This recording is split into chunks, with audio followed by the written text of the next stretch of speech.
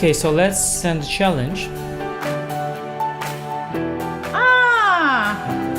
Here is challenging. Nice graphics, easy to see. What are you thinking about? You're looking how it can be the most painful? Exactly. Okay, fine. That I give up a phone. He wants to be even rude.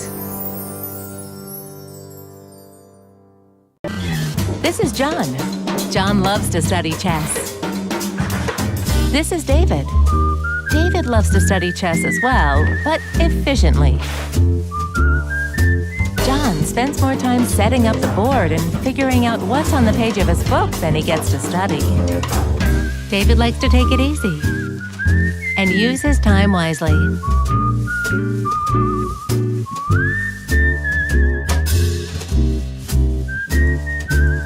David has finished his exercise for today.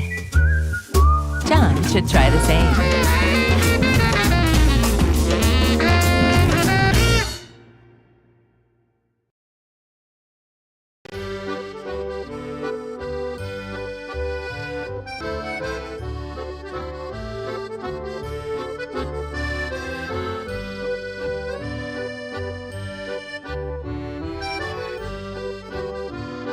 When I saw her for the first time, it was love at first sight. I love how rich and complex she is, how sharp and principled her first steps, how graceful her movement.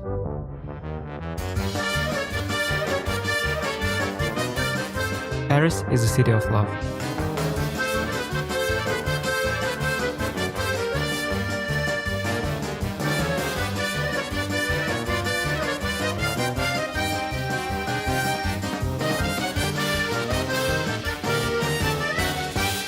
I've come to find my love for the French defense.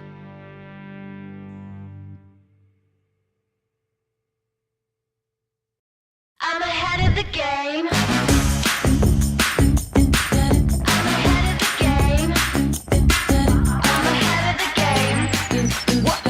Well, the phone is always ringing. I'm caught up on the line. Got a string around my finger. Remember who am I? I'm a boss and I'm honestly off my rocker, but follow me. I'm ahead of the game. I'm ahead of the game. I'm only ever slinging. I'm working overtime. Got a song and I'm the singer, the melody, the vibe. I'm a prodigy. Logically, I'm impossibly wanted. Then they'll remember my name. They'll remember my name.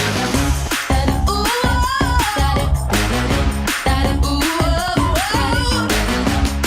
well, I'm ahead now. I'm ahead of the game. I'm ahead of the game. Ooh,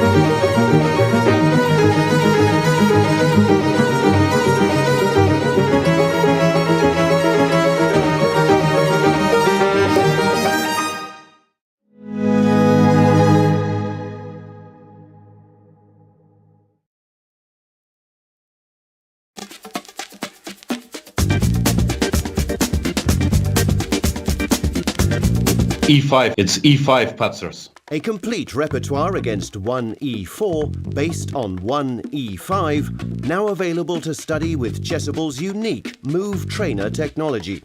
The backbone is the Marshall Gambit against the Spanish, with 3 Knight F6 against the Italian.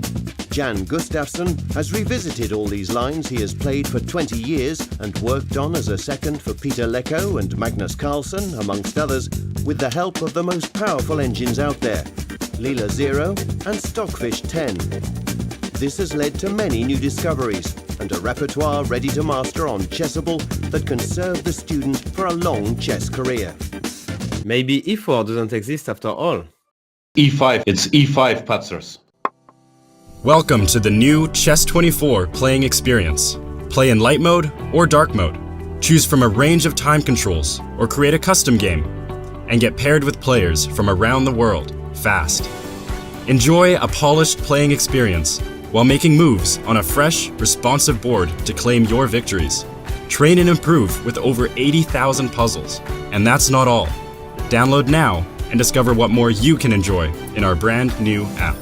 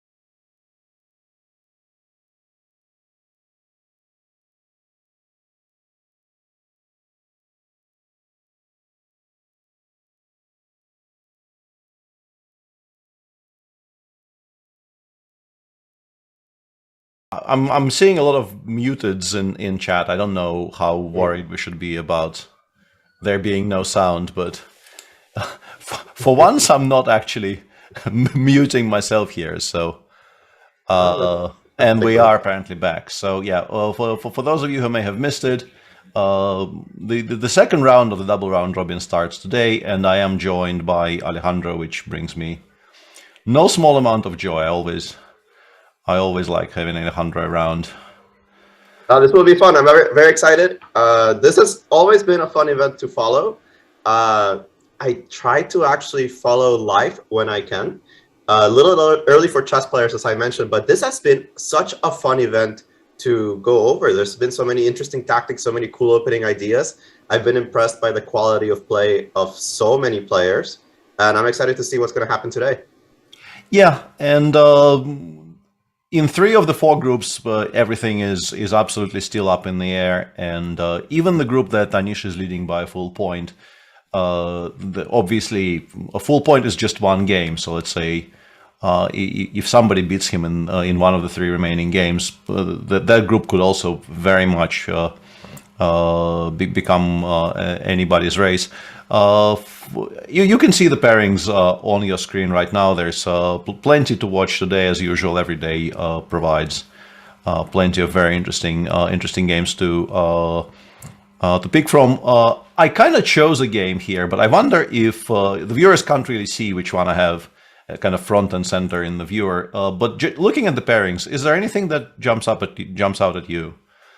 Absolutely, I have to agree with you on the choice of game. I think they're both very creative players, and it's such a tight group that really anything could happen. Of course, we're talking about the game between Vladimir Fedoseev and Richard Rapport, and such creativity between both of them. You always expect fighting chess.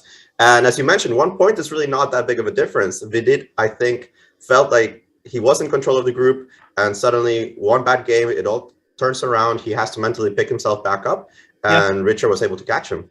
And important things to get out of the way first. Thanks very much for the raid, Yanistan TV. I'm assuming it's some kind of an auto raid, because Jan is actually on Bundesliga duty this weekend, and I'm not entirely sure if he's also playing today, but he's definitely playing tomorrow and Sunday.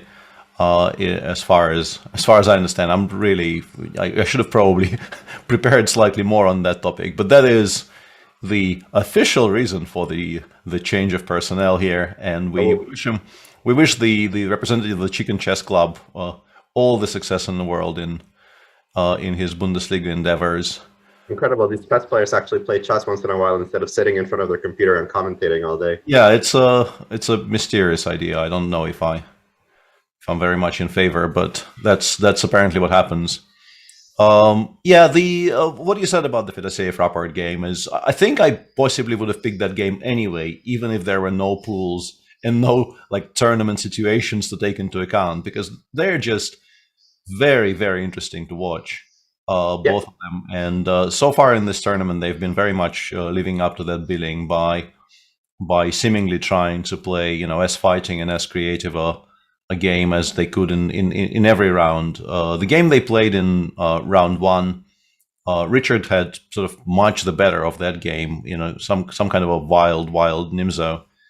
And he was, according to the engine at least, was close to winning at one point, but Fedoseev is very, very tricky to actually beat. Not getting a good position against him is possible, generally speaking. Yeah, he is incredibly resourceful. It's one of those players that perhaps sometimes in the opening he can be out-prepared. Sometimes in the opening his experiments don't really work out. But when it comes down to clamping down the win, he's so slippery. Yeah, he is incredibly slippery. And even in this tournament, like that was a game that was a very good example. And then we almost had 2 in a row, really, and they both were the same Nimzo. I can even it's not very relevant today. I've also misplaced my mouse somehow, but yeah, they were the same Nimzo. Where also, just as an indication of Fedoseev's attitude to these things in this tournament, 2 people in a row played this very, very mainline Nimzo against him with white, and both times he went with b6 instead of d7, d5, which is much more forcing. and he got a bad position against Rapport here and didn't lose. And then he got a bad position in this line against Vidit as well. And he shouldn't really have lost. And I mean, obviously I'm not going to, we are somewhat in touch, but I'm obviously not going to message him after the loss and ask him, why didn't you repeat? But there was a very specific game in that game against Vidit where on move 41, so you can't even blame, time issues, where seemingly he chose a move which was much less obvious, which was straight up losing to a very, very non-obvious reply. So it wasn't like a straight up blunder, but the question was, why didn't you make the most obvious move, which was also basically an invitation for a threefold? And knowing Vladimir, I really do think he just wanted to continue. He didn't think he was better. He didn't feel like, the position necessarily required it. He just kind of likes to continue chess games. He doesn't like the chess game to end. He's never afraid of risk. He doesn't see it as an objectively, I have this color of pieces, so I should be happy with the draw. And we've been seeing that more often than I would have thought for such a small round robin. Actually, that decision by Andrekin on round 1 as well, I believe, against Grischuk, playing the move g6, that one to me was absolutely baffling. Yeah, and Zeelanzen says, "Salute Peter and Jan." We're still not on the screen, I think. So I think we're we're maybe confusing people a little bit. But yeah, that is not Jan. No, it's okay. Believe it or not. I think in the case of the game between Grischuk and Andrekin, I think there's good reason to believe the game would have continued if he repeated. I don't think Sasha was actually offering a draw with Queen G3, Queen F3, but the fact that you don't just automatically repeat there on move 15 with the black pieces against Grischuk is kind of striking, and is an indication of just how much people like to fight. And we finally have moves coming in. So since we did mention that this will be the game, we'll start by looking at the Fedoseev Rapport position. And this is a very, very topical line these days. Specifically, Bishop D6 Petrov is very much coming back into the mainstream, which I'm not entirely sure what caused it. Like what? Why just trying this again? No, like what happened to not only the sort of, in my mind, I call it sort of the Chinese Petrov, which is Bishop E7 and then probably the immediate Bishop F5 with those like really slow ideas of 96, 97, and black is slightly worse, but it's not really anything dramatic. But also at some point, what used to be absolutely the old main line, which is 96 and Bishop E7, seems to have just completely disappeared. And I really am not sure at all what happened to it, because I'm not sure either. I did get a chance to analyze the Chinese Petrov, as you call it, pretty extensively as I was working in the 2018 World Championship for FIDE, and I have to say that it seemed okay, and it just kind of gave away to fashion to this Bishop D6 setup in the last couple of years. Yeah. But yeah, I'm also not really sure why. Yeah, I think it really is sort of just a matter of fashion, because my Petrov World Championship prep experience predates yours by a decade and a bit, but I did look at a lot of Petrov for the Brissago match of Kramnik versus Leko, and I haven't really done any extensive work on it since. Definitely not anything on remotely the same scale, but I sort of keep abreast of developments, and I don't think it was refuted by any stretch. And people just kind of gave up and stopped playing it. But anyway, what we have on the board is this, and there's a number of things here that you can do. Obviously, Rook E1, Bishop F5, Queen B3 is probably the absolute central line here. And now after Queen D7, there are options. Magnus played Knight C3 here and against Jan Nepomniachtchi, and then I think he also played C5. But basically, the options here are either. C5 is a very new development, but sort of old main line here is Knight C3, Bishop F5, Queen takes F5, and here you have a choice of B takes C3, which is what I believe Magnus played against Jan in the World Championship match. And there's also Queen takes B7, which is supposedly a forced draw, but it's a kind of a forced draw. that you don't make every single time. And then there's plenty of other moves. In round 3, we had Alexander Grishuk play sort of the old main line of takes, knight c3. And he did not really get very much there. And honestly, after the first 2 rounds, and also after that press conference during, after round 1, it kind of does feel that maybe he wasn't even trying to get very much. I don't think he will get very upset if I say this. And there's also the line that Fedosеев is playing today, which is knight c3, takes, b takes, dc4, dc4, and bishop f5, which has seen some very important developments recently, because I think it used to be considered to be, not very much. And then they found specifically this idea that Fedosеев is playing, which is bishop g5, queen a5, and d4, d5. I think, once again, if I remember correctly, I don't know if I should call it the old theory, but there was a game that Anish Giri beat Fabi in the Bundesliga with, which I think went knight h4, bishop e6, which is a very important move here, using the fact that the queen on a5 can attack this bishop. Bishop takes, queen takes g5, knight f3. I think he went queen f6, bishop b3. It looks like not very much, but Anish was able to kind of leverage the slightly more active bishop on b3 and eventually win that game. I think I played in that Bundesliga match. Actually, it's one of those positions where it's supposed to be equal, but it's clear which side you're going to prefer if you were given a choice. The bishop is a bit nice. That being said, isn't it possible to more or less analyze this to close to a draw? Yeah, I think he used it as a very effective weapon for one game against an extremely strong opponent in an extremely important match, and then it sort of disappeared because the feeling is White has some kind of an optical advantage, but once the surprise wears off and people actually analyze this a little bit, they will be able to get a good grip on the things here and make a draw reasonably comfortably. And then they created this idea of playing d5 here. And I won't be able to remember every single recent game from this line, but there was definitely a game between Karyakin and Yesipenko in the Russian Super Final, and there may have been some games since as well. The most natural move in this position, I think, is bishop e4.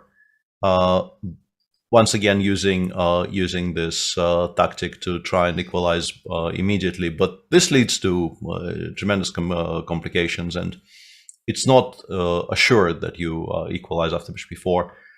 You can take on c3. You can also play queen c5, which is what Rappert has done. Mm-hmm. And Fedosеев quickly replies with queen b3.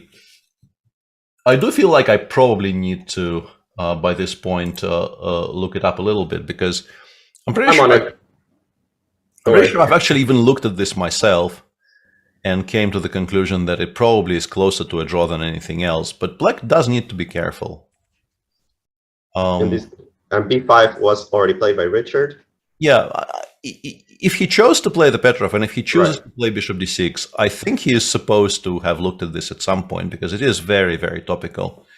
And yeah, the entire line has seen a lot of recent Grandmaster practice. Bishop e2, bishop e4, they're both basically blitzing. Once again, showing that this can hardly be described as an opening surprise. The move bishop e4 finally does make an appearance slightly later than we could have expected, but the same tactics apply. D takes c6 at least allows bishop f3, queen g5, even though I don't know.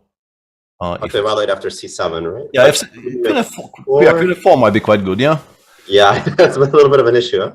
Yeah, and we can play something like rook fd1 and pretend it's nothing, but obviously it is something. At least, at the very least, we're losing the pawn h2 with check, and Black can play some exchange down positions for compensation, and there might even be some, immediate refutation, like rook e8 might be very strong or something. Right. Yeah, no, this looks way too dangerous for... Yeah. But obviously we're not obliged to take on f3 straight away. We can play knight takes e6, or maybe even bishop takes e6 in some positions. I will say that DC is not forced either. You can definitely imagine... no, DC actually probably loses, right? I really don't see a refutation to that variation. Yeah. So without the move DC, I am hanging my pawn on d5. What are my options here, actually? I thought, I wouldn't like to allow bishop takes d5, but I think I'm sort of okay forcing you to take with the queen, and then maybe playing something like either c3, c4, maybe rook fd1. Rook fd1 in particular, because it looks like I am absolutely forcing you to take on b3 here, due to the bishop on d6 being under threat. So this happens, and now you have to move it. At the very least, I can win the a7 pawn back, and maybe I can create some threats, but it does look kind of drawish to me. Like, it doesn't look... In fact, if I put my bishop back, I think on c7, I'm not sure it's d7, e7. Yeah, let's go c7. Yeah, it doesn't really look all that bad. The black setup looks very kind of cramped for now, because these pieces are, as I mentioned about arrows. Arrows will be everywhere. But it is a healthy outside passer if we don't take it. And if we do take it... I think you have to take it, right? There's no target. We've actually traded off one of the worst pieces black had on the board. So, I mean, how much better can we be, really? In particular, considering the fact that this move exists. Yeah, no, this doesn't look like a very serious winning attempt. And this all feels forced after bishop e3, right? To some degree, yeah, because I'm not a firm believer in my own idea of c4, because like takes, and queen h5. Queen h5. Mm-hmm. Yeah, I might regret not having traded some pieces earlier. Yeah, the pawn and the compensation. Yeah, with all of the bishops aimed at my king's side. Looks kind of ugly. Yeah, I mean, I can still continue rook a1, and the fact that black... Whoa, that's a very long arrow. But what happens on bishop f3 here? I'm just getting mated, am I? I think so. Yeah, I can throw in bishop f7. Bishop 7, king h8, that doesn't help you, right? Yeah, just get mated. Yeah. That's a fair point. Yeah, that kind of puts a dampener on my plans. Yeah. But it's also a very critical position. I think Fedoseev not blitzing out this move. It's a bit interesting, right? Right, yeah. Because you blitz out bishop e2. Bishop e4 is such a thematic move in this position. Feels like you should have something here. Yeah. I am also struggling to find a move. Yeah, I will. I have ways to cheat, which I will now rob myself of, because cheating is excellent, especially at 8 a.m. I don't quite understand why, but apparently you can just leave it there and you're fine. I mean, you're probably not better, but you're fine. I guess the point is after bishop takes d5, we can play something like, I don't know, queen c2, and bishop e3, knight g5 ideas are actually kind of awkward, and the black pieces, and bishop take... yeah, that actually doesn't work at all, because you have queen e5 here. I was about to say I have this very clever idea of bishop takes f3, bishop e3, winning the bishop back, but it has a number of tactical drawbacks. But maybe I retain more than enough compensation if I just take back on f3. Oh, but you take on h2, actually, never mind. Yeah, I mean, white probably isn't all that poorly placed here, but it's also not a winning attempt, right? Like, you always... Eventually, the pawn on c6 probably gets returned to develop the knight on b8, and everything is fine for black. No, I mean, two pawns are two pawns. Yeah, we currently don't really even threaten to get any of the rooks. No, hard to believe in this for white. Yeah. No, the interesting bit, as usual, is exactly where the blitzing stops and people start thinking. And it's an interesting point for Vladimir to start thinking, to be honest, because, yeah, if up to here he was still playing... Actually, maybe rook a d1, bishop e4. Bishop e4, rook a d1, bishop takes d5. Maybe can I go c4 here and say that queen b7? Queen b7, yeah. Yeah, that could very well be an interesting option, because yeah, the rook on a8 is in a bit of trouble. Having said that, can I maybe play queen b6 here? No, my queen is in a bit of trouble, huh? Yeah, and like takes knight d7. And I mean, even if I'm absolutely forced to do this, like, how unhappy am I with black with this setup? I think if anyone is better here, I suspect it's black. It's black, right? Yeah, I agree with that.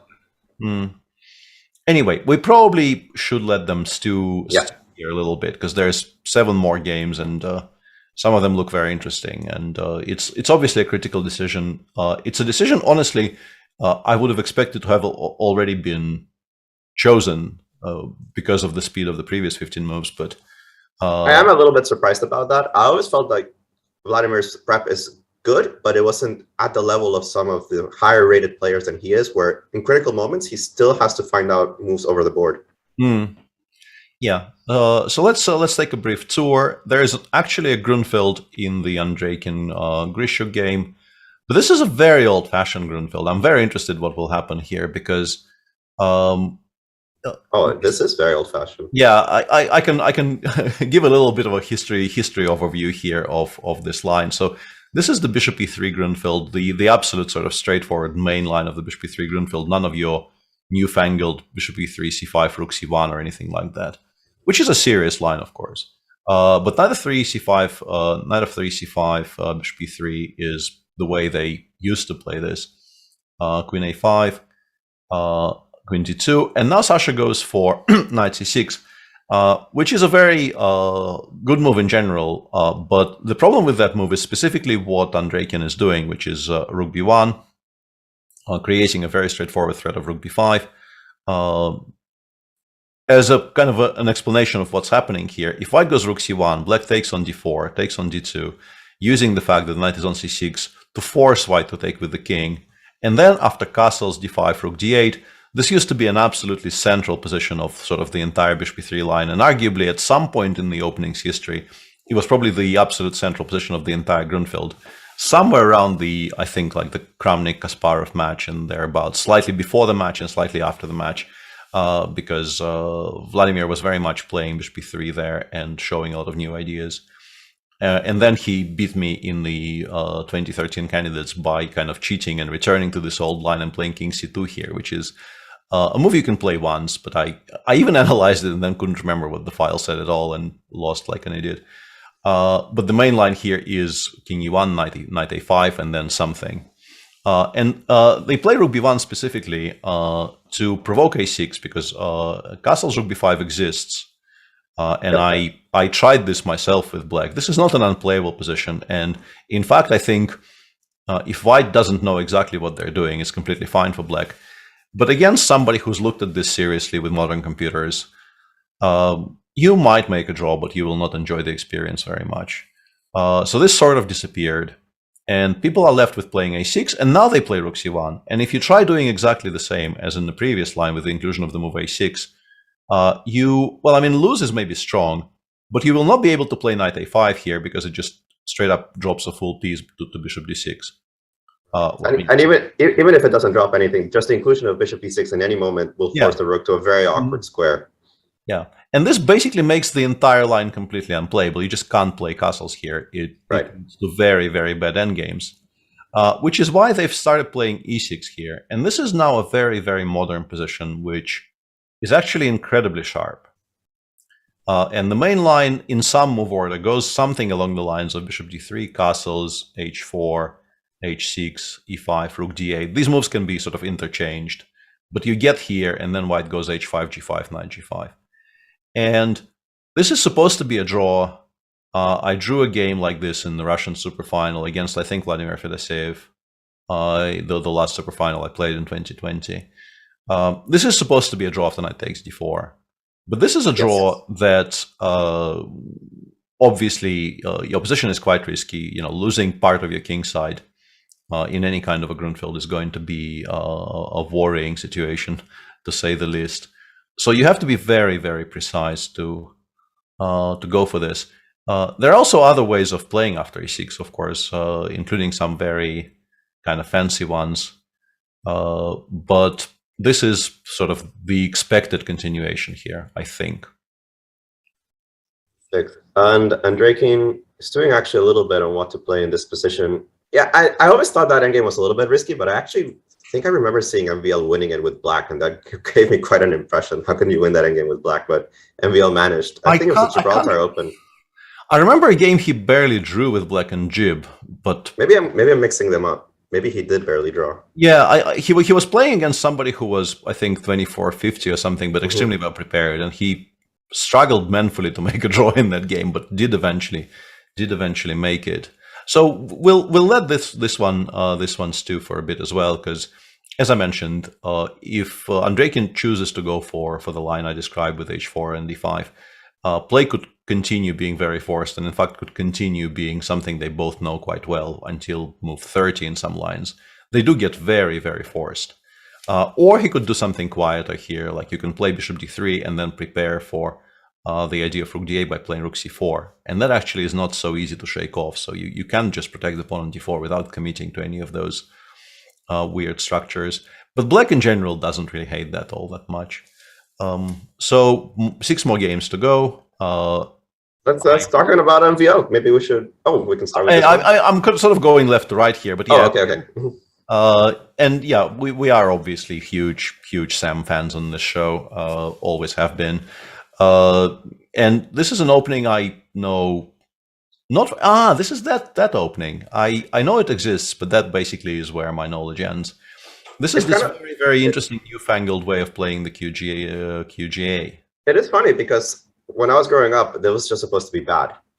They would straight up put it between dubious and question mark to the move b5, say this is not really how you play chess, and suddenly it's become all the rage. Yeah, but that is specifically because I think you were supposed to be in a lot of trouble in this position specifically, and then they found this absolutely crazy idea of allowing. First of all, giving up your e-pawn, and then allowing knight c7 check. Right. Which is, Linier did end up losing that game to Levon in the first Grand Prix in Berlin just a couple of weeks ago. But he was fine at some point. He wasn't really in any kind of specific trouble. It's a really, really crazy line, and that game that I just mentioned is very much recommended viewing because of how crazy it was. But Sam just kind of declines to, and this is also an indication of just how decent the line probably is. A theoretician as hardworking and as prominent as Sam Shankland here just says, no, not interested. Let's go knight c3. I assume if black plays queen b6 here, the lack of trade on b5 gives white additional options just of playing in gambit style. And Etienne goes b4, knight b1, bishop a6. Queen c2, knight f6. Compared to a line I used to play, hang on a second, this actually just transposes, right? Because I used to play this line. In fact, I played it against Kasparov once with the black pieces. After c4, c6, knight c3, dc4, e4, b5. This is just a direct transposition now, right? Into the Slav lines? Yeah, it is a kind of a rare-ish Slav. Yeah, right, with knight c3, yeah. Yeah, and I always used to think you're kind of supposed to play knight f6 here, and that was definitely the main line here. But Etienne clearly disagrees. He goes with bishop a6, which is, it looks logical, but I think you don't have a realistic expectation of keeping this pawn alive.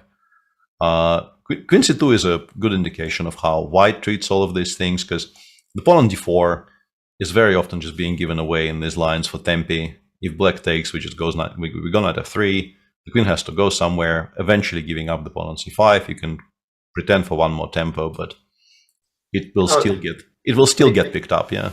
On the other hand, if you don't pick up d4 eventually, and white just establishes the center, you can argue that this line doesn't make that much sense, right? Like, for example, the way the game is going, knight f6 was played, knight d2.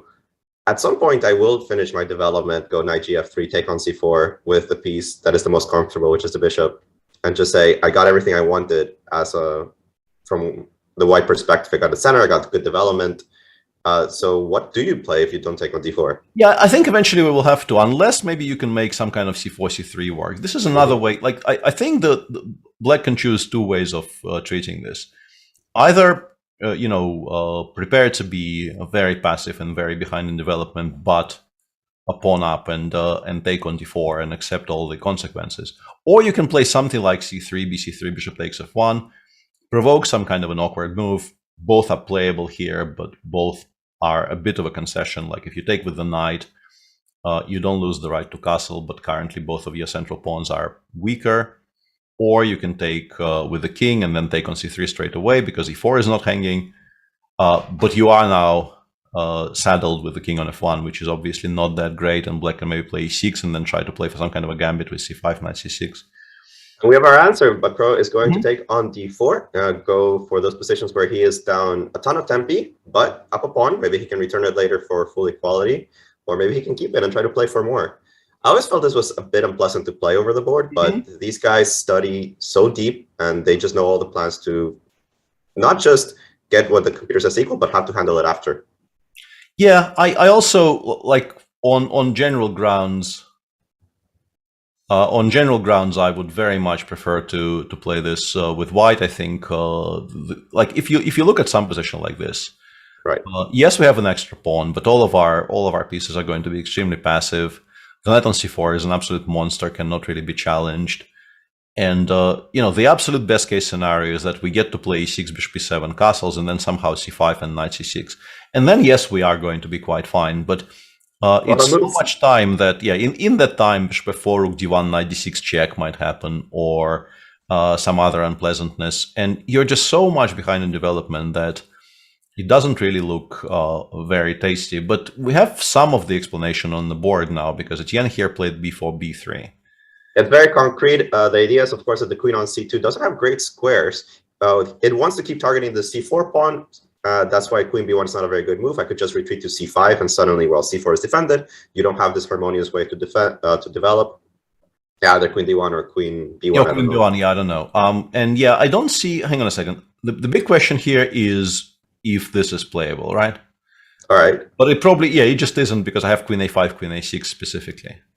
Yes. Because at first I thought the only way to keep the bishop here is to give a check from here, and then after bishop d2, queen c5, rook c1.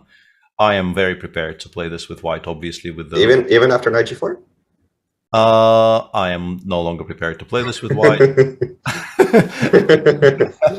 Yeah. Okay. That is a fair point. Yeah. Okay. But it is somewhat critical to at least check it for 3 seconds. But yeah, that seems very suboptimal. Queen c3 we don't really have to talk about at all, because we are currently 2 pawns down, and this is not a queen trade you particularly want. So I assume we take here and think. Yeah, because now we have options. Yes, you're down 2 pawns, but you'll probably recover both of them. The only question is in which order you want to do that. Yeah, you could start with knight c2, but f3 also looks. Yeah, I like f3, and f3 also got mentioned in chat by David L. Bowman. F3 does look like a very cultured move here, just preserving this structure, and perhaps it's time to give the sort of the biannual speech about how good these pawns are, specifically against the knight on f6, and they are very, very good. Yes, make no mistake about it. But it will eventually get relocated, and also importantly, I think black probably throws in c4, c3. Just to equalize the structure, just to make the structure more fair. Even though, like here, with the development edge that white has, I'm still very, very happily picking white a little bit. Like, it's not going to be the end of the world, but it definitely is slightly preferable for white with the b file being available to us. This knight will get to c4, which is a very nice square. Yeah, knight d4 played. We'll see if he goes f3. I don't think much is actually wrong with, let's say, knight takes c2 immediately, right? But f3 does look like it's a very nice move, which you generally don't mind making, and will probably make anyway later. Right. Yeah, we can continue, I guess, around the horn, because we do have a lot of games. Yeah, a lot of games. Yeah. So where do we want to go? I like your left to right approach. I guess the next one would be the Spanish that we have in V2 Golf against Hare Krishna. Very topical line, of course. It's I'm a bit surprised by Nikita's play, though, honestly, because yes, it is a very, very topical line. We're looking at a kind of a classical Spanish in which Nikita declines to play d2, d3, goes rook e1, which used to be the absolute main line, but these days I think attention is very evenly split between people playing d3 and people still playing rook e1. The issue with rook e1, if there is an issue with rook e1, and the reason for the rise of popularity of d2, d3 is, of course, the threat of the marshal, not really allowing white to play the old comfy slippers Spanishes like the Chigorin or the Briar, where you get your spatial advantage and you get to play a position with 32 pieces on the board, but you're slightly better and you have more space. Instead, you will be competing in memory. When you think about modern theory and you say you get 32 pieces and space and chances, what a dream, right? Yeah, it just doesn't happen anymore. Yeah, so the threat of the marshal obviously forces you to do something. The recent World Championship match, I think, saw h3 being used as the main weapon, and also a4. a4, which is what Nikita played here. Magnus is not a huge fan of b5 before, and Magnus actually also won some very nice games on the white side of it. So in the World Championship match, rook b8 got a very serious outing, a move which used to be like a very, very distant third after b4 and then bishop b7. But Harry goes b4, which is still, I think, statistically the... Yeah, I think it's the most common move, right? Yeah, the most common move. And now d3, d6, a5 is also the sort of the correct en vogue approach here. Bishop e6. And this is where the surprise for me comes, because knight b2 used to be played here kind of on autopilot, and then people realized just how unpleasant these positions can be. I'm not saying they are actually bad for black. I think with the development of theory and with the very, very strong players playing it on both sides of the equation here, you get a pretty decent idea of how to treat this with black. But knight b2, bishop b3, knight b3, and now I think rook e8 is supposed to be the most precise move. At least I always felt that black is just very, very safe here. I think I got trouble. I also had trouble finding exactly what White's plan was in this position. Can you explain to us what is the ideal scenario here for White? Where do your pieces go? What do you want to achieve? I think you're trying to push for d3, d4 in some kind of a clever fashion. I think there's also a kind of a trick, because the one time I had this position in reasonably recent memory was, I think I played this against Vishy in a Tal Memorial, I want to say maybe 2016. We can maybe find it. And I think Vishy kind of tricked me here by playing h3, and in a Spanish player, I think it kind of triggers an instant reaction of, okay, nothing changed, so I can play h6. H6 here, I think, allows knight h4. This is how it went. And I was kind of unhappy about having played h6, because after knight h4, with the inclusion of h3 and h6, knight takes e4. I can't exactly remember the reasons, but in particular against Vishy playing very quickly, it didn't feel like a particularly wise move to choose. Yeah, probably something like rook e4, bishop h6. That, or even something kind of simpler like this, and then maybe some kind of tactics start, like this might actually work, for instance. Yeah, this looks bad. So I decided it's not something I want to contest, and I played bishop f8, knight f5, knight e7, knight e3, and this is clearly an improvement for White, because knight on f3 wasn't really doing very much. It got to a better square. The queen can come out to f3. And I ended up not losing that game somehow, but I was definitely in trouble. But I have a feeling instead of h6, you can choose, like rook b8 is a very useful waiting move. The reason I wanted to play h6 was specifically that you're not always happy to allow this pin. So you're kind of waiting to play bishop f8. You're waiting for White to commit the bishop to a different square, or you're trying to play h6 just to completely stop the idea of bishop g5 before it might happen. But I think rook b8 is a useful waiting move, not committing to bishop f8 yet, meaning that bishop g5, as is often the case these days, can be met, for instance, by knight d7, immediately unpinning yourself, and just, perhaps it goes here, perhaps bishop f6 is a useful move. And rook b8 followed by rook b5 is also a very topical idea in these positions, because getting it over to b5 supports counterplay with d6, d5 in the future. Also, at least to some degree, keeps White occupied by thoughts of not abandoning the pawn on a5. So, Peter, I have a question. What is the point of h3? It's a useful waiting. I don't think there is a point. I think basically, if you play d3, d4 straight away, there are just comfortable ways of dealing with this. You take with some knight with White here. I don't know which. It probably is this knight, but I'm not sure. Let's say queen d4, we go c5, and we might even play d6, d5 next move. So the point is, apart from pushing for d3, d4, there isn't very much you can even do here productively, because bishop e3 doesn't really do very much. Black still has this plan. d6, d5 plans are very much on offer. Queen d7, queen e6, in particular when the pawn is on h6, stopping knight g5 is a plan. Black has a lot of kind of small improvements they can apply to their position, while you really don't have very much going for you. This is why I was so surprised by knight b2, honestly. And right. h3 is just it's an attempt to provoke something that you might exploit, and specifically now after h6, I am expecting Nikita to continue in vicious footsteps here and go knight h4. Because this was blitzed out by... Oh, no, he has taken a little bit of time to get to this position.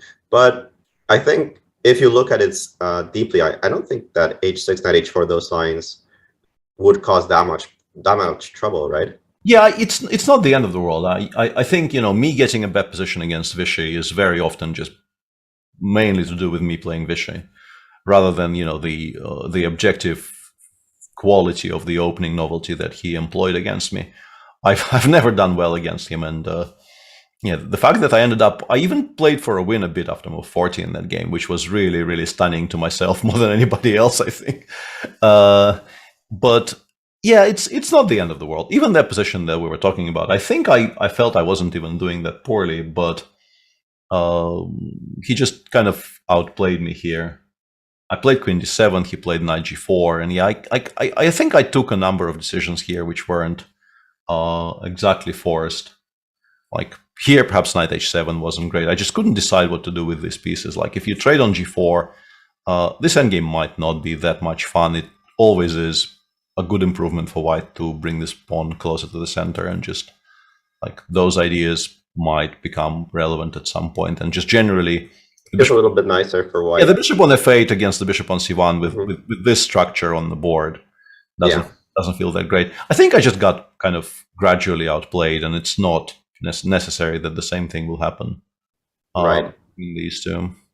Yeah, and we do see the move h6, expecting the move knight h4. I think it's knight h4. That being said, knight h4, I understand that we are scared of it, especially if you haven't seen it before, but can I take on e4 and knight f5? Can I calculate? Can I engine this to a draw somehow?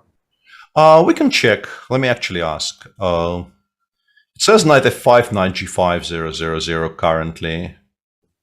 Modern chess, yeah. In fact, it actually gives black a slight advantage in a position like this. Just gives up the pawn on h6 and says we are completely. To be fair, when I said let's compare this to an equality, I didn't expect to give up my h6 pawn. Yeah, it just says like, yeah, this is your very typical 2022 experience of analyzing with machines. Like it shows you this position and says you're actually slightly better if you're not like no mate. You have this sort of bunch of pieces.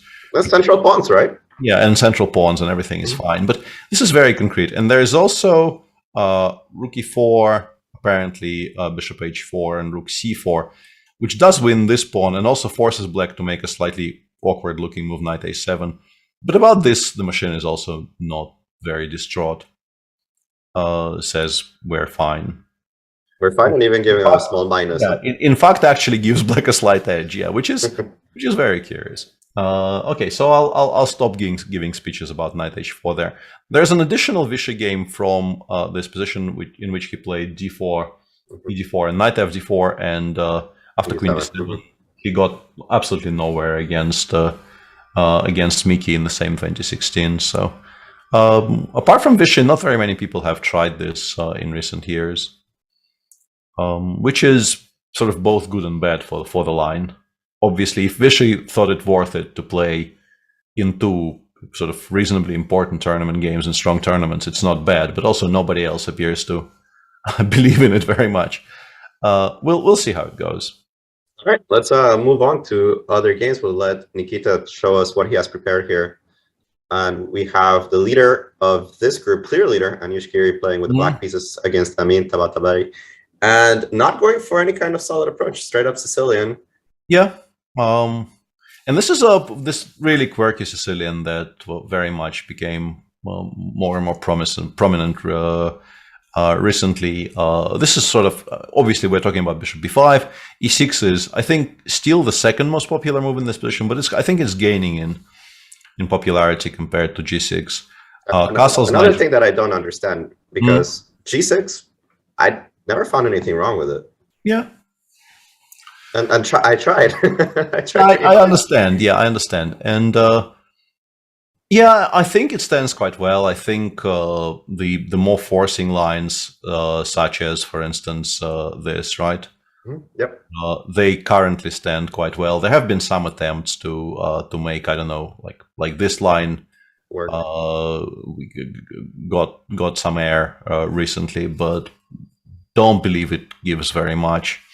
if black is prepared and actually knows what they're doing. And S4, bishop c6, even b takes c6, I think, is still very much alive, even though, you know, it's for the aficionados of those things. Like Dubov still plays it every game, or almost every game, and Boris Gelfand probably is still very much in that camp. But dc6 and then, for instance, d3, queen c7, this kind of a really modern way of playing this position appears to be completely fine, in as much as I can tell. But perhaps Anish wants something a little more combative. A6, I always felt, gave more of a 3-result game. Yeah, possibly. And he also has experience on both sides of it, because famously there was this really, really striking game between Anish on the white side and Magnus in one of the tournaments. Yeah, where Magnus played queen b6 here, and Anish, instead of what people used to do sort of on autopilot here, which is knight e6, and if, let's say, bc, the bishop drops back to d3 or perhaps e2, and then, you know, this kind of development, Anish just played bishop e3, knight takes d4, and a4 here, which I understand why this is not really being widely repeated, because after your first absolute amazement passes and you switch the engine on, it doesn't lose. Anish was never going to, I'm pretty sure he was not really going to, you know, play a straight up losing line against Magnus in any kind of a format, but it doesn't win either. And specifically, you can actually even accept the piece sacrifice by playing e5, c3, and a6. And this position looks very, very scary, but apparently is just about scary enough to be a draw. Yeah, it's about another 2022 type opening, right? It looks scary, but the edge says you're fine, you work it out. Yeah. And it doesn't go that way. But Anish actually not going for the move queen b6, instead playing the, I think, slightly older idea of knight g6. Yeah, I just wanted to leave this position on the board for a bit longer, because it's like, it's move 11. Black has a full extra piece for some reason, and the move. And we're talking about still sort of preserving equality here. I really, really like this line, even though it appears to have kind of disappeared for the reasons that we're describing. Yeah, knight g6 is an older way of playing this. I think Boris played exactly like this against me. I played in this little blitz tournament dedicated to the Levitov chess channel getting to 50k subscribers, and I think we actually even not knight e6 here. Yeah, bishop e3, bishop e7, c3. This is a useful move in these types of positions, because you expect black to take on d4 eventually, and you want to be taking with the pawn, as we will see in the game as well. Castles knight d2, a6.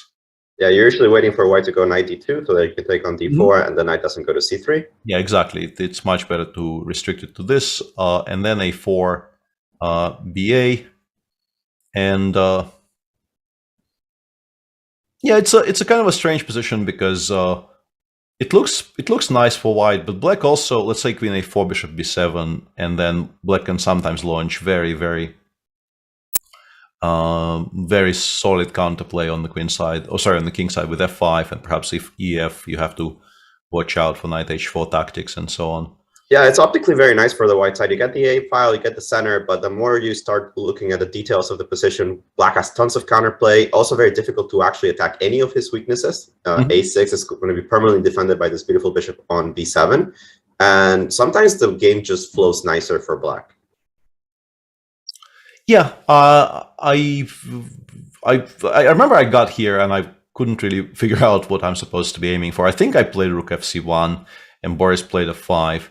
And I started mixing it up with d5, and I had a very nice position for a bit, and then I had a less nice position, and then I failed to give mate in 4 with checks, which sometimes happens in a blitz game, and then ended up losing a completely equal 3 against 3 rook endgame. So it was an eventful game.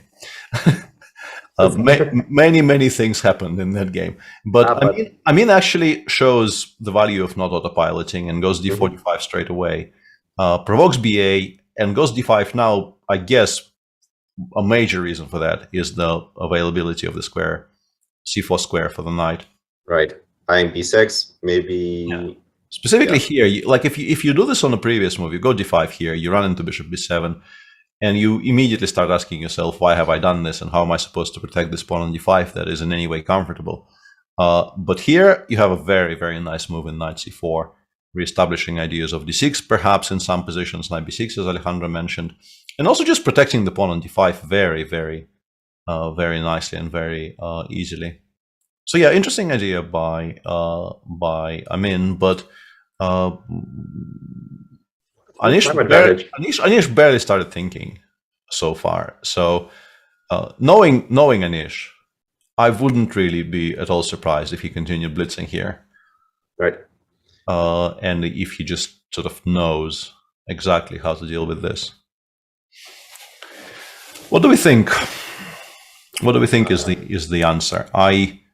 I briefly thought about bishop g5, but it actually allows f4 simply. It's not even that the trade is very poor. It's just that we're not even guaranteed to get the trade. And no, I don't like bishop g5 so much. Do I throw in e takes d5 at any moment? It feels like keeping the tension is better because I'm never scared of d and not really scared of d6 either. Yeah, d6 we can just move the bishop away, right? We're not that worried. Yeah, for quite a while it's not going to get trapped. So perhaps we start with bishop b7, knight c4, and here we need kind of a clever move. Yeah. Otherwise, I feel white might even consider taking on a4 with the rook and just develop very freely. Yeah. The problem for black here is not specifically that there are some direct threats. It's more that the pieces are now placed quite nicely. The pawn on a4 is falling next move, and we still need to develop some kind of counterplay. What if we go back to your idea, but we throw in ed first instead of bishop b7? Yeah, let's get you maybe even saving on bishop d7 altogether, and then bishop g5, because now f4 doesn't seem so nice. You can go back to f6, and f5 I always have knight e5, which is a very nice square for my knight. And here I can make the argument that d6 and rook e8 or rook e8 immediately, or that will give me some kind of counterplay. Yeah, e5 is definitely not a stupid idea at all. Specifically here, when we haven't committed to bishop b7 yet, and also doing it before knight c4 happened is more sensible. And also, I think somewhat weirdly, maybe even in this position, this is playable, even though it obviously looks a lot riskier. But it's a very concrete move, which I can definitely imagine still being playable. Yeah, but this one you actually need to make work, right? Yeah. There's so many ideas like DE, there's bishop b6, there's d6. Yeah, there's plenty here to calculate, but we are currently, still nominally a pawn up, and right. We definitely do want to blow up the white center if at all possible. So it's logical. It's just a question of whether it works move by move or not. Okay, let's finish with the roundup because there are some fun positions there. In the meantime, just a quick update. They have actually gotten here in the Petrov, which is a bit sad because I think the lines we were discussing in some other variations were more fun. And this looks like it might actually just equalize for Ricci quite comfortably. I still don't think he can be better, but I also don't really believe White is pushing for very much here. No, this might peter out into a draw pretty quickly. Which I think is sort of fine for both of them, to some degree at least, because they are. I mean, Fitasev clearly, he is half a point behind the leaders, so wide games are quite important to him. But the way he plays, he wins or loses the black games quite often as well. So it's not as if his black repertoire and the way he approaches black games doesn't give him any winning chances. So it's not panic stations. But yeah, I'm pretty sure he would have wanted a sharper position. Yeah, very good prep here by Richard. It was that key moment, right, that he plays the very quick bishop e2, bishop e4, and didn't know exactly how to continue, which we were able to cheat here because we can just press a button to do so. And apparently rook d1 was the way to put some kind of pressure. Well, I mean, it's a bit. I mean, it wasn't winning, and it wasn't much stronger than bishop e3, but it was the suggested continuation on a somewhat weak cloud engine. And yeah, Vladimir thought for 20 minutes here. I just briefly checked the timings on the Chess24 website. So yeah, he somehow he got here and then did not really know the answer to bishop b4, which is a bit surprising, but it does happen with him sometimes. And also on the topic of him preferring sharp positions, I have a kind of a stupid personal story on this topic. We've been playing for the same club for a while now, for the Bronze Horseman, the St. Petersburg club in both the Russian clubs and the European clubs. And more than once I would observe him, in particular with the white pieces, it's kind of mind-boggling that he does this, but he does this kind of often-ish. He would play against somebody he outrates by, I don't know, 200 points. Because, you know, Bronze Horseman still kind of adheres to this completely outdated idea that I should play board 1. So, you know, some weaker players occupy some top boards there.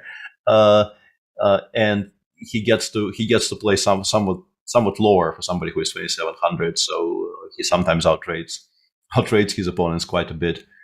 And then he would just choose an opening, and then in that opening, whatever the opening is, he would choose a line which would, by move 20, without really any effort by his opponent, would get him some kind of a 0.11 endgame. You know, with like half the material, half the pieces traded off, and some very, very slight pull with like 3 pieces remaining on the board for either side. And then he would try really, really hard to win that position. And he would actually succeed sort of more often than not by move 75 after, you know, expending a lot of energy. And one evening after he's done that again, and I don't remember if on that evening he succeeded or not, but he definitely played that kind of a game that evening. We were kind of walking from the tournament hall. We were walking to have dinner. And I said, Vlad, but why are you doing this to yourself? And like, you're clearly a better chess player than your opponent there. And if you know, you're a very good, sharp tactical player. And also the more opportunities you give your opponent to make mistakes, the easier it is, supposedly.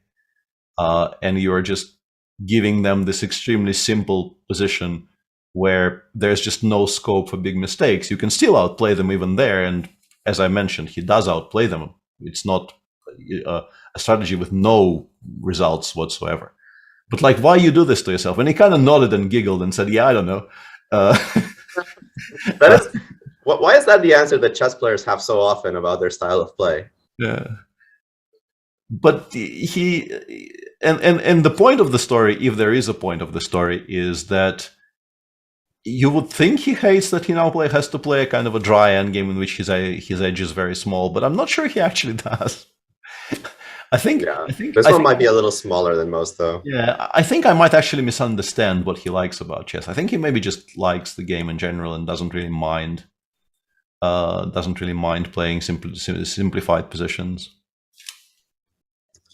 When was this, by the way? Which year?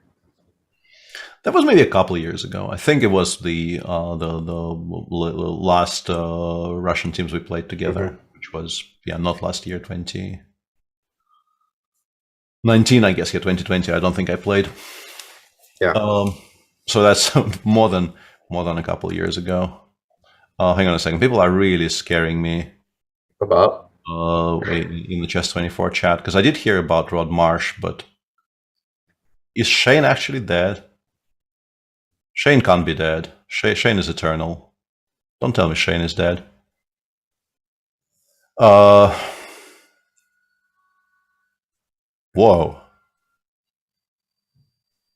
Dear God.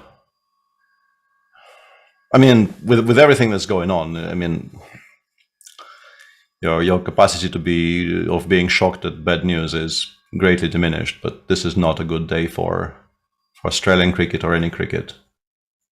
I did have to Google who they are, but sorry about that, Alejandro. But yeah, these are two figures of Australian cricket which are sort of, I mean, they both can't be Kasparovian in stature, but it's nearing that range. Two absolute giants of the game dead on the same day. That is very sad. Yeah. So sorry for the derail. So yeah, he goes knight d2 here, stopping bishop c2. Understandable decision. I don't even throw it in, right? Though the rook on d1, you could argue is better than the rook on c1. Yeah, you can still. Yeah, you definitely probably actually include it in every single case, because I don't think there's any downside, unless maybe you think that something like this might happen and it's useful on the c file. That might be the case. There might be something to this argument, even though, like, if you play bishop g6, I might very easily also consider c4 here, because like bc4, knight c4, stopping knight d7 might actually be more relevant than having the rook on the c file. But this actually looks not very fun for black. Yeah, because knight b6 is also an important threat here. Yeah, it feels you have to be a little bit precise in all these kind of positions. I actually don't really like the move bishop g6 because of that reason. I was thinking bishop almost always goes to f5 here, because you allow yourself to play knight d7 in so many variations. That is a good point, yeah. Because like normally you want it as far away as possible, just so that it doesn't get attacked by anything. But here nothing will attack it. Yeah, I absolutely agree with your point that securing knight d7 is more important.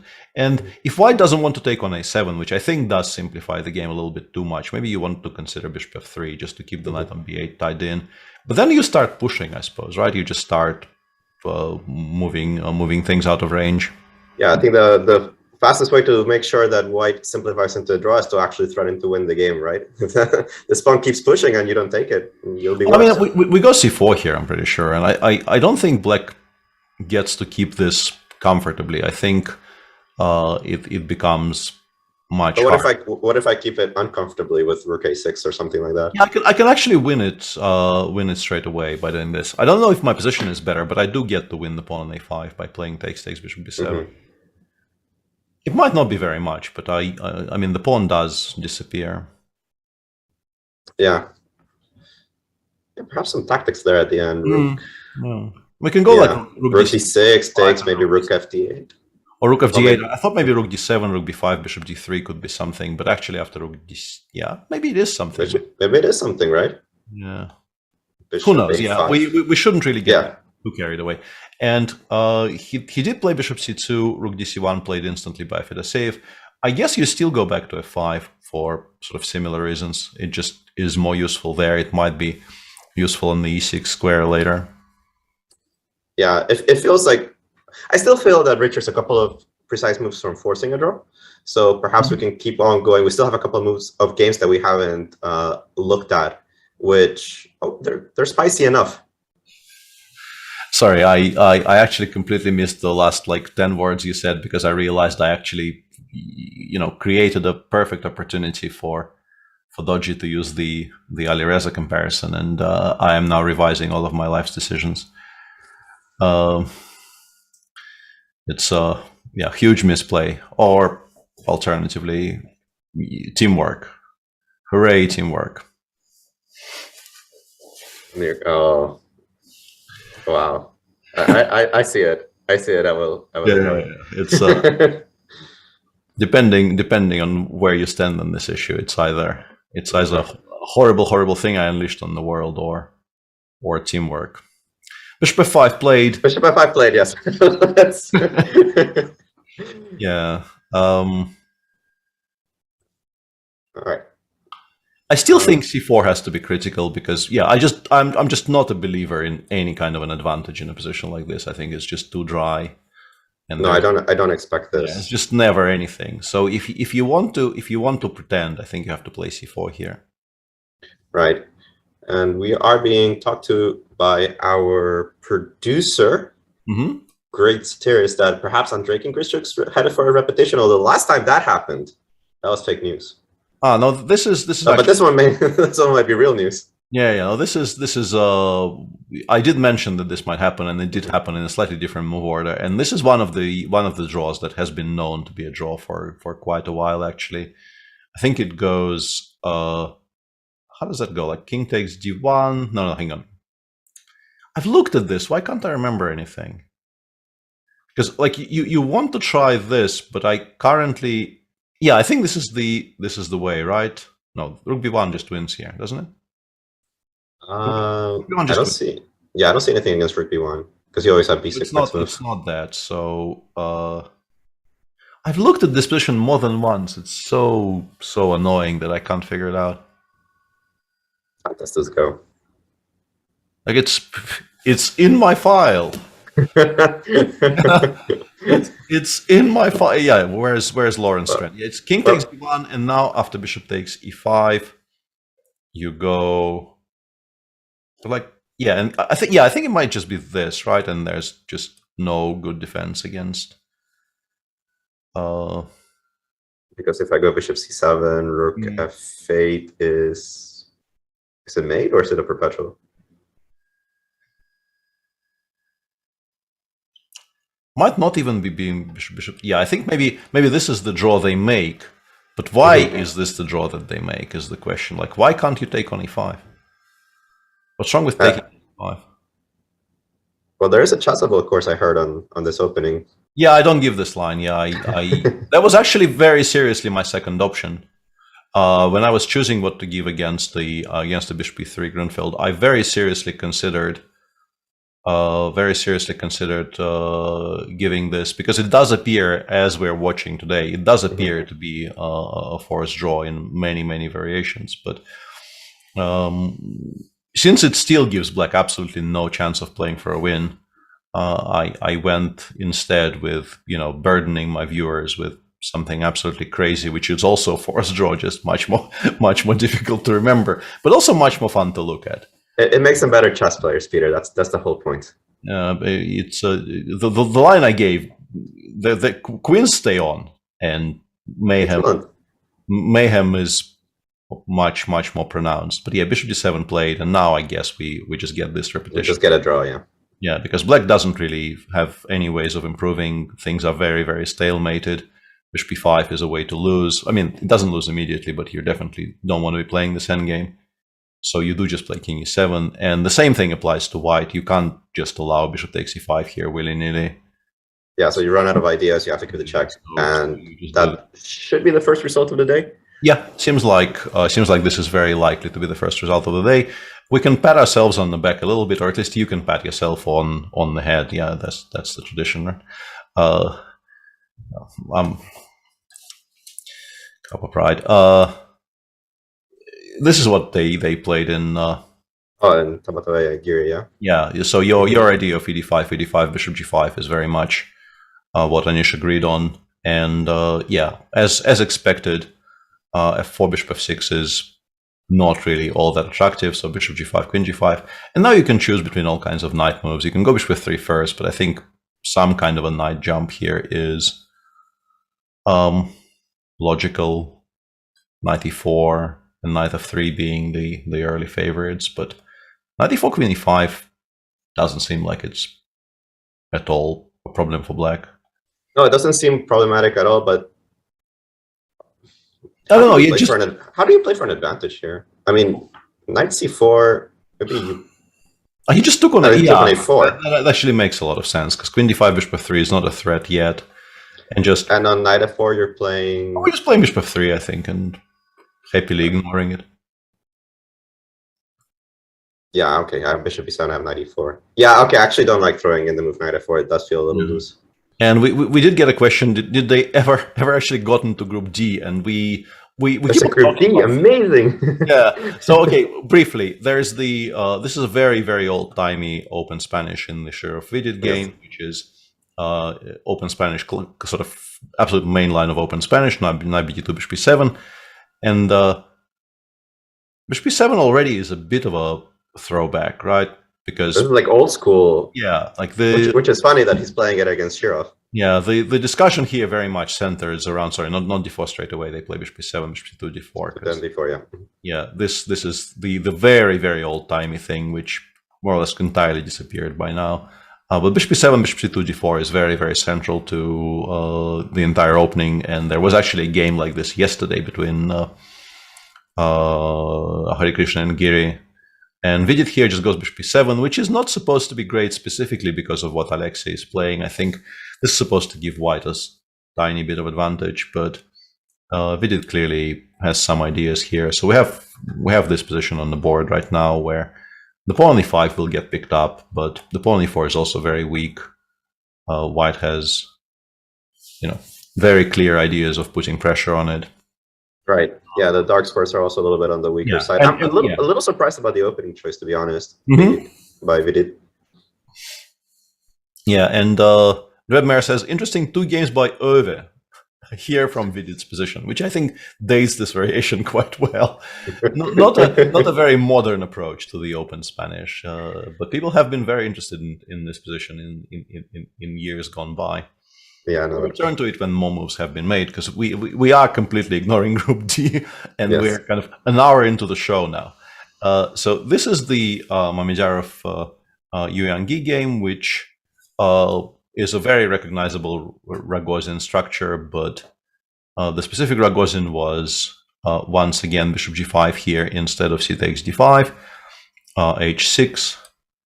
In an earlier Ragozin in this tournament, I think black played castles, but here Yuyangi plays h6, bishop f6, queen f6, e3, c5, cd, eg, and bishop d3. I don't really recall seeing this very much, but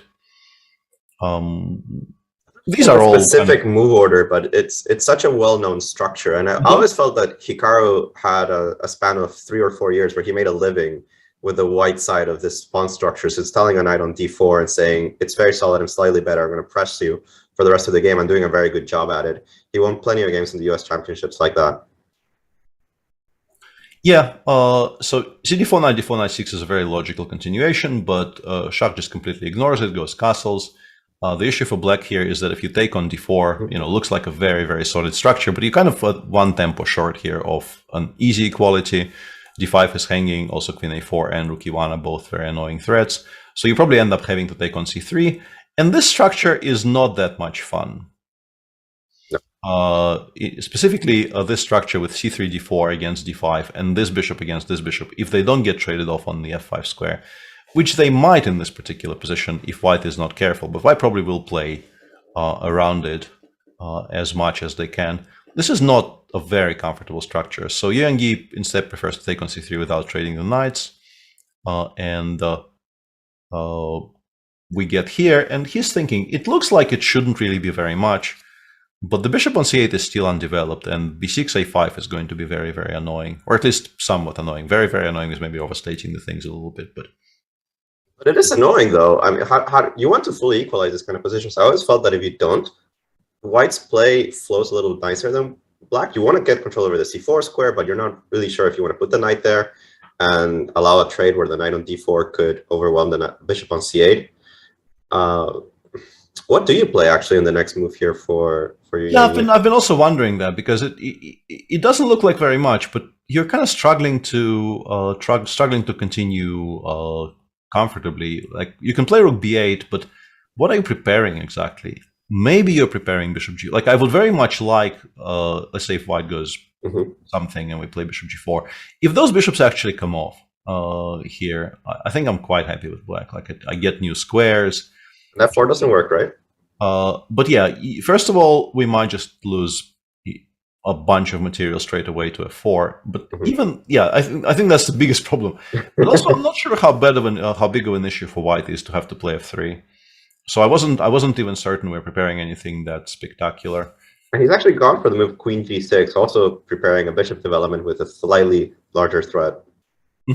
Yeah, bishop h3 is the big threat here, but we're not really expecting white will blunder it, and maybe we will play bishop g4 at some point later. But b7 is still hanging, so not sure how to organize that. We'll leave this be, because to my slight surprise, this is not as equal as I expected this somewhat dry Ragozin to be. But there is also this really crazy looking position in the Predke MVL game, which I wanted to get to, but we took a bit too long. This obviously is a Najdorf. Actually, not that obviously, because it looks like a cross between a Najdorf and a Rouser by this pointer. But it started its life as a Najdorf, and Predke played bishop g5, e6, and then he just completely declined to engaged in the poisoned pawn craziness and went with queen f3, a move I know nothing about. I'm sure it exists, but Yeah, I'm gonna have to look this up too. I know that it exists. I looked at it for a little bit and was very disillusioned with what I found and gave it up very quickly. But clearly, these players know better than me. Let's see what's going on here lately. I think it's one of those where you don't really expect to be better, but you think it's a nice punt for one game. I think that would be a fair description. I mean, it looks kind of okay, but you are putting the queen in front of the pawn that you need to create something in the center. So immediately, like if we talk about strategic differences here, there's obviously there's a 4, which is a very, very important move.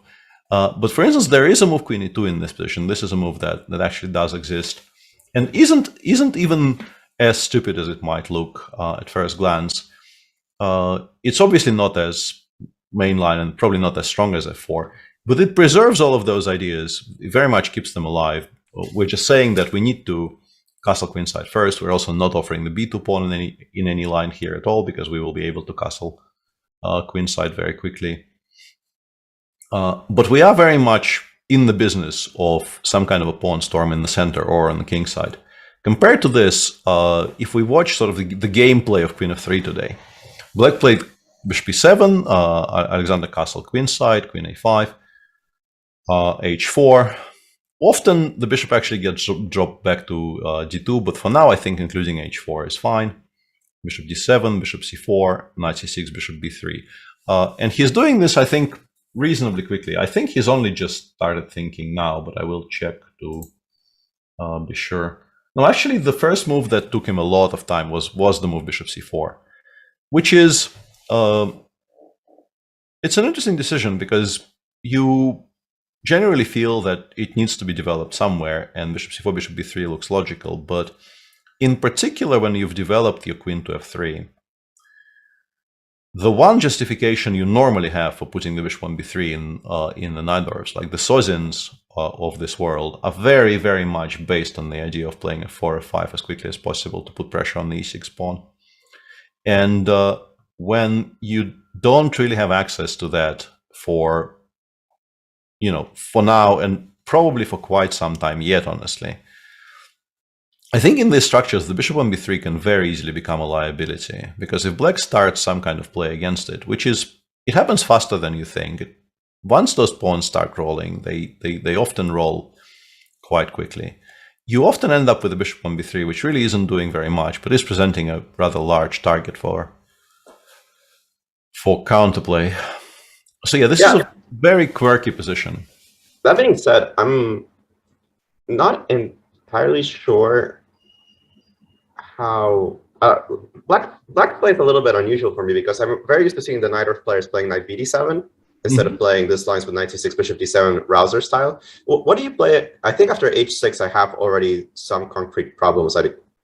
Bishop e3, I don't really like playing on bishop on e3. And I was wondering if knight takes d4, even e5 later will be an issue. Or knight e5 right away. I think we kind of have to play bishop e3, because I don't really like giving black additional development. But how fast is this though? You go knight takes c6, bishop takes c6. I really don't want to take with the b pawn in this structure. Yeah. Bishop d2 and then g4, g5. Okay. So, yeah, let's just. I'm going to assume knight d5 is the threat. Make a normal move. Yeah. Right. Yeah, that's actually a very fair point. Because normally I think if you long castle, you're okay, but f7 is hanging.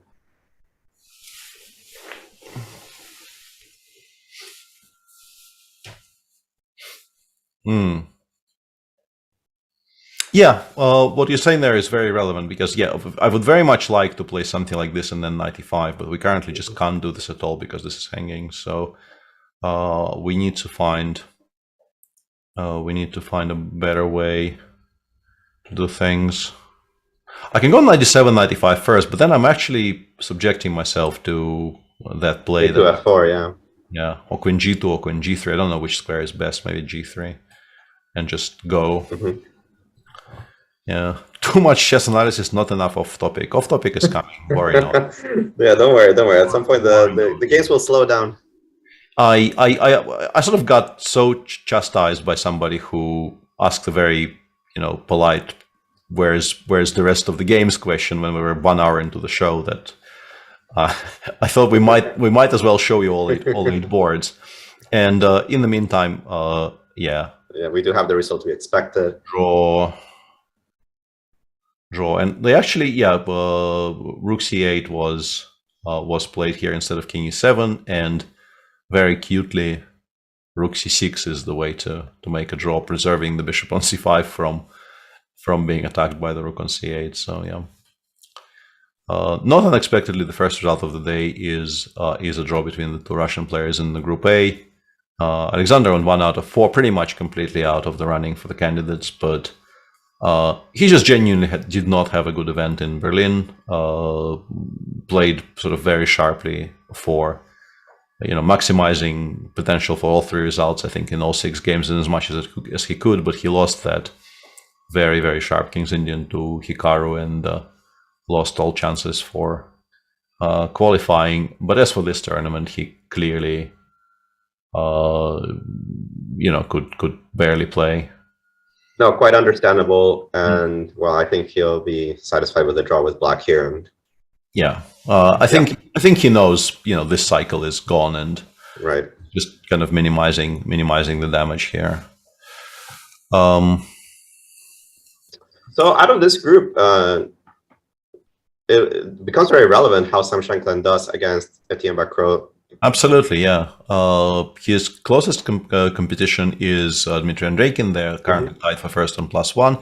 Andreikin drew with white, and if Sam manages to win this position against Etienne, he grabs the sole lead in the group with 2 rounds to go. So yeah, obviously a very important game. Interestingly, Etienne disagreed with us on the topic of having to equalize the structure and just played e6 and knight c2 bishop b7, just very calmly saying, I actually like the fact that there are some open files on the queen side. I assume the argument is we want to play 5-6, rook b8, rook fd8, and we actually want to, if at all possible, want to maintain options of counterplay against the somewhat backward pawn on b2.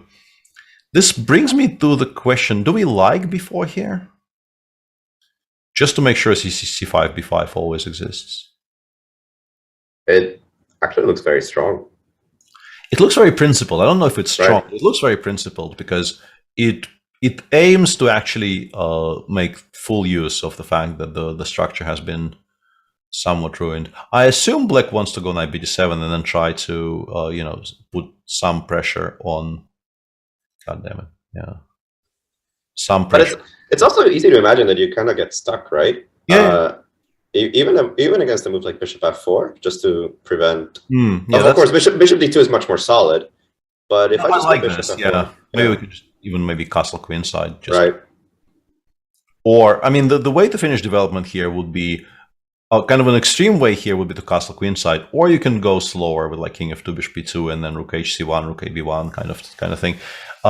One thing to say about this position is that, let's say if black just continues not passing exactly, but making, I don't know, normal moves, whatever they are, and somewhere around here you start feeling that black might be borderline lost. Yeah, it feels like development is a threat here by Sam. That if you finish development, you're not just equalizing or you're playing for something. You're just better. It's like short of winning, actually. I think. Yeah, exactly. Running out of squares. Yeah, I'm outstating things a little bit by saying this is lost for black, but it's very, very unpleasant. I assume you at some point have to maybe bite the bullet and just do something like this, but I mean, how much enjoyment are you going to get out of this endgame is anybody's guess, like it's probably not very much.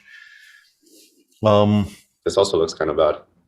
So I'm interested in Sam's opinion on this, because it feels like if you don't do it immediately, black will play 6c5 next move. Which, by the way, makes me wonder why he didn't play c5 instead of castling. Did I need to castle right away?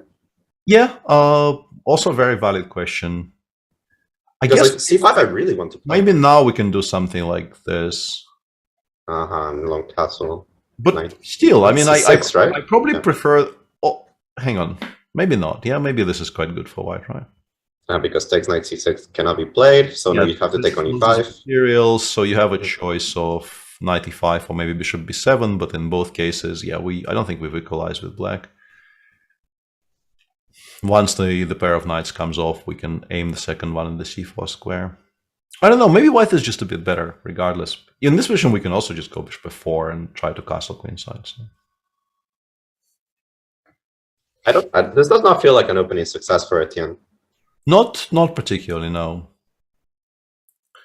Yeah. No, this actually looks like great chances for Sam. Yeah, the hot girl is asking us what happened to Jan, and we always answer questions from hot girls, right? He is playing Bundesliga. I've already said it once. Having said it once and having chat tell me I'm leaking stuff, I realize I shouldn't have actually confirmed that information. But now that I've done it once, I can do it again, right? Wait, when do they start the Bundesliga? It's probably tomorrow, so I really shouldn't have said that. Oh yeah, March 5th to 6th. Well, yeah. you don't know what board he's playing. I have no idea what the team looks like or anything, but I am giving away very, very valuable info, and for this I apologize, Sven. Sven, I am so sorry. Yes. And I can say Sven a couple more times to just drive the point home, but I am very sorry. Anyway, yeah, seems like Sam is in good shape here. Yeah, a crucial game in my opinion for the standings. I always feel like Sam is a very confident player that once he gets a good position, he really, really tries to push. Sometimes he goes a little overconfident, doesn't realize when he pushes too much, but I think he'll be thrilled with this position from the opening. Yeah, and he goes with the somewhat in-between choice here of bishop e3, which is, I mean, it's obviously, like when you have the pawns on f4 and e3, f3 and e4, yeah, eventually I'll get there. This is the most natural square in the world to put the bishop on, but in view of what we were discussing, feels like if you want to push b4, it might actually even be d2, and there's really very few scenarios in which I think it's misplaced on f4. No, I particularly like that on f4 because when you think about what black problems are in this position, you start looking at dark squares. You start looking at d6 being a weakness. You see that b4 is controlling c5. You can even imagine that if I get rid of this bishop on e7, and haven't played before, knight b4 could be an issue. Not really sure where I'm going to put this bishop on a6. And it strikes me as strange that Sam puts the bishop on e3 where it cannot trade against the bishop on e7 in any scenario. It is a very nice square, though, and I don't think that's true. And specifically against the play that we are expecting, I think the same tactic probably still gives white. That is true. You don't actually have to defend this knight. Though, like here, I would very much like to have the bishop on f4 so that my knight is not hanging, because if I'm forced to trade, now the pawn on a4 is hanging, I've given black some time. And on knight d7, still a bit better, but 7, knight d7, 7, knight c6. Yeah, knight d7. But maybe I have rook f8, and maybe I can give up this pawn, or maybe I'm being rook f somewhere. Yeah, it becomes concrete. Yeah, it does get very concrete. Yeah. But maybe I can just pick up this pawn on c5. Maybe this is just absolute nothing. I calculated a very cute line, which is completely irrelevant. But like you probably want to take with the knight. But I started calculating this, and then I got here, and I thought, oh geez. And then I saw this, and I thought, very clever. Many thoughts. I totally had the same idea, Peter. I had the exact same variation. You took it out of my mouth. Yeah, and actually it doesn't end here, and we're actually not equalizing, which is the sad part. I thought we are better, but we're not actually even equalizing. Because bishop a6 we have to take on e7, allowing rook c7 is impossible, so we have to take on e7, and in this position they get to play b3, and we probably lose slowly. You are such a machine. It is ridiculous. Sad. But yeah, this is sad. Yeah. Anyway, way too far in the future. None of this is remotely forced. c5 knight c6 is the way you would like to develop here, but there are other options. So Etienne is by no means locked into this idea. So tons of developments everywhere. Yeah, we should go somewhere. Where shall we go? A lot of pieces have come off in the Spanish, so we should probably address that. So what did happen after h6? He went not knight h4 but knight h2, another typical Spanish idea, and then things started disappearing. Yeah, you can't really take immediately because well, I mean you can, but you probably don't want to. because this looks logical, trying to get the rook over to the c4 square, get to perhaps put pressure on the pawn on b4. Harry played knight d4. This also got traded. Takes, bishop d2. Interestingly, Harry chose not to play c5 here, which looks like an autopilot move everybody would make in 3 seconds. But I quite like rook b8 because specifically in this position, you might be quite interested in the idea of playing before b3. I like this move. It tries to solve the problems immediately. In because fact, the pawn on b4 is always such an issue. Yeah, in fact, I think Nikita probably means something like this. But I'm probably not. Takes b2. Yeah, I think I'm actually on board with this as black. Just getting rid of my weaknesses on the queen side for the pawn h6. There aren't enough pieces on the board here to be worried about getting mated. I feel you are probably still a little bit worse because king safety remains being a thing. But yeah, it's playable. Alternatively, after queen f3, you can address the threat of bishop takes h6 somehow. But there aren't really very comfortable ways of doing that, right? Because you would like to install the queen somewhere on like e6, but rook e1 is coming. Yeah. I mean, you could consider bishop g5, but it's an ugly move to make. Like white will start with rook e1, and it will get traded on g5, and we are abandoning the one open file, and we still have weaknesses on the queen side. Yeah, I don't feel this equalizes fully. Yeah, despite very, very few pieces left on the board, I'm not sure how comfortable this is actually. Yeah, it might need some concrete action. Yeah. Yeah, let's let them stew here. Because I do feel b3 is concrete, but we have so much action everywhere. Yeah. So just to show you positions in the Petrov, as expected, c4 happened after bishop f5, and he did take on c4, knight takes c4, knight d7. Yeah, knight a5 looks logical, but it feels like it should just equalize itself out somehow. Because black still has, obviously, the extra pawn that black has currently is what is keeping them. How does knight a5 equalize itself out? I go bishop f6. Either bishop f6, yeah, probably bishop f6 immediately, right? Right. Do it while the knight is not on c6 yet. Yes, okay. And on rook a2. Yeah, and just go, I don't know, c6, c5. It shouldn't be very much. It shouldn't be very much, but for black, right? Yeah. I mean, why is white getting? I don't think it's anybody. I don't think it's very much for anybody really. Like if I want a draw here, I will make a draw with like consummate ease. Even after bishop d4? Even after bishop d4, probably. Even though I did blunder knight takes b3 there in the end. I will, happy. I mean, I understand you are much stronger than me, but man, you're down a pawn. Yeah, no problem. easy draw.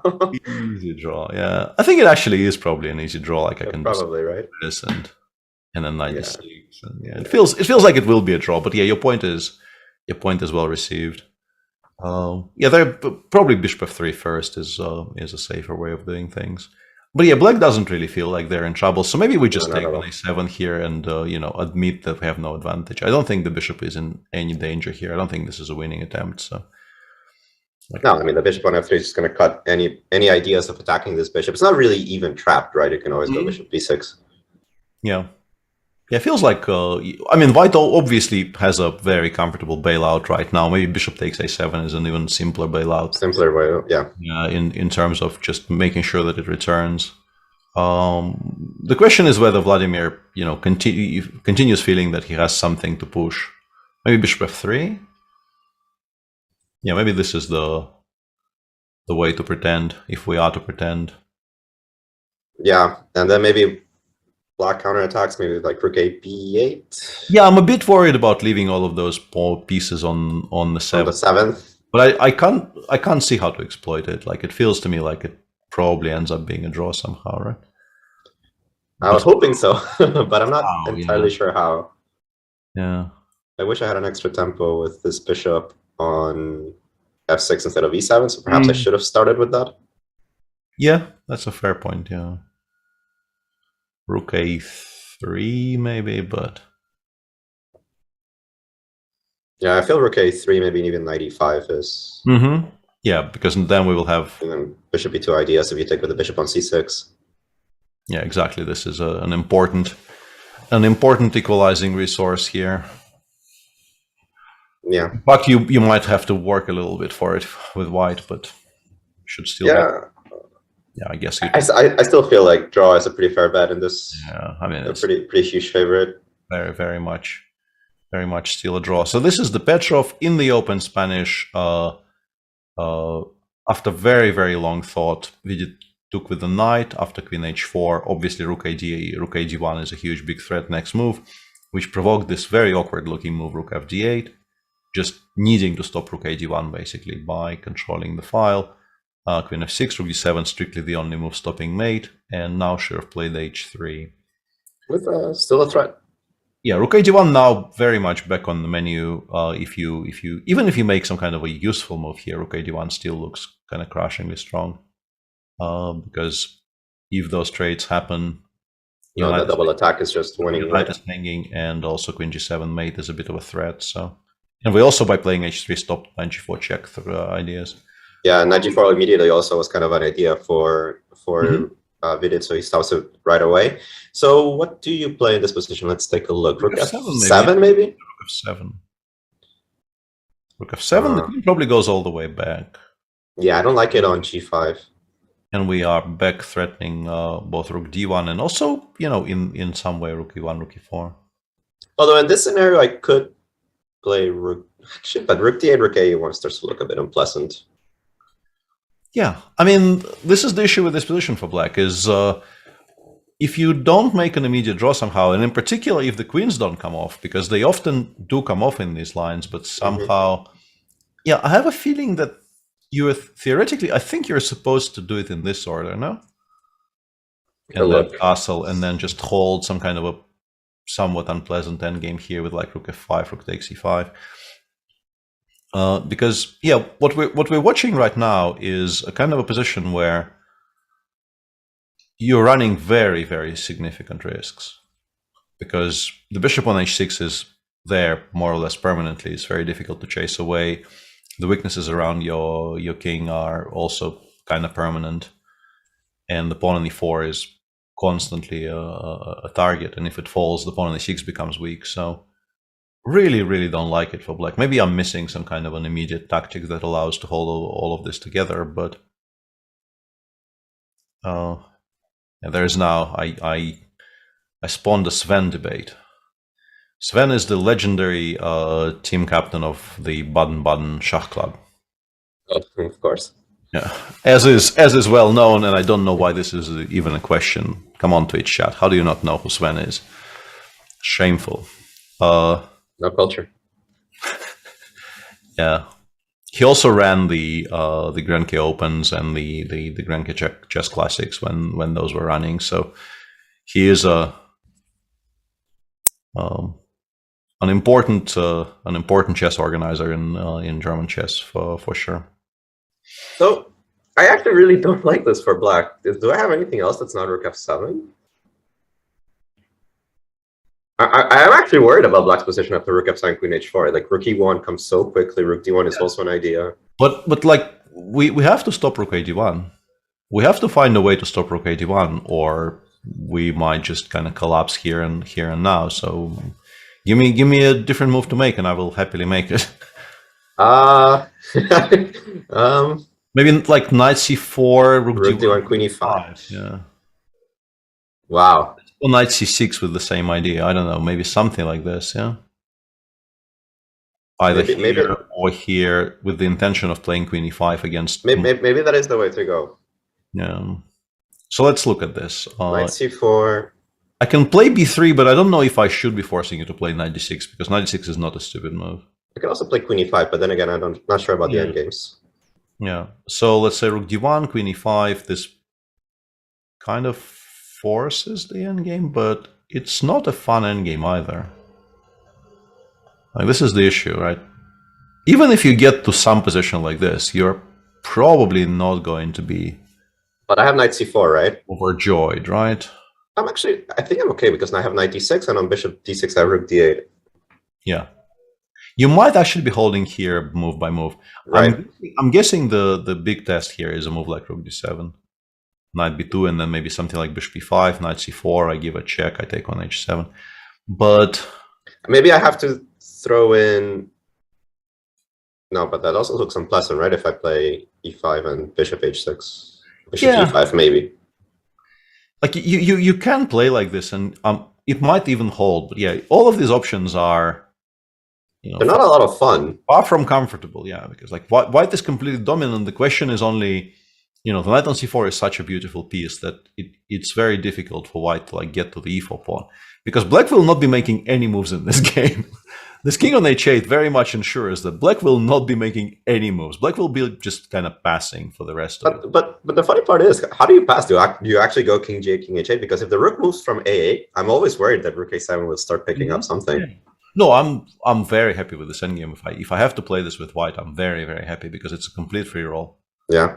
It's just a complete free roll. We are never, ever worse. And we might actually find a way to improve and then win somehow. Maybe we play like king f1, king e2, and then we find a good way to play a4. We soften up the b5 pawn, we start attacking it. Yeah, I'm surprised about Vidit's choice of opening, and it doesn't seem to have been a huge success. He's thinking now after h3. How long has it been installed? Let me check that out. It's not a very good sign to be thinking here. It feels very critical. Yeah. And yeah, Alexei with what we assume is the sort of the first really good position of the tournament. He's not really having a very good Grand Prix in general, and not a very good Belgrade leg of it either. Nope. Lost to Vidit in round 2 and then lost to Fedoseev yesterday.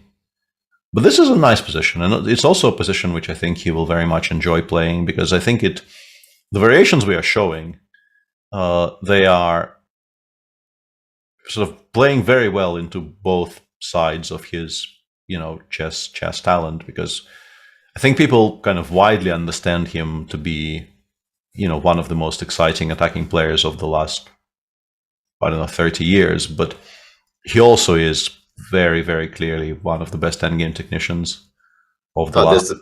This has been very clear. I think that is one of the sides that, for most amateurs, it's so understated how good Shirov was and is at endgames. His technique is just incredible. Yeah, so he'll be very happy if he gets to give mate here, and he will be very, very capable of giving mate if he's given half a chance. But also, if you get some kind of a position like this, I am trusting Shirov to find all the ways of slowly improving and pushing to the maximum and potentially winning it in the long term. So yeah, this is not a fun position to have against specifically Alexei Shirov.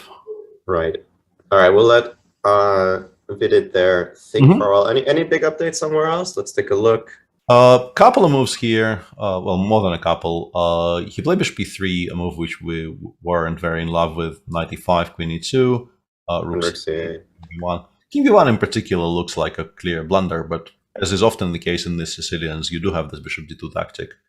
Otherwise, like you might get here and wonder, like, why is he allowing a very easy combo which kind of wins on the spot? But he's not. There is bishop d2 is an important resource. Yeah, there is bishop d2 which stops it. So how do you handle these positions with the black side? You've committed to playing the rook on c8. I know that there are some variations, not many, but there are some variations where you want to castle queenside. That's off the books. Do you castle kingside into it, or do you start going for the queenside immediately? What is your thought process here? Knowing this is Maxim, I'm sort of half expecting h6, h5. And then you can actually castle into it. Because this setup is reasonably efficient at stopping f3, g4. And also Maxim is sort of famous for, I don't know about pioneering, but there were those games where they discussed, I think, how did that line go? It went like bishop g5, e6, and Magnus played something weird against him here, like a3, h6, bishop a3, something. Yes. This was like in a Grand Chess Tour, right? Yeah. And then Maxim just thought for a bit in this position, just played h6, h5. And then I think the entire thing got repeated very, very shamefully for me in a game between Kirill Alexeyenko and Maxim in the Yekaterinburg candidates tournament, because that was very, very much on me. We went for a very forcing line, repeating one of the early games of Maxim's, and I just missed something quite straightforward in prep, leaving leaving my horse to have to work out some extremely difficult calculations to make a draw with the white pieces against somebody who knew everything to the end. Oh, good thing he's a strong player. I was very, very ashamed. I still am very ashamed. You had confidence in your player. That's it. I mean, yes, but he also should be able to have confidence in his helpers, and that's the thing being discussed here. You know, me having confidence in him is all good and well, but if I send him to the game with the instruction, you know, play this is excellent, and then there are some, you know, minor inconveniences along the way. I'll refrain from pointing out previous experiences. Yes, please. Thank you. We shall move on to another game. Yes, please. So after King B1, B5 was played by Maxim, which is a very logical option. Currently, B5 actually threatens to win a full piece. The question is, can we play F4? The other question is, what else do we play if it's not F4, though, right? Yeah, but even this is, I think, playable. I don't know if it's good, but it's playable.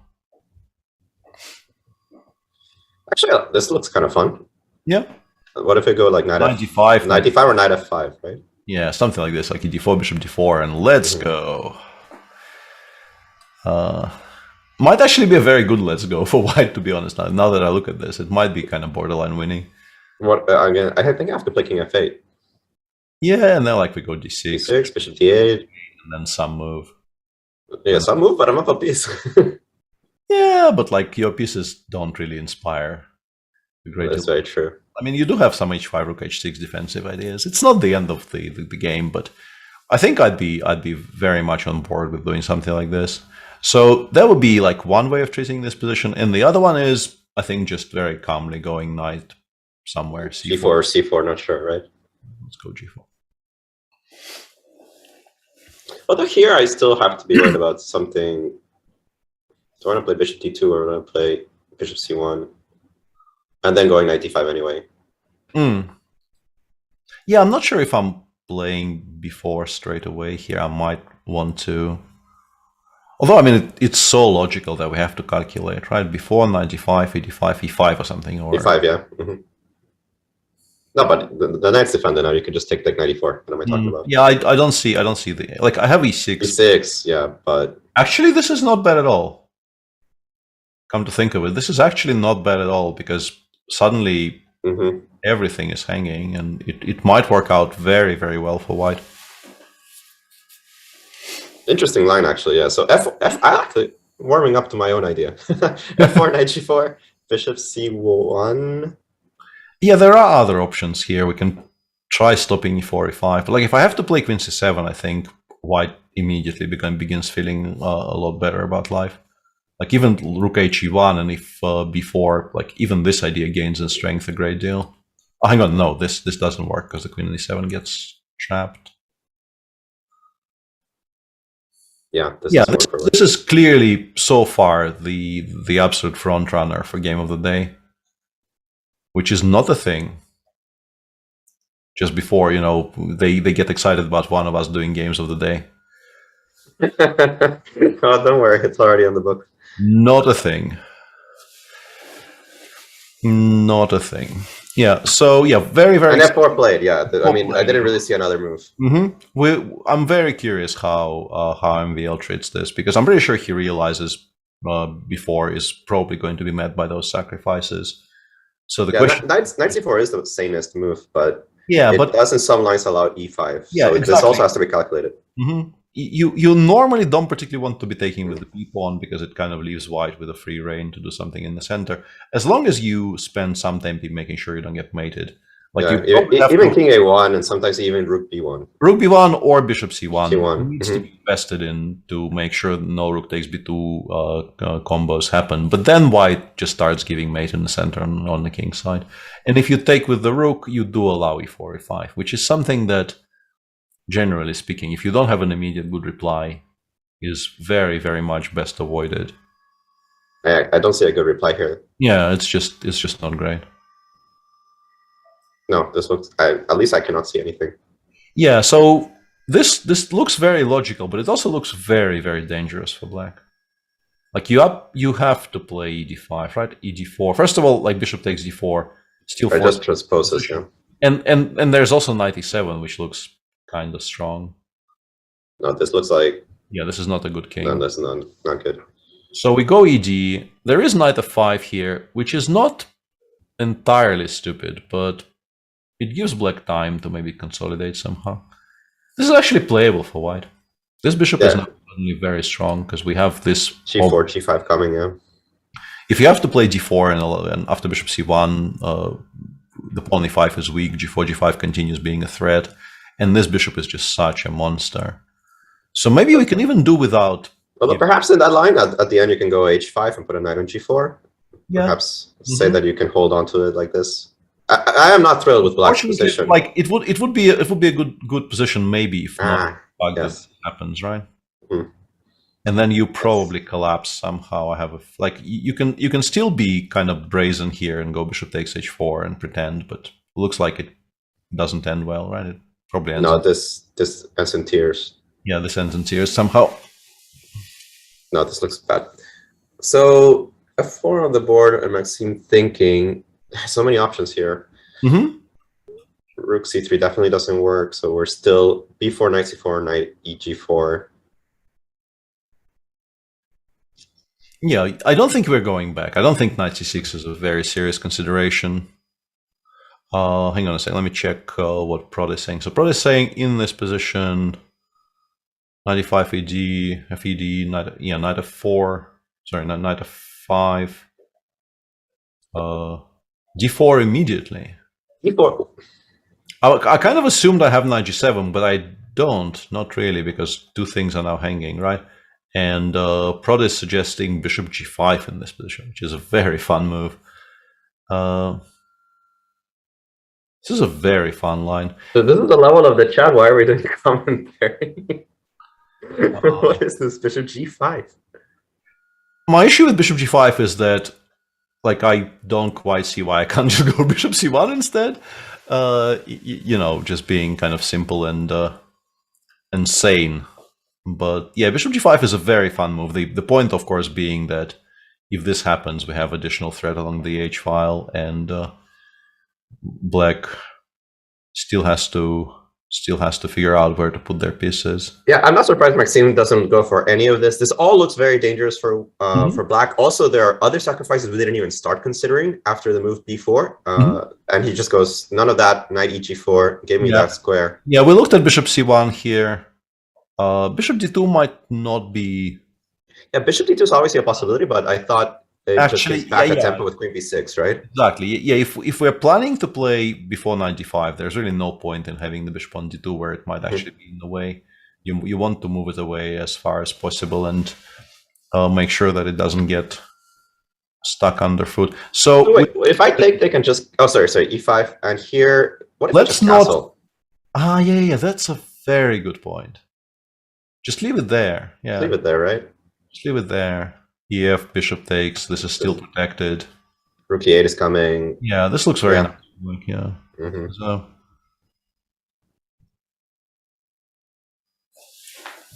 yeah, this doesn't look good for white, actually.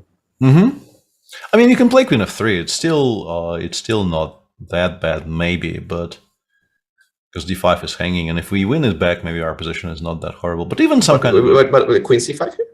Yeah, queen c5 is good, yeah. Because I don't really want to take with the queen and allow knight f2. Knight f2. And I don't actually have a good way of stopping it. Yeah, white is in more trouble here than I even originally thought. Yeah, knight h4 is critical. So we looked at bishop c1. Is there a way to justify going e5 straight away? Like d, fe, knight e5, and then something dramatic. Yeah, I don't know what that is though. Bishop f4, bishop somewhere. The problem is that if I play bishop d2, b4 just defends the knight. Yeah, that's a big problem. Yeah, and bishop f4 we do get a tempo to play knight g6 and then consolidate in some way. Feels slower than we want. Yeah, very curious position.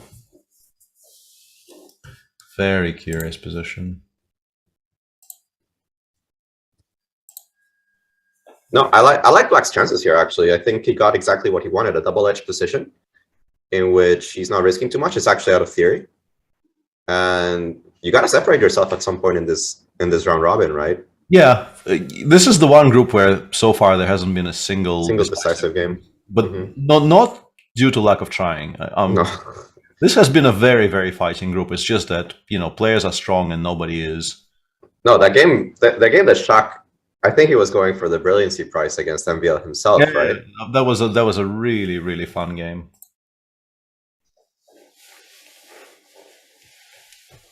Yeah, and also there was that game that Predke had basically a winning position against MVL, and MVL, didn't find a somewhat computerish solution. So we'll leave this be for a bit because there are moves elsewhere, and also this is a huge big decision for Predke. Not just this move, but also how to follow it up, because it feels like in almost every single position here, he will have to sacrifice something by the next 2 or 3 moves to get anywhere. So on other boards, Sam actually showed what he meant by playing bishop b3, by meeting c5 with knight e5 straight away, not really waiting for the knight to appear on c6. Bishops got traded, and Etienne played knight fd7, all very logical, because you can't really tolerate the knight on e5. It's very much hampering any kind of harmonic. We also talked about how this structure with f3, e4 completely hinders the knight on f6. Get rid of that knight. Knight fd7 is a very logical move, but I also feel that white's traded too many pieces here. Knight takes d7, knight takes d7 seems like absolutely nothing. And if I go back to c4, black is developing more or less naturally. No, knight c4, knight c6, rook b8 is coming. Yes, castle, but no, castles actually runs into knight b6. Knight b6, yeah. Head first into knight b6, and we might be worse because stuff is now hanging. Yeah, defending this is actually a little awkward. This knight on c2 is. Yeah, I think we actually take and go castles here, maybe. And knight b6. I just want to play b3 and then maybe a5 next one. But I'm actually running c4, yeah. Yeah, I'm running into this anyway. a5 cb, yeah. Just immediately completely fine for black. Yeah, looks like maybe Etienne is somewhat out of trouble here, which is sort of very, very good development for him, because yeah, it looked like he might be struggling a little bit, but I feel like this is an improvement. Maybe Sam has some clear ideas here. I guess you want to play, like, if you don't have anything immediate, you play something like this. Maybe you have maybe some knight to a3 as a reply to knight b6, or at least you try to, and like rook fd1, put this guy here, and what are your plays after knight b6? Yeah, I was kind of hoping to get knight a3 in, but it just loses the pawn, right? There's no justification. Knight b5, knight b6, knight a7. I mean, I can win it back, but it's just a draw.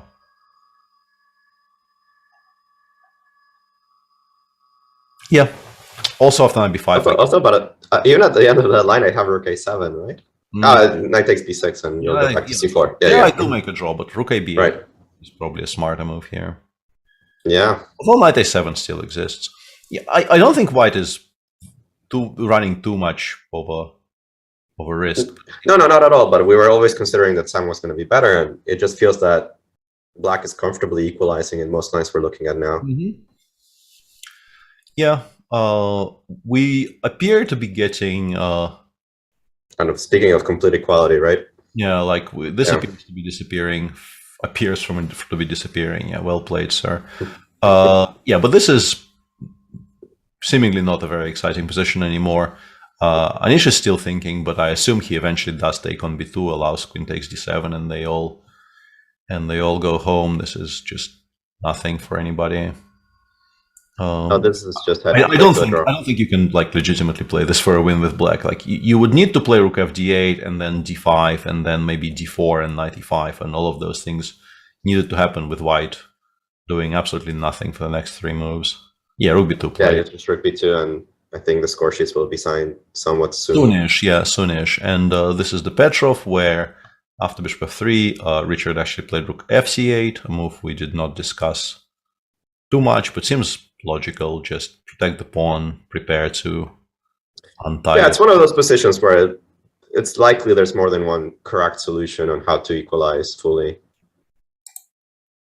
Rook ab8 and Yeah, if you move the knight anywhere, knight a5, Yeah, knight and e5 is... there's still the same problem. It looks a little bit worrisome that there is this I don't know how to call it, skewer along the 7th, but you just don't have pieces which allow you to exploit it properly. So I'm guessing black just gets out of it quite comfortably. I also don't think black can be better. There must be more than one way to make an immediate forced draw. Like, I don't know, knight b6 and then rook takes e7 probably equalizes on the spot with all the pressure we have against the c6 pawn. And just generally, even if it survives these types of positions with the bishops against bishop and knight, are just basically a draw. Yeah. Yeah, we were still fully expecting... Well, we're expecting draws in quite a few games. We already had one result in undraking against Grischuk. Amin and Anish are beelining towards their draw in that game. We also expect this one to be vacuumed in the next few moves. Very, very, very possibly, yeah. There are some very fighting positions left, but Yes. the round is sort of disappearing on us a little bit. Queen e5 played by Harry, which I assume indicates that he wasn't really all that fond of the original version of giving up the pawn on h6. And there is a different version here. If you play rook e1, queen takes a5, bishop h6, you allow b3 again. But this probably you don't like very much as white, because... No, not at all. I mean, you still have rook e2 or rook c1, but it definitely involves a much greater degree of risk. And there is also, like, at the very least, black has this option. At the very least, right? At the very least, which immediately secures very, very comfortable sort of, not equality, but sort of never being worse. Yeah, I was even trying to figure out like a queen e1, bishop e5 that tried to win the game, but... Yeah. But yeah, I don't think this is necessary. And immediately, Vityugov has actually played the move queen c6. Yeah. Very logical. Keeps the pressure on f6, adds pressure on a6. Yeah, that makes a lot more sense. For some reason I thought queen b5 was playable, but you at least have to calculate queen takes c7. It doesn't look all that great. So what do we even do? Do we play this and we claim that this is not that bad? It is an extremely committal decision, though, and like takes b3, for instance, and then just play against the pawn on b4. It doesn't get dropped immediately because you do have d5, bishop b7, but maybe this is just nothing. It's not nothing, right? You put the because like I put the bishop on e7, rook on b5, I bring the king in, and it's just nothing. Yeah, and then that could be one way to do it. Yeah. So I mean, the move looks extremely ugly, but sometimes you do have to make those decisions just because everything else is bad, and also kind of ugly fortresses are still fortresses. And of course, very much hinges on whether this works out for black, but I think it does. Yeah, ugly, but I think it's sufficient. Yeah, it's one of those where... Yeah, and once you commit the queen to c6, I mean, there's no other real choices, right? If you're not going to take on d6, what are you going to do? Yeah, and I mean, maybe... But this, I don't know what it does. Like, it's an active, sort of pseudo-active move, but I don't know what it does, really. I was also wondering if we go back to this line with queen b5, queen takes c7, bishop e5, where do you put the queen? Yeah, here I was hoping to go something like rook e8, kick out the queen. Oh, rook e8 on hang b4. Okay, yeah, that was... I also... Yeah, this is important. Because I thought if the queen is forced to the king side and I get rook c8 in, maybe it's enough counterplay. But yeah, this is not even close to working. Yeah.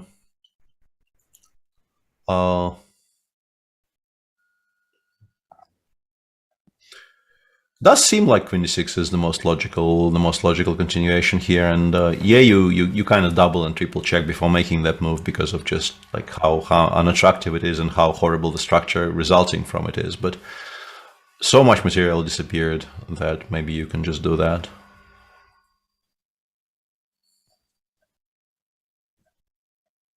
Yeah, I mean, I can't actually make myself say I like the move queen d6, but I'm going to say it's an appropriate solution to the position.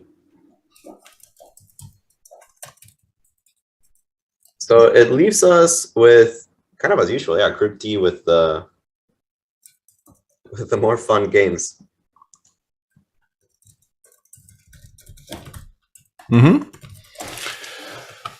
So we like our biggest hope really is this Sicilian. But apart from that, it appears as if a lot of stuff is about to... Yeah, there's the Shirov game, which we actually liked white in that position. Yeah, we were playing rook d7 here.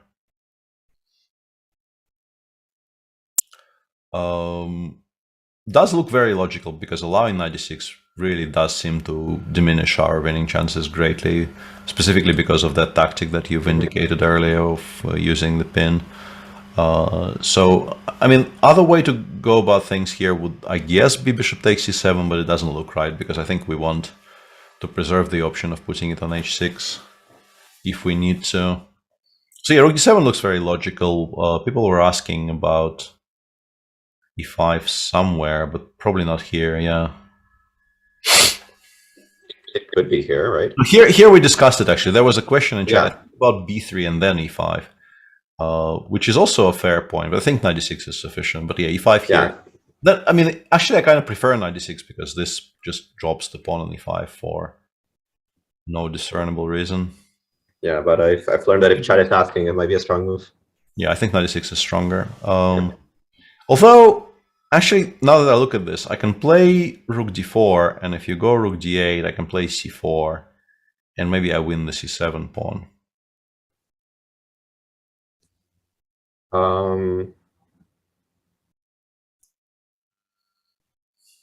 Yeah, actually not so easy to solve this. Well, even that, I'm like, the issue for King f7. The issue for white is that I'm not sure we're actually winning this. Yeah, like it all looks good and well, but this is such a brilliant blocker that black is. Yeah, the king's coming to t5. Yeah. Like I would be a bit worried here with white. Positions like this have been lost in the history of chess because of just how strong this knight is against the kind of the bishop that is very, very hamstrung by its own pawns. Well, and thankfully we do have the Prix game, by the way, which he did go e5. Okay. So we are at least going to have this fun game. Yeah, very interesting. I don't think there's much of a choice. You can't really. Yeah, there's nothing else, right? Retreat and before EF just loses. Hang on, it actually doesn't lose a piece, right? Because in this position, this is still caught. I mean, I'm sure it doesn't work, but I just wanted to point out the fun point that. But why doesn't it work? I don't know, just sort of generally. I know it feels wrong. It feels like I get it that you want this move not to work because this is not how you play chess. But what is wrong with it? I don't know. 95, 95, 95 or something. Like it just feels like it shouldn't work. Like you know exactly what I mean, right? Yeah. No, I have the feeling, but it doesn't deserve to work, but maybe it does. So okay, D if he played. Yeah. I mean, unless knight takes e5 loses to something very simple that we're not seeing. I fully expect 95. I'm 95 already actually played. Already on the board. Let me actually check. I'm curious enough to ask. Yeah, it does lose, but it loses to something very specific. Like it loses to ef6, knight f6, g4, b takes g5, and then g6, which is with an obvious +2. Yeah, with an absolutely obvious decisive advantage for white here. Yeah. So I mean, I will consider this as completely working. To be honest, like if this is the refutation, I will consider my idea to be perfect and without a single flaw. All right, so we do have the expected move knight takes e5 on the board. The big question, right? How do you proceed here? You're down a pawn. Compensation is obvious. You have ideas of attacks on the king side and the center. G4 is always going to be a danger for black if the king does castle, so it's not like it's going to just be safe on that square. Mm-hmm. But how do I penetrate black's defenses? I have no idea. There was very, very briefly machine analysis on our screen there, and I removed it before it could really think for any more than 2 seconds. But it was suggesting that maybe the best move in the position is bishop takes h6, which is an incredibly sad thing, because like some position like this, any kind of a Sicilian, I don't want to believe this player worth their salt will be absolutely happy with black. Endgames are legitimately, I think, borderline lost now for white. So there is this very clear-cut target to aim for. The structure is very healthy. I just refuse to believe the move bishop takes h6, and we will move on. He only plays this if there's absolutely no other choice. And you can, I think, play something like bishop c1 here and just sort of ask where does the knight go, and go from there. Like if knight c6, maybe we can convince ourselves to do something like this. Because the king is still stuck in the center. It's not really that unreasonable to expect to have compensation in a position like this. Yeah, but convinces ourselves. It's pretty easy to say when you're playing. By the way, only 18 minutes or 20 minutes left for Practice. This is sharpening up pretty quickly. Still has a lot of moves to make time control. Yeah, this is gonna be. I mean, MVL must be thinking, this is going exactly how I want it to be going, because he got surprised by this very quirky video of f3 and move 7, and he is playing faster than his opponent, and seems like his position is very healthy as well. So, yeah, double edge. Of course, we're not saying that black is necessarily better or anything like that just because they're up a pawn. There's a lot of problems to be solved long term for black's position, but this is exactly what you want, I think, in this situation and around robin. You have 3 games left, 2 of them black, and you're playing against the lowest rated player of the group. You're not really sure where you're going to get your other chances. You need to get chances somewhere, and you have this in front of your board, especially with your opponent's time trouble. I think MVL is quite satisfied. Yeah, absolutely. We'll see how this transpires, but also chat is very excited suddenly about this game, because apparently Shahriar misplayed this a bit, or at least a bit, and the engine, as you can see from the evaluation bar on the smaller screen, is very much in favor of black here. So how did we get here? So queen g6, he did play king h1. The move rook b8 that we kind of mentioned did happen. a4, a5 is logical. Bishop g4 is also logical. All of these ideas we did mention. f3, bishop f5. Bishop f5 is actually a very clever move. I kind of ignored this square as an option altogether, but it's a very clever choice, because trading it with knight on d4 would be quite good, and it's a much more active square than e6 or d7 or anything. Rook fd1, knight c6, and I don't know if this is already trouble for white, but Shah made a couple of very non-obvious decisions, and now this is the position. And I assume you should just kind of immediately attack the pawn on e3. I'm guessing maybe even the immediate rook e8 is quite clever. I'm actually surprised that it gives such an advantage, though. I mean, I do see that. I do see the bar, and I think it must be saying like -1 or something, but it doesn't feel like that. Whoa. Oh, okay. Oh. Oh. Yeah, that's an issue. Oh. We have b5 is such a nice strategical accomplishment for black in this position. Actually, we probably could have figured this out, because it is a very, very logical continuation here. We have this kind of a somewhat problematic pawn on b7, which white dedicated a lot of time to keeping on b7 and not allowing to move. And suddenly we can move it. b6 is also good, but b5 I think is stronger. And then... Yeah, the tactical point, of course, you cannot take on en passant. Yeah, this loses the bishop very, very simply.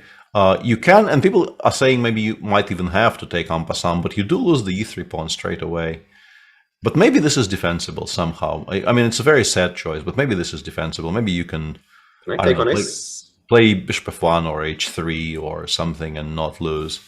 But yeah, why don't I take the pawn back on a7? Do I lose to... Maybe, I was wondering if this just wins on the spot, no? Because there's this issue.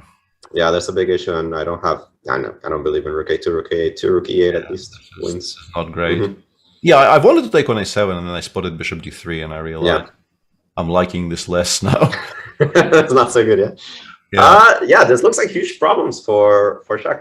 And to explain to the viewers, of course, that after the move b5, what we're becoming a little desperate from the white perspective. You might think, what's the big deal? Well, the problem is that if I do establish this pass pawn with a6, all of the strategical trumps are blacks. I'm going to get the control over the c file because the bishop on f5 is doing a great job of controlling c2. It also prevents the move rook b2 to b1 to c1. So black gets to c file very quickly. e3 is really weak. I don't have to worry about my queen side anymore. And what does white have to show for it except for some pressure on the d5 square?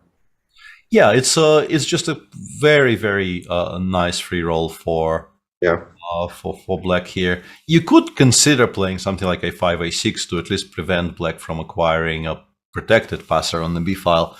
But it's still going to be hugely dangerous for white, even after something like b4 trying to, eventually get the rook to c3. It's not even that far away, right? Mm-hmm. Yeah. No, this is hugely, hugely risky for Shah. And generally, a move like knight takes d4, which is something you don't normally want to play, connecting the white pawns and just improving the white structure, does indicate that Yuan Yi has a very specific idea in mind, and that idea probably is connected with either b5 or b6, but he hasn't played it yet. We'll see. And yeah, somebody is saying decisive game in Group D ? Pog. Might be two of them, and might be two of them. Like the way it's going right now, after 6 draws in a row, black could win both games today. He played b6, which the machine liked a bit less than b5, but it's still very, very nice for black. I think that Yuan Yi has an advantage. I'm surprised how much the machine thinks it lost the advantage, this move b6, because it does. I mean, it a lot of white was getting that thermometer, but I still feel like black is fully in control here. And in the game of MVL, bishop takes h6 was actually played, which we thought was kind of a sad decision. And it seems like the thermometer agrees with us. I mean, it was actually the best move in a very, very short time span that the position was on our screen. But yeah, it's clearly very nice for black. The question is just how comfortable you are here. But I have absolutely no doubt that this is a good position for black. So let's try to get this a little bit more concrete, because queen c7 looks like such a good move. I think we go back to maybe e2 and we try to organize some kind of g2, g4, g. Like if this pawn gets to g5, I will revise everything I'm saying. Like it very much depends on how easy it is to control. Let's do it right away. What if I play e5? I know it's a risky decision, but I don't like opening everything. But I mean, I do have e4 here, right? Do you? No, I don't. I do not have e4. I don't know. I'm hallucinating that. So all right. So queen c7, queen e2. Yeah. In the meantime, we are here. So all of this has happened. Yeah. Queen c7 is less forced. You can very easily make other moves in this position, in particular since queen e2 does appear to be a useful move. But queen c7 is by far It's kind of what strikes us very logical here. Mm-hmm. All right, let's try something else. Queen c7 I like. Queen e2. Yeah, I was looking at some weird moves like queen g3 or queen f4, specifically queen g3. I'm kind of inviting rook h3 though, or rook d3, right? Yeah. This is not a bad square though, because it generates geometry. Yeah, but queen e1. Yeah, that's a good point. It feels a little unclear. Rook g3, rook takes g7 is going to be on top on some positions. In some positions, hang on. Maybe I can. Oh, this loses. No, it doesn't lose the queen, but I can't go queen h2. If I take, you go rook g3, and I have to go all the way back because this actually loses the queen now. So it has to go to some square like b7, and white takes. But then I take on g7, right? Yeah, this doesn't look horrible anymore. Maybe I always have this question in the Sicilian, right? I can throw in b4. Yeah. How often is it a good move here? Because it weakens the entire structure. I give up a lot of light squares there. I don't know if the knight on a4 is actually useful for white. But yeah, if you go knight e4, I was thinking maybe I can push twice. Push both pawns on the queen side. Yeah. And if you go knight a4, I say, well, maybe I think we're quite happy. I think we're quite happy with knight a4 because it removes one of the pieces which we're sort of worried about, more or less completely from the conversation. And we can improve somehow. Yeah, we can play. Also, we might just kind of try to win it straight away. Green is good. Yeah. Yeah. Actually, it's a large piece. Like if we take it next move, it's not bad, right? Yeah, but this becomes incredibly concrete, right? I have to go. Yeah, G4 or something Some along sort those of lines. G4, but yeah, it feels to me that this shouldn't really work out for white. Yeah, before is I was kind of refusing to make this move on some kind of weird general grounds, but yeah, general grounds is not the best general. So let's take a look at that. Actually, knight e4 takes queen and a5 at the end. Mm-hmm. I'm trying to win a piece.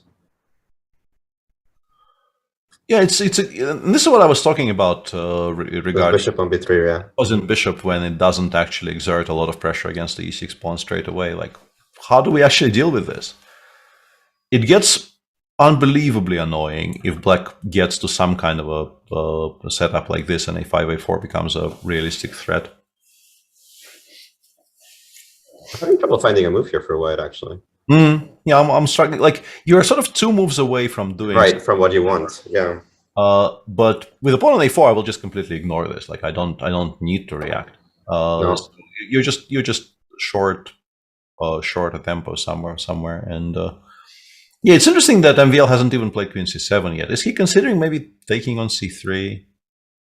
But that feels like with the center as open as it is, it feels somewhat off topic, right? Because you're not really. I think the moment you realize that queen b8 is on tap sometimes. Yeah, and also. Yeah, yeah, like you have a threat currently, but it's very, very easily parryable. And yeah, I don't think that's right. And yeah, feels like this needs to be challenged because white is kind of ready to play g4 already because queen takes g7 is a thing. Very interesting to know what. Maybe he thinks about something like rook g6, but I really don't like the idea of allowing h5, h6, even if it costs me the g2 pawn. Yeah, there's plenty of counterplay. Yeah, because generally rook g6 is not stupid. Like, it puts some pressure on the g2 pawn. It kind of prevents or makes it much harder to push g4 in the future. It's not a bad move, but it's just fun to see how he uses the rook, right? Because this rook on h6 is the most unorthodox part of the position. Mm-hmm. And you don't want to leave it passive. It is a rook in an open position. If you can bring it in, it would be great. I'm also wondering if some lines you can even go like rook h5, rook e5, but. Frisky Frog says apparently the move after b4 is g4, which makes sense, and it's one of those very, very computer statements which actually do make sense. We really disliked everything else. Yeah, we really process of elimination disliked everything else, and this does make sense. Yeah,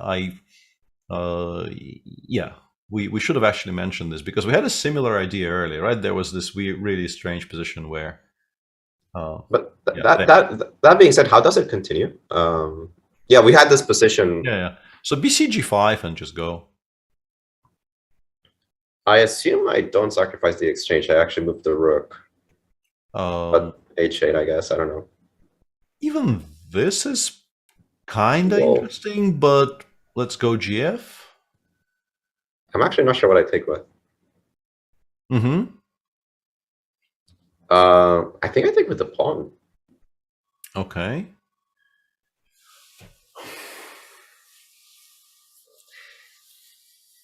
I don't know.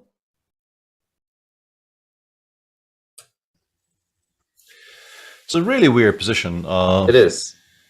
I don't know why I played rook g1. There's plenty of other moves I could make, but I'm trying to improve my outcomes after knight takes e6, but might be a bit slow. We might have to play faster here. I mean, queen a6 is a very sad move. I don't want to make it. On the other hand, if you play queen takes a6, you just no longer have to worry about any counterplay because a5, a4 is actually a source of counterplay here for black. Yeah. No, there's definitely a point to doing this. You, in some positions, might want to have the option of going knight b5, although which positions exactly, I wouldn't be able to tell you right now. And yeah, just winning a pawn is not a bad thing, but yeah, this is a very, very fun position to discuss. And just go h5 here or whatever. Just pass the pawn, right? Yeah, I mean, we have a passed pawn, so it, passed pawns should be moved. No, this is craziness. Yeah.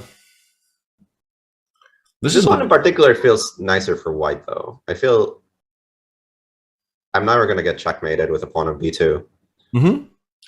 Yeah, this sometimes is very dangerous when there's still a black knight on the board, which can get a3 or a3. But with all the knights being gone, this setup is very, very sturdy. So yeah, it's annoying. It's it's there, and you still have to pay some attention to it. But in general, our queenside is very safe.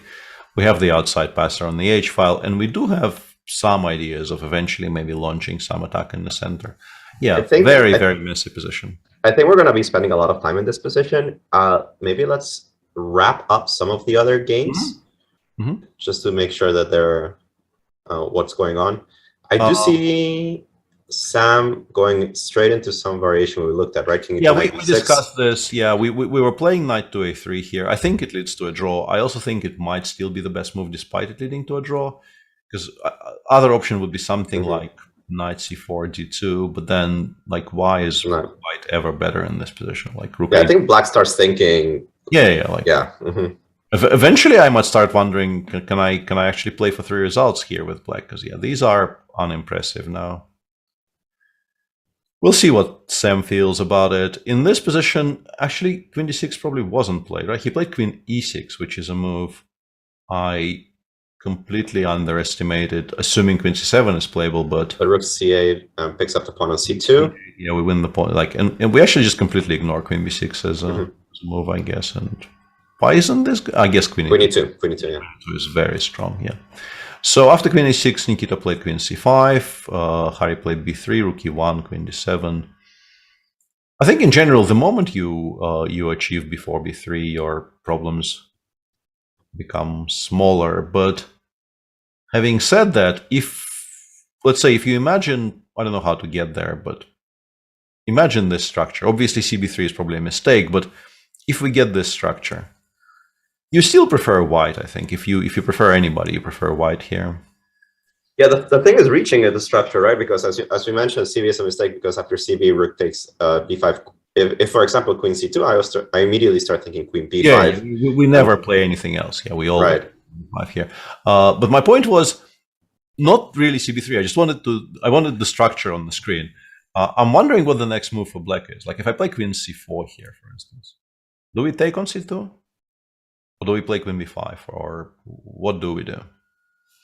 Let's just do the simple one. Take on c2. I assume you want to play. I thought you wanted b4, but b4 might be... also this, yeah. But my point was, can you stop before in a? I could play c5 if I really wanted to. Play c5, yeah. Queen c5, rook b2. But yeah, this is exactly the discussion I wanted to have for like half a second, because I think allowing before here gives white some hopes, but you probably can't really get there without allowing counterplay. I think that Harry's playing this quite well. I don't see a lot of danger in his position. Yeah, so Richie actually disagreed with us regarding just how safe rook takes b3 was somehow.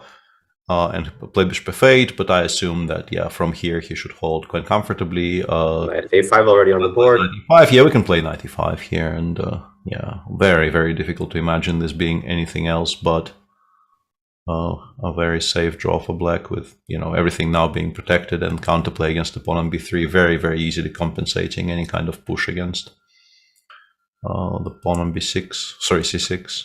And in this position, Vidit chose not to even bother with rook d8, just goes king f7, the plan probably being this, right?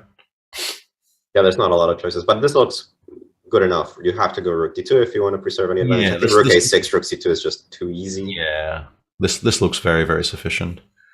So the question is, can we somehow not take on d6 here? Maybe we can still go c4. But I have... do I throw in... Takes 6, I'm not sure. If I go just king f6. King f6 is clever, right? Do we need to trade first? I'm not sure. I was not sure about that one.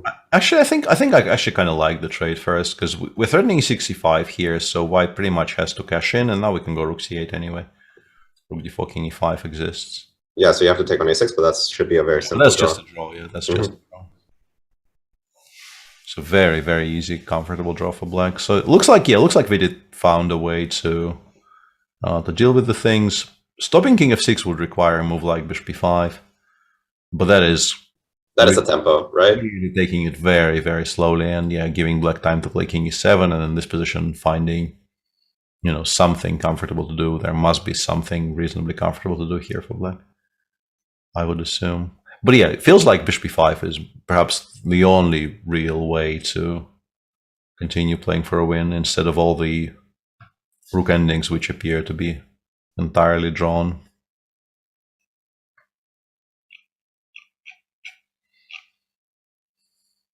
Sam did play 92. He is. He did play it. Yeah, I mean, he clearly wants to continue the game. I don't know if he believes he's still better, but he is. I don't know if it matters. I feel like Sam in many cases is overconfident. I think the first round that he played against Bacro gave me that impression where he kept playing the position like he was doing okay, but he wasn't actually okay in that position, but just tried to keep making chances. Yeah, just in general, I think he very much belongs to the school of thought that it is never a mistake to continue playing instead of accepting some kind of a forced variation which leads to equality, even if you're not better. And it is a wide game against the quote unquote outsider of the group. Etienne is a very, very strong player, but he has been helping MVL, I think, these days more than he's been actively playing chess. So not as active as he used to be, and his rating sort of indicates that he obviously is a much stronger player than 2635 that is displayed on the screen, at least historically. Like he. No. This is just wrong. I refuse to believe he's 2635. It's some typo. It's obviously 53 at the very least. He's having a terrible year. 35. It's 2635. It really surprises me. Yeah, it's one of those things. Like I at some point, and it will feel like I'm dunking on him, but I'm doing the exact opposite. Like I think when I got to Riga, and also like before people make this joke for me, I am myself now, very, very far from any kind of elite level. So I'm not, speaking from any kind of moral superiority position here. But every time I see, let's say, Ruslan Ponomarev in a tournament now. And I think I got to Riga, and there he was playing in the Grand Swiss, rated I think 2610. And every time I walk past his board, and I think this is some kind of a really weird typo, because there is just no way that this is his rating. Because like in the world I live in, Ruslan Ponomarev is one of the strongest players in the world. I respect very, very few people as much as I respect him as a chess player. Fantastic World Cup record, just like a legend of the game. And it just doesn't compute for me that he can be rated 2700. Yeah, what he is rated right now, but he obviously is nowhere near as active as he used to be, and is now.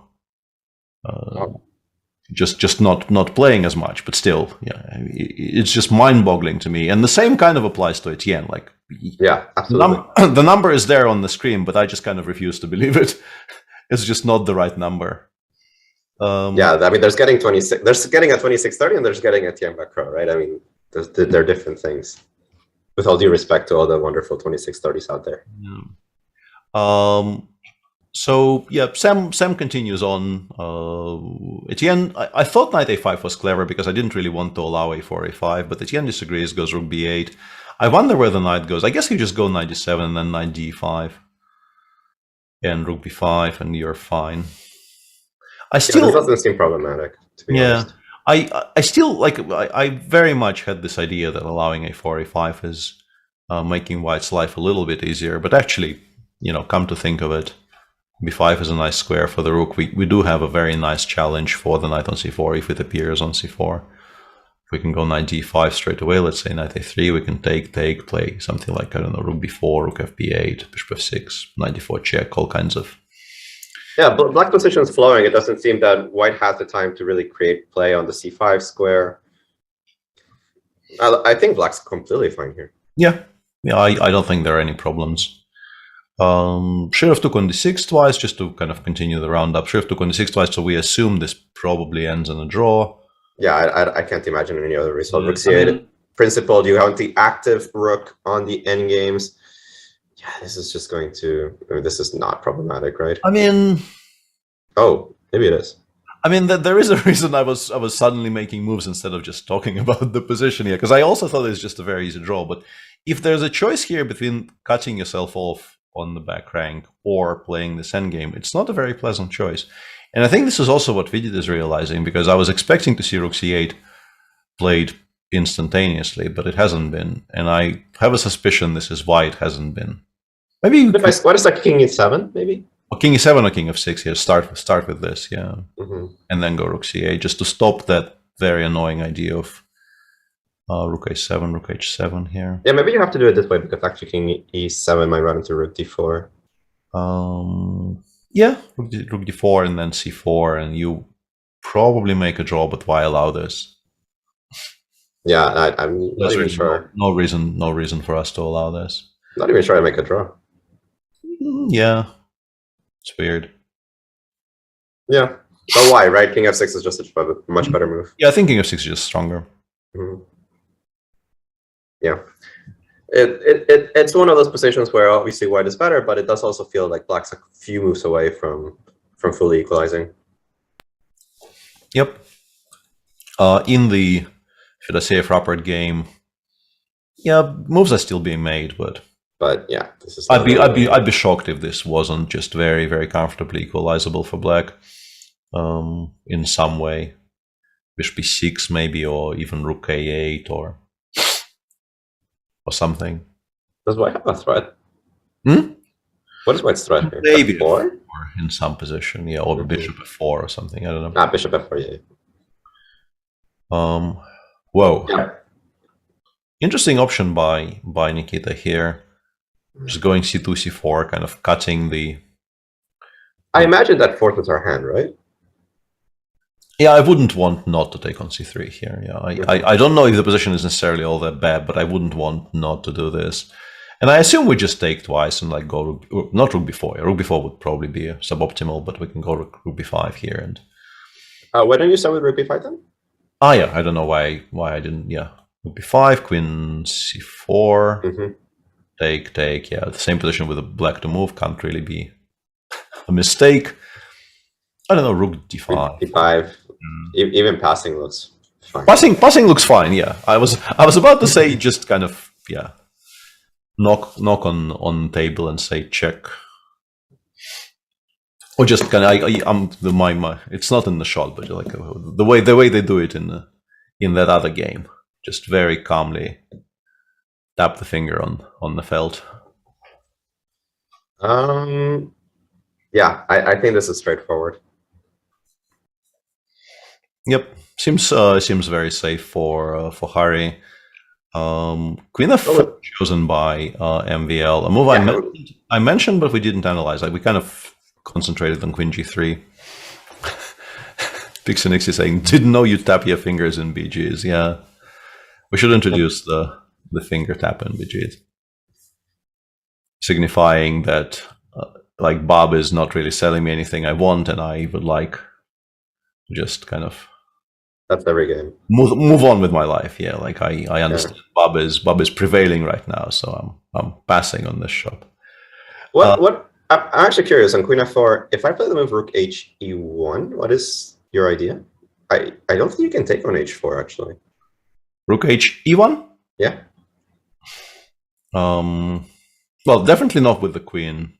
Right. But also not with the rook. Right? Probably also not with the rook, right? Oh, I was thinking G3, but yeah, that's quite clever. Yeah. Yeah. And then Knight F5. Even though, you know, like, how bad is this? Probably quite bad because Rook H1, right? You're still the elite player. This is very complicated. It looks bad. I don't like the king safety here. King of B1 is just very safe. But I'm also wondering if, you know... Yeah, something like more direct. If this works, it might even be stronger, because these pieces suddenly look very, very misplaced while we're kind of getting mated in the center, so... Yeah, Rook H1 looks like a very solid option. We're also sort of dealing with the threat of B5, B4 by introducing the idea of 95. I don't know if it works, but we're definitely saying you will at least have to calculate this. Maybe Queen G4 for now? Sidestepping some forks and also putting an extra eye on the e6 square. I think I'm a little concerned at moves like knight f3. And I'm starting to wonder what all your pieces on the king side are doing. Yeah, that is a very fair point. I want to play like rook d4 and I don't know. I don't have like a clear thought process here, but I start thinking that I can hit your pieces kind of easily, and I'm not sure what your threat is.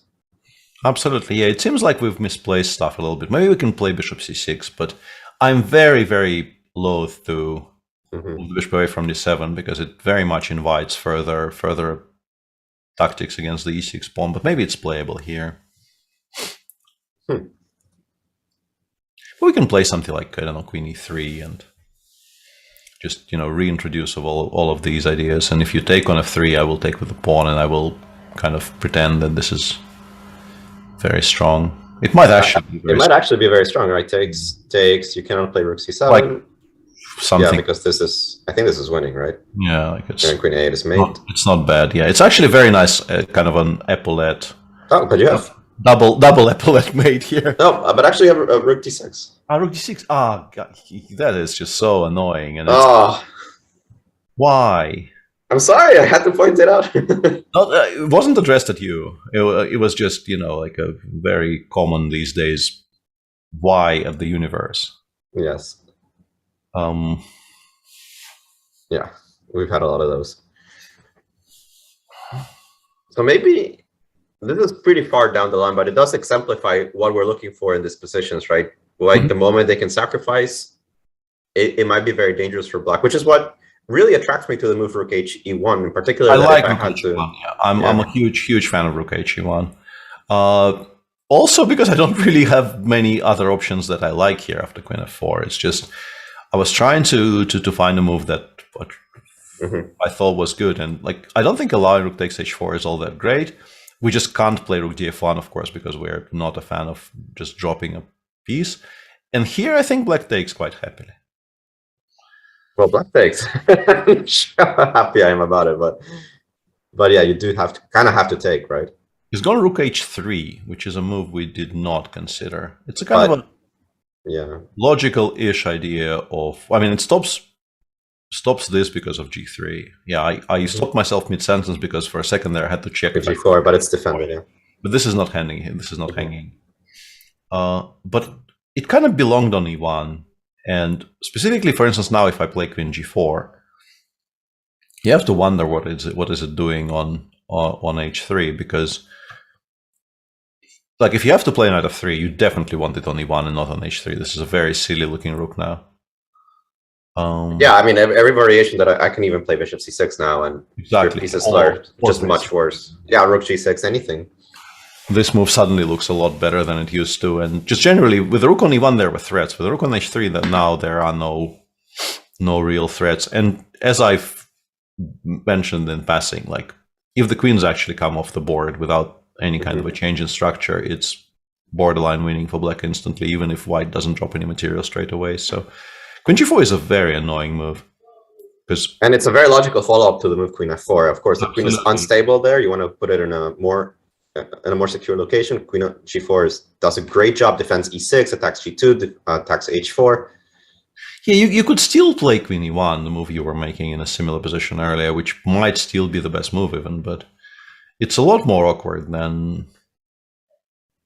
Is it the same position though? Hang on, it's the same position. We had this position.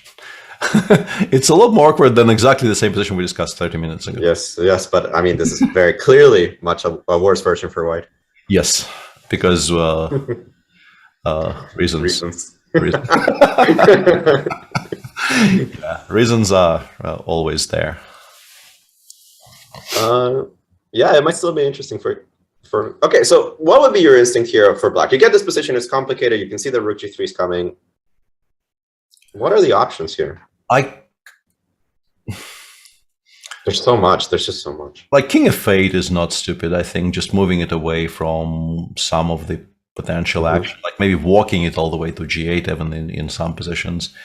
I'm kind of interested in the idea of rook g6 just to stop rook g3 and reinforce the threat of queen takes g2, but I don't know if it's all that great.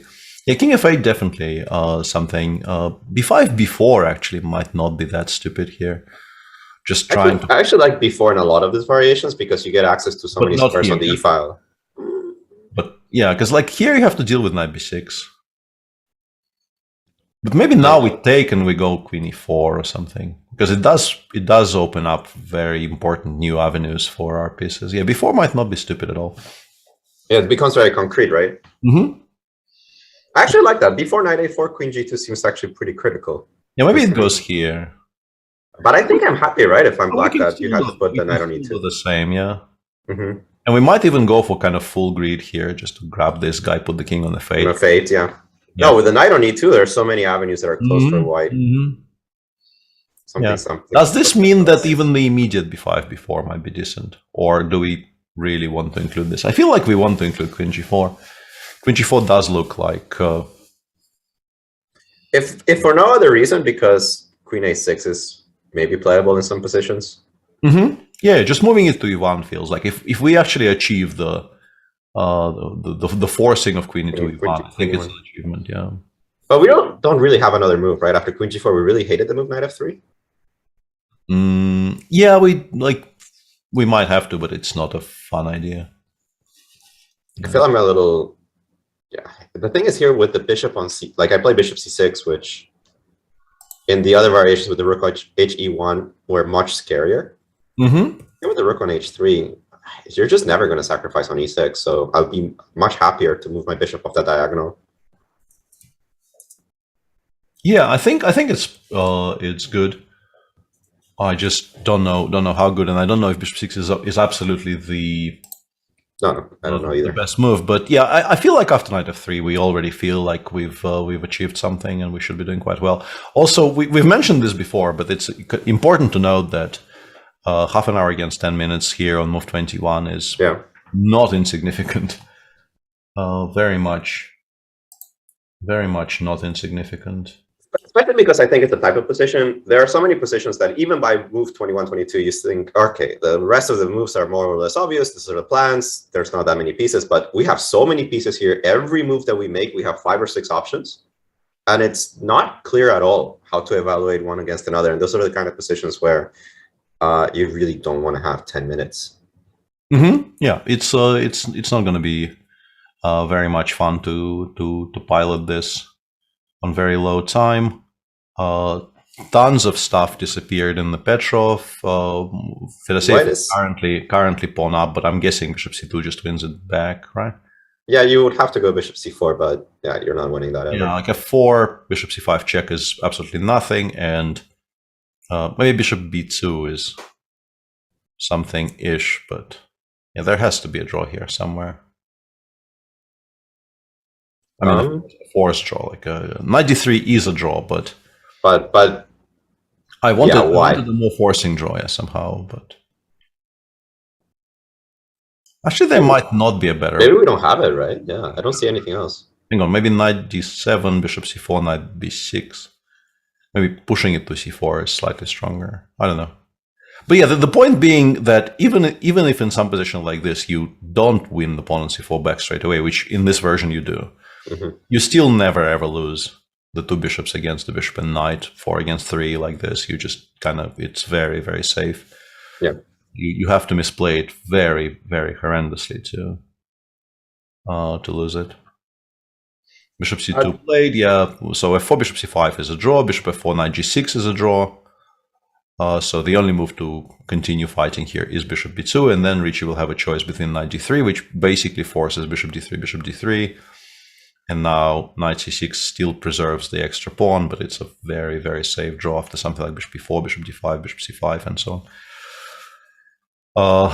Yeah, I think that's probably the easiest. Just go knight d3. I think I'm even in time to go, wait, like knight c6, bishop. Can I even go bishop c2 right there? Knight d4, bishop d1, and then bishop c5 next move, right? Yeah, yeah, good point, yeah.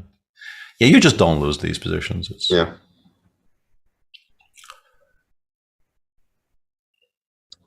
FIDE does actually go for the immediate rook c8 in that game. Yeah, interesting. We'll get to that. We'll go back to it, yeah.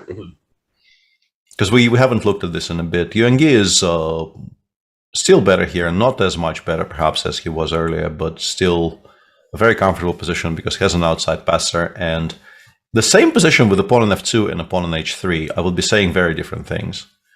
But because white had to weaken the king side like this, we know black is entirely untroubled, and the question is if maybe you have some advantage, but I don't. Doesn't feel like a lot though. No, doesn't. Compared to the variations that we were looking at with b5.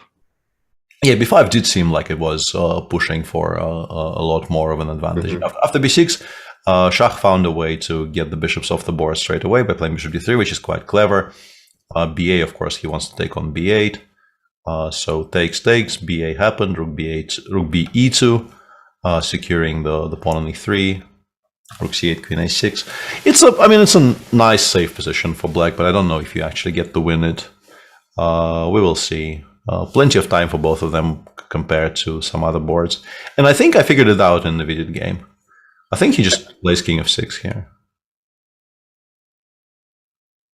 I think I worked it out. He just goes king f6, rook a7, h5, right? And what if I start with a4?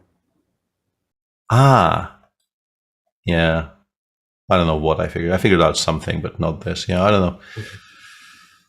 The point, of course, being that here we lose the pawn on e4, and yeah, this is a one you might lose.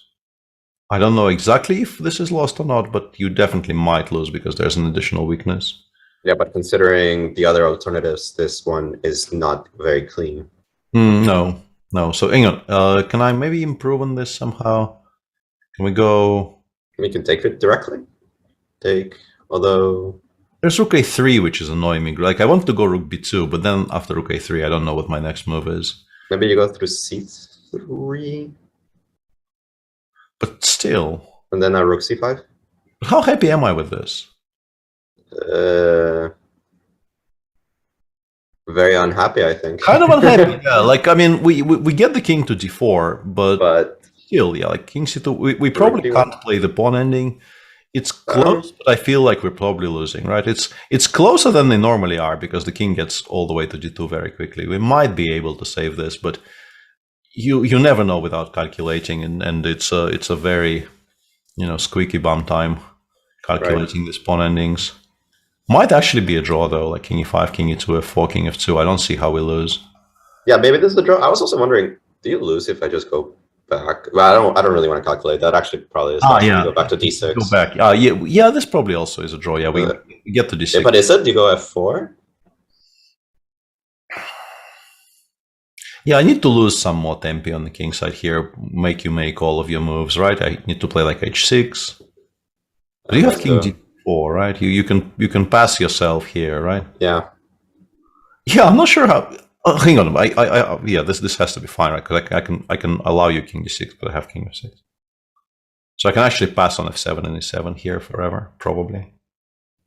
Even if I get my pawn to g5. But how do you get your pawn to g5? Play g4. Step 1. Wait up. But on g4 you'll go g5 yourself. Yeah. Yeah. Probably a draw. Probably a draw. Yeah. Yeah. So yeah, there are options, and the feeling has to be that black probably doesn't lose very many. Like, of all of these options, I'm not even sure black loses this one, to be honest. Right. Because you can play something like, I don't know, rook a1 check, king h2, rook e1, rook b5, e3, and there's probably enough counterplay. That being said, I like your solution of king f6 much better than I like the solution of FIDE. It feels like I'm down a pawn everywhere. Oh yeah. I think king f6 on the previous, like we were playing it here, right? Yeah. Yeah, that seemed like a reasonably straightforward way to. Maybe he didn't like rook c6. I don't know, rook d8, king f1 or something, but yeah. But I always have rook d2 here, right? Yeah. You have e3, yeah. E3. We shall see. MVL in the meantime played rook c5. Rook c5, rook e3. That's cool. Yeah, rook c5 is a very logical move. You want to include the rook in the play, and yeah, if it gets to e5, you're very happy. And Predke obviously agrees. Plays rook e3 straight away. Says no way. I'm not letting the rook reach that wonderful square. b4 is actually potentially very critical here. My point being that knight a4, rook a5 looks risky. I mean, there's still sacrifices in the center, but it looks like, you know, you're now very committed to giving mate, because otherwise you're probably dropping a lot of material. Well, we've been happy to sacrifice stuff throughout the broadcast, so yeah, let's go knight a4 and sacrifice it. Actually, knight e6 maybe?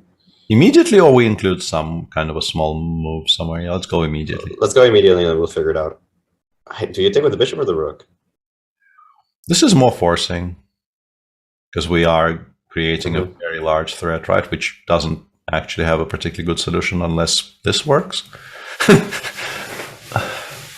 No belief. The point of my sacrifice was that in this position, queen f7 is actually, and queen c8 are, I think, just legitimately decisive threats.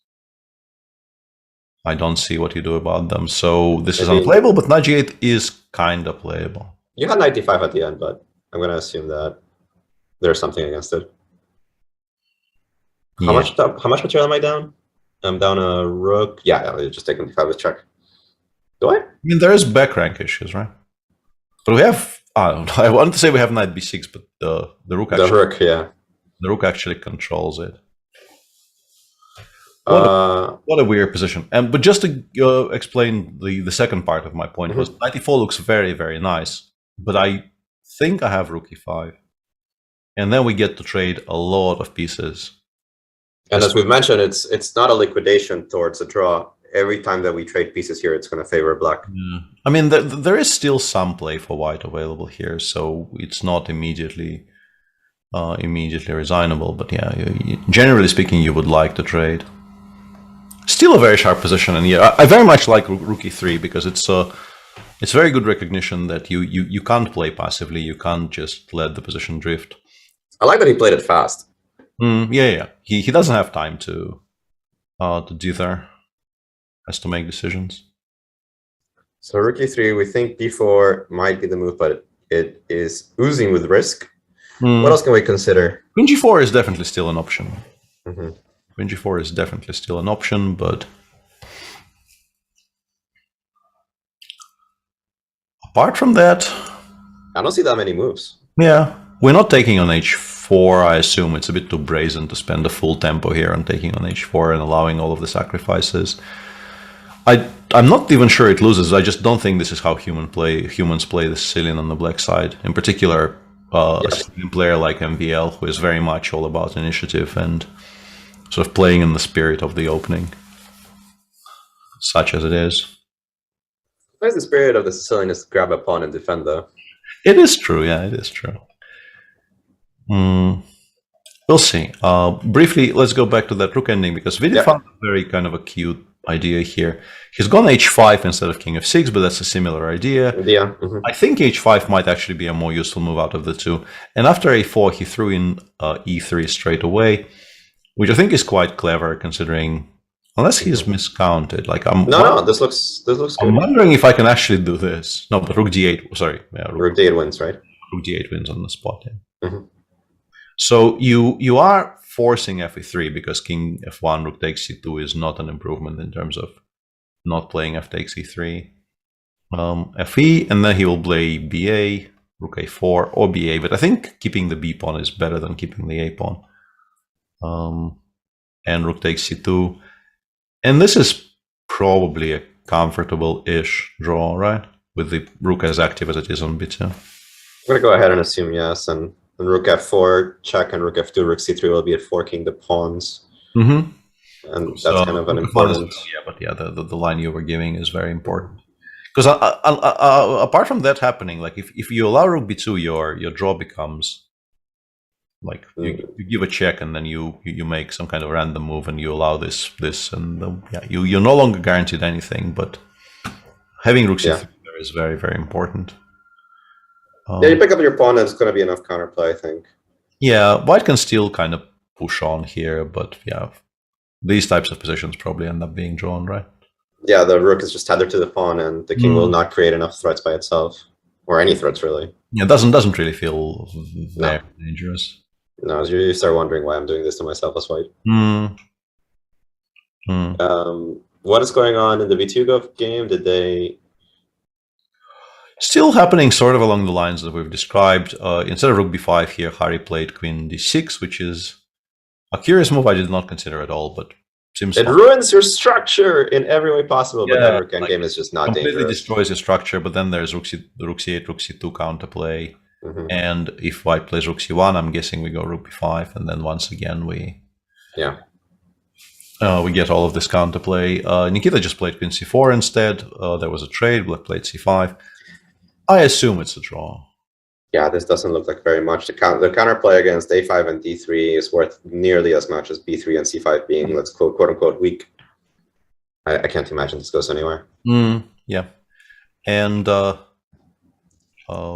think we should probably actually stick with the Sicilian unless there's some kind of breaking news on other boards, because I don't see any. And we do have the move queen g4 played, which we considered in the previous one. Actually, when you look at it logically, maybe I would have liked to play queen g4 first, just so that the rook is kind of on the other side. Huh?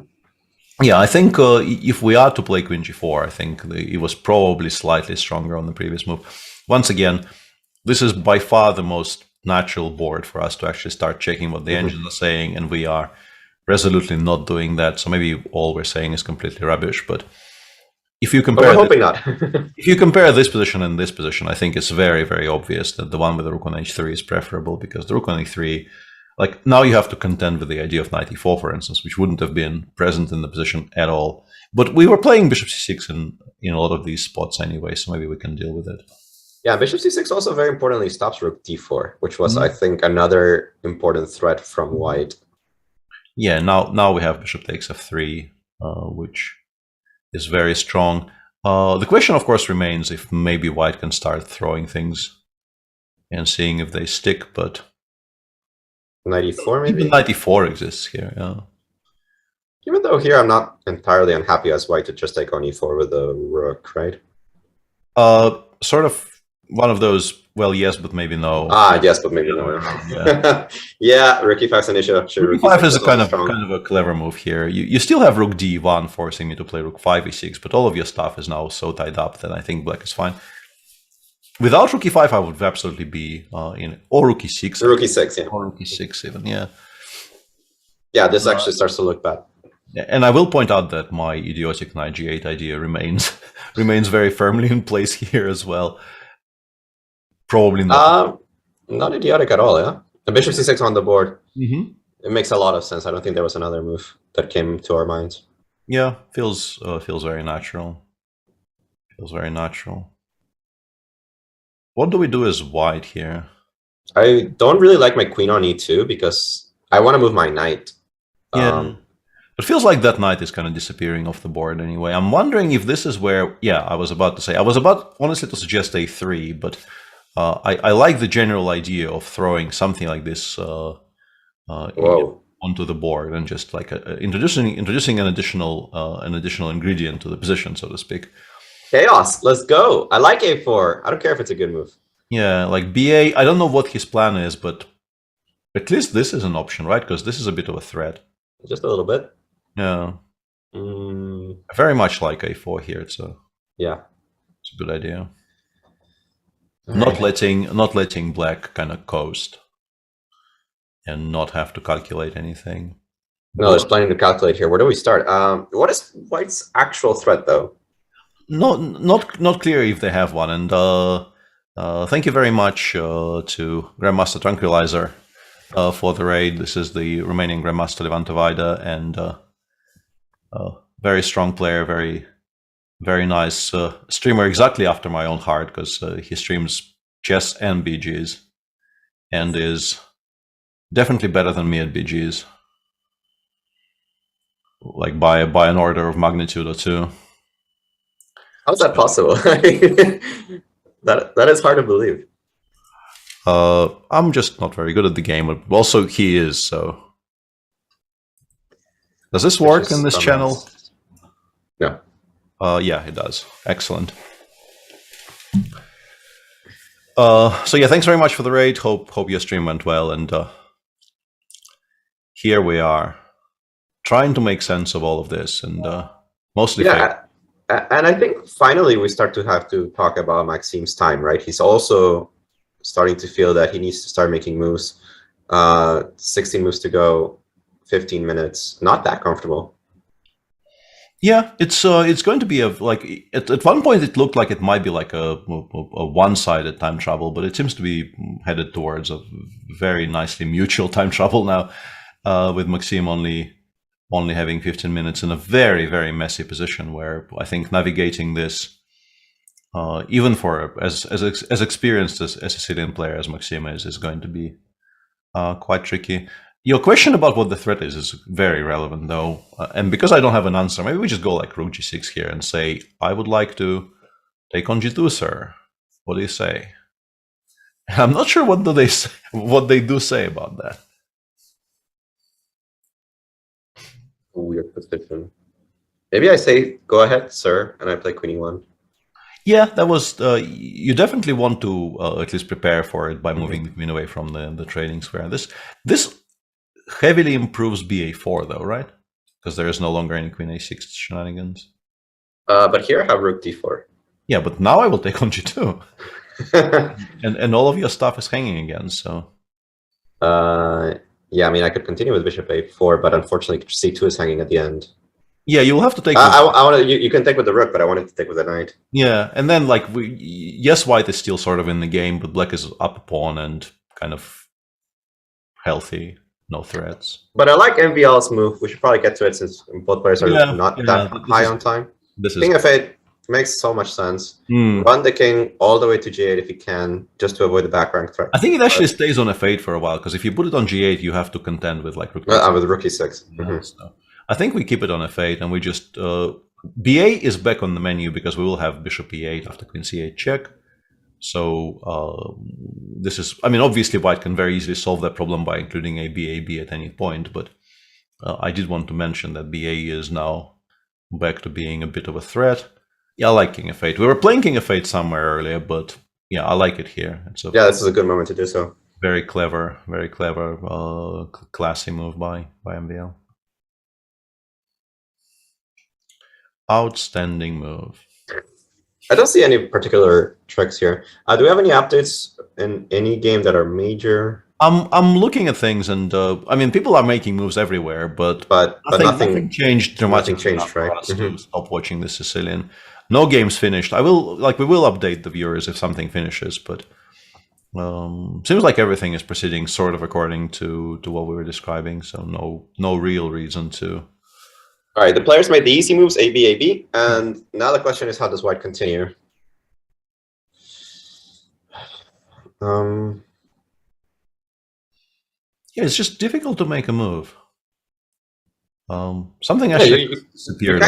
You kind of feel that I should have an easy move to make here, but this queen on g4 is mega annoying. Very, very annoying. And actually, we haven't updated this in a bit, but this game actually has been finished for a long time. Yeah, we knew it was going to end in a draw, but yeah, Anish does make a very comfortable draw against. I mean, Tabatabai today continues being in the lead in his group, and yeah, everything else is seemingly still running. Is it? No, I'm missing. No, we're missing a game. Yeah, something and then in a draw. Missing one more draw somewhere. Yu Yang actually drew against this actually, yeah, okay. I thought he was still slightly better, but apparently not. Because yeah, I thought, how is white supposed to proceed here? Because I'm not sure how comfortable of a draw this is. With rook a8 to follow, I would be somewhat reluctant to enter this with white. And if you don't play this, and if you have to play something like, I don't know, queen d2, why wouldn't you continue with black? You go a5 and you continue. Like, it's a free roll. It's a weird moment to offer the draw because I don't feel you're ever worse. There's no risk, yeah. Right? There's no risk, but let me just briefly check, because I could also do it here. I don't know why I'm. Oh, okay, yeah, that explains it. Apparently, you can just go rook e1, rook g1. I was so scared of rook c2 that the idea that you can just put it on g1 and then there is counterplay against the d5 and a7 pawns escaped me. All right, I mean, I can understand that. It's still to me a weird draw offer. A little bit. Whoa, and suddenly more games disappear. It's like what's happening? Everybody's drawing in the last couple of moves. Okay, we did expect the 2-go of Hare Krishna to not really go anywhere. That game has finished in a draw. Yeah, this is also a draw. Obviously, after rook takes d3, like the entire queen side will now disappear. Like something like rook c6, check, rook d2, rook a6, rook b2, rook b6, and yeah, it's not very much is happening here. Very understandable draw being agreed in this position. No real shocker. So we only have 4 games running.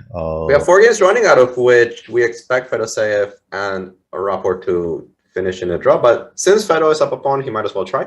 And our attention will probably be focused on this game, Predke against Maxime Vacher-Lagrave. Every single game of Pool D has been drawn. And we're 7 out of 8, yeah. But this one might actually finally break it. Yeah, buck the trend. And there you have it. The current situation in all of the 4 pools. The Group B, where Giri is leading, both games were drawn today, so very much status quo being preserved. And status quo in Group B is Anish on 3 out of 4, Nikita on 2 out of 4, and 2 people on -1.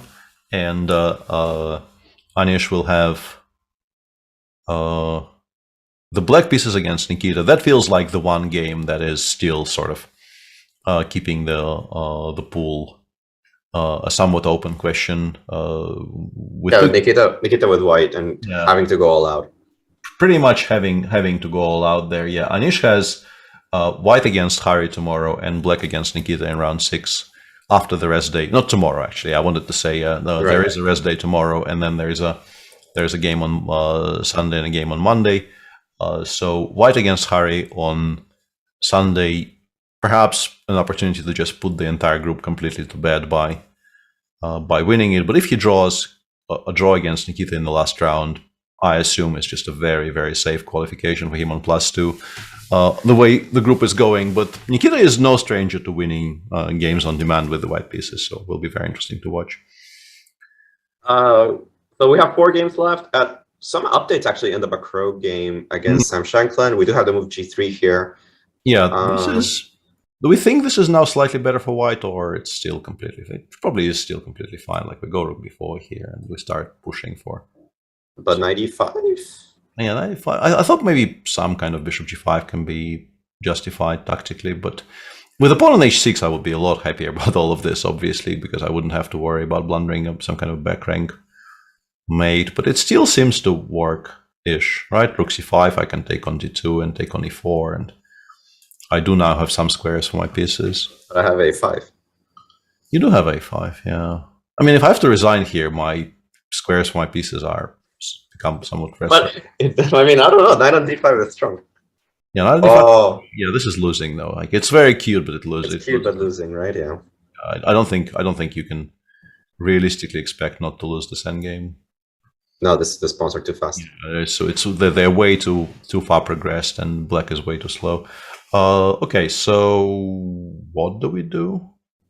Rook b4 has been played in the meantime. 95 does look very, very logical, trying to get it to either d3 or c4. Also some time pressure here for the French player. Actually, knight c6 is by far the biggest threat, right? That just wins. Trying to straight up capture it. Yeah, and Etienne left himself 5 minutes for 13 moves, which is not panic stations, but not very pleasant either, considering that Sam managed to sort of keep the game afloat and keep asking questions. I'm slightly surprised that Bakro exchanged his knight on c6 for the bishop, for the dark square bishop.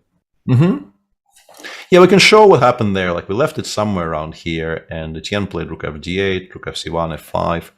Sort of understandable, trying to take some stuff off the board. White pretty much never wants to take on e4 with a knight, giving black. Black really only has one poor light piece here, and that is the knight on b6. And yeah, giving it the d5 square is unthinkable. And after fe4, yeah, it's kind of curious that Etienne, for a number of moves in a row, kind of avoided the idea of playing e5 and then knight d4 check, which was, I think, quite logical. And I think he's drifted into a somewhat unpleasant position. 95 on the board. 95 on the board, and yeah, you no longer have any kind of comfortable equality. This is I assume there is, because I can see the thermometer, but I don't. I see it. Maybe Yeah, the thermometer's not working. I think it's just not caught on yet.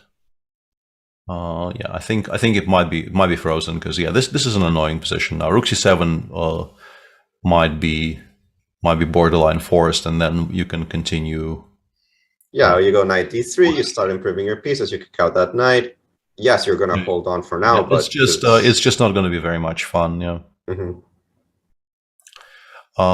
And having said that, like this is still, and by this point, I feel entirely justified. And this is another tradition of this show when we do it with Jan, just calling something a Marshall compensation.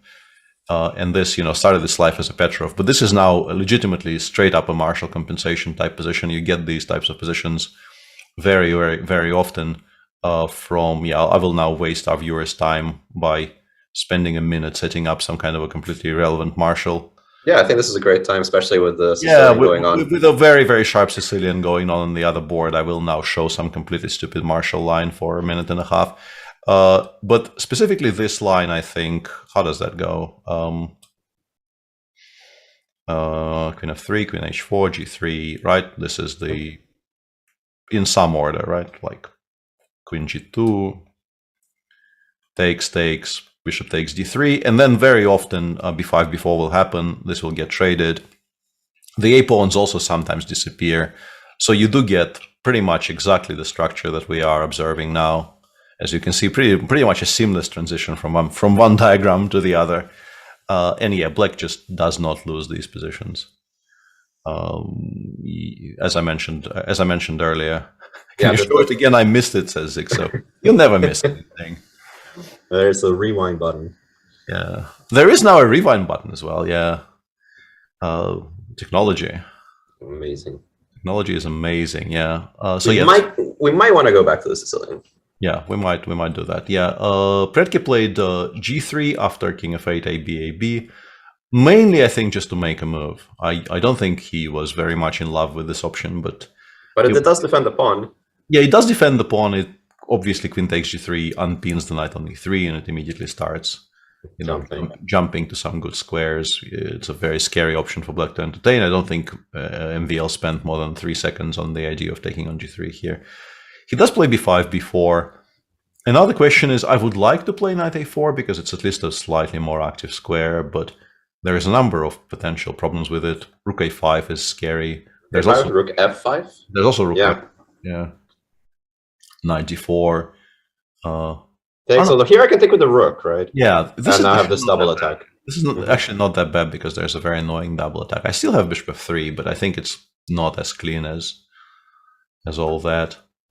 So I'm guessing he probably means rook a5. And the knight is in trouble. And you can... Yeah, he goes knight a2. I thought maybe I will find some tactical solution here, but the more I looked, the less tactical solutions looked appealing. So he ends up going knight a2, and knight a2 is obviously a concession. All right, but how do we exploit this concession? Because, I mean, I'm just saying knight b4 is actually a threat. No, it's not a threat. I have queen on g4. What's going on? This queen on g4 is the whole point. Yeah. I mean, you would like rook f5 is the move you would most want to make here, but knight d4 is a very good reply. And yeah, there is now a rewind, specifically 2 minutes button on Twitch, Young Shaman.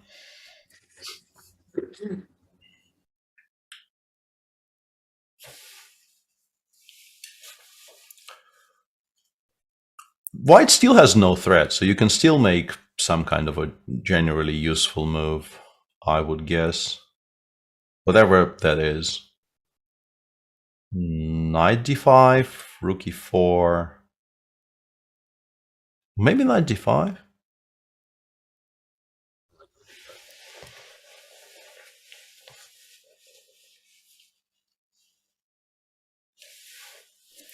And by the way, that rook f5 line. Okay. I know we kind of gave up on it kind of quickly. Mm-hmm. But you take bishop f3, you mentioned this. Mm-hmm. Because with the knight on a4, it didn't look as great. But with the knight on a2 and the bishop defending b4, maybe this is just a bit too passive, right? No, I'm pretty sure. The issue for me is that I take on a5. You want to take on a2 or? Yeah. And then, this is because your knight's trapped on h6. Yeah. This is very good, and like some kind of a position like this might just be very, very bad for white with Knight e4 and bishop d6 coming. Yeah, the king side probably is just going to disappear in smoke. It feels kind of like you're selling out a little bit here by playing rook f5 and trading so many pieces, but the resulting endgame is still very attractive. What about this move though? Like it's very concrete. If rook e4, I want to just take on g3. I want to start cashing in. Can you cash in with queen e4? I didn't think so, right? Because I have knight takes. You have knight c3 defense, yeah.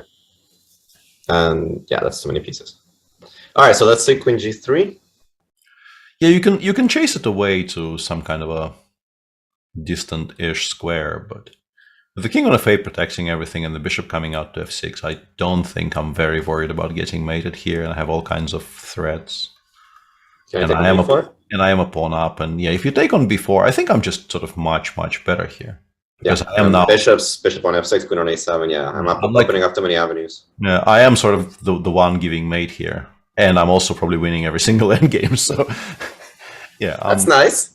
Yeah, that's why we play the Sicilian, right? Yeah, I'm not disappointed about how things are going here if I'm playing black.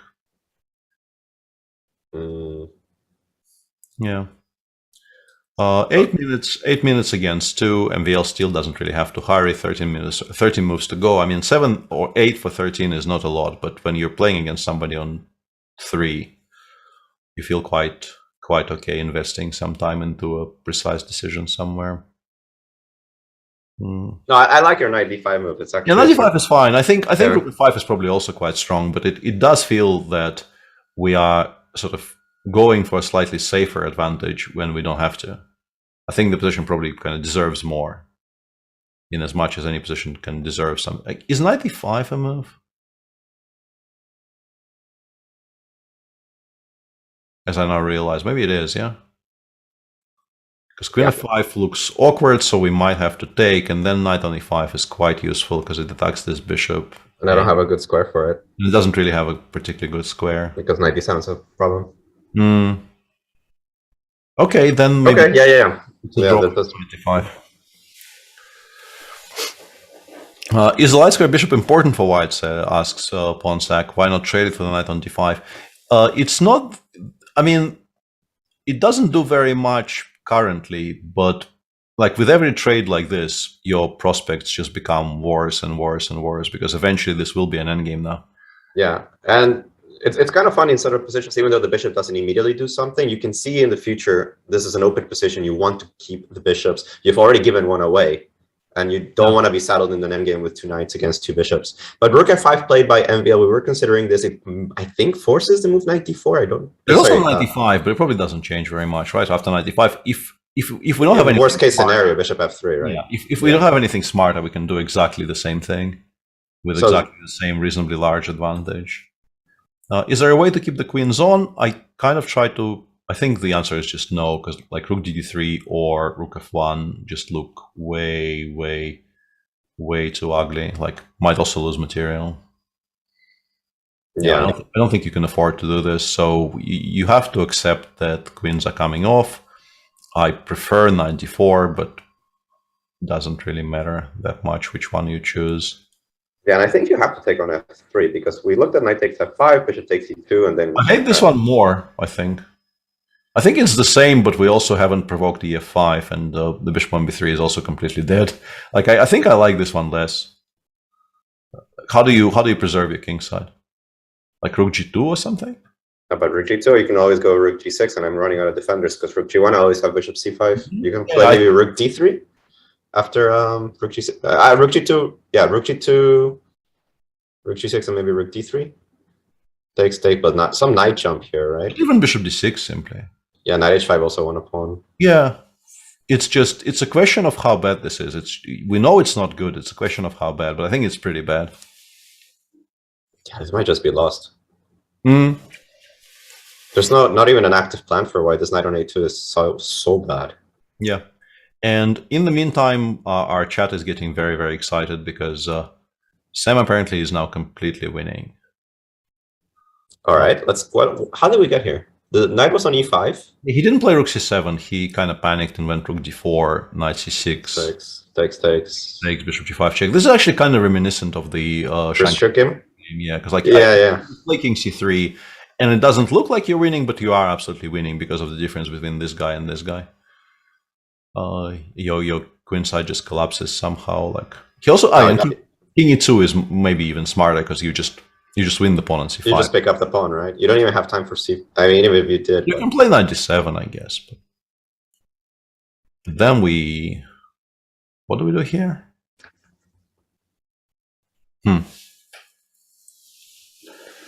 Not sure actually. You could play rook d1, rook d6, maybe. Yeah. Yeah. And if knight f6, we can go like check and rook a8. Rook a8 or like maybe e5. Some kind of e5 ideas because knight d5. Rook takes d5 just wins the game immediately. Yeah, this looks really nice for Sam. And that would give him the lead in the group, right? If you win. Yeah, because the other game was drawn, and he'll be on +2 ahead of Dmitry Andrenkin on +1. Yeah, and of course c4 a5 is the reason you can't do that. Yeah, 97 like optically looks like you might be still okay, but rook d1 is just crushingly strong. If I could be in time to play king g8 e8 here, maybe you could save the game occasionally, but king f8 straight up loses a full piece to knight d8, so not playable. Not a playable move. So yes, it looks like Sam just needs to find rook d1 here to really kind of cement the win. And some things happened here. Yeah, but I just could not figure out how we got to this position. How did we get to this position? What? No. No. It was definitely not. I guess he went rook e6. Yeah, he probably went rook e6. Because what we have on the PGN is that it says rook e4, which would definitely did not happen. I currently can't really figure out why fe6 is not winning, but MVL found the other way to do a similar thing. Bishop d1, rook c7, and bishop takes c2. And I guess Prix just resigns now because the rook actually escapes from. It's a very cute move. King c2, rook c5 check, or bishop c2, rook f1 check. And then we take on e7, and we are 2 exchanges up. That's a very cute move. Bishop c2, that's so nice. Yeah, so I guess, I mean, fe6 also looks like it might not be enough for white in some position like this, but MVL correctly calculated that bishop d1 just wins cleaner.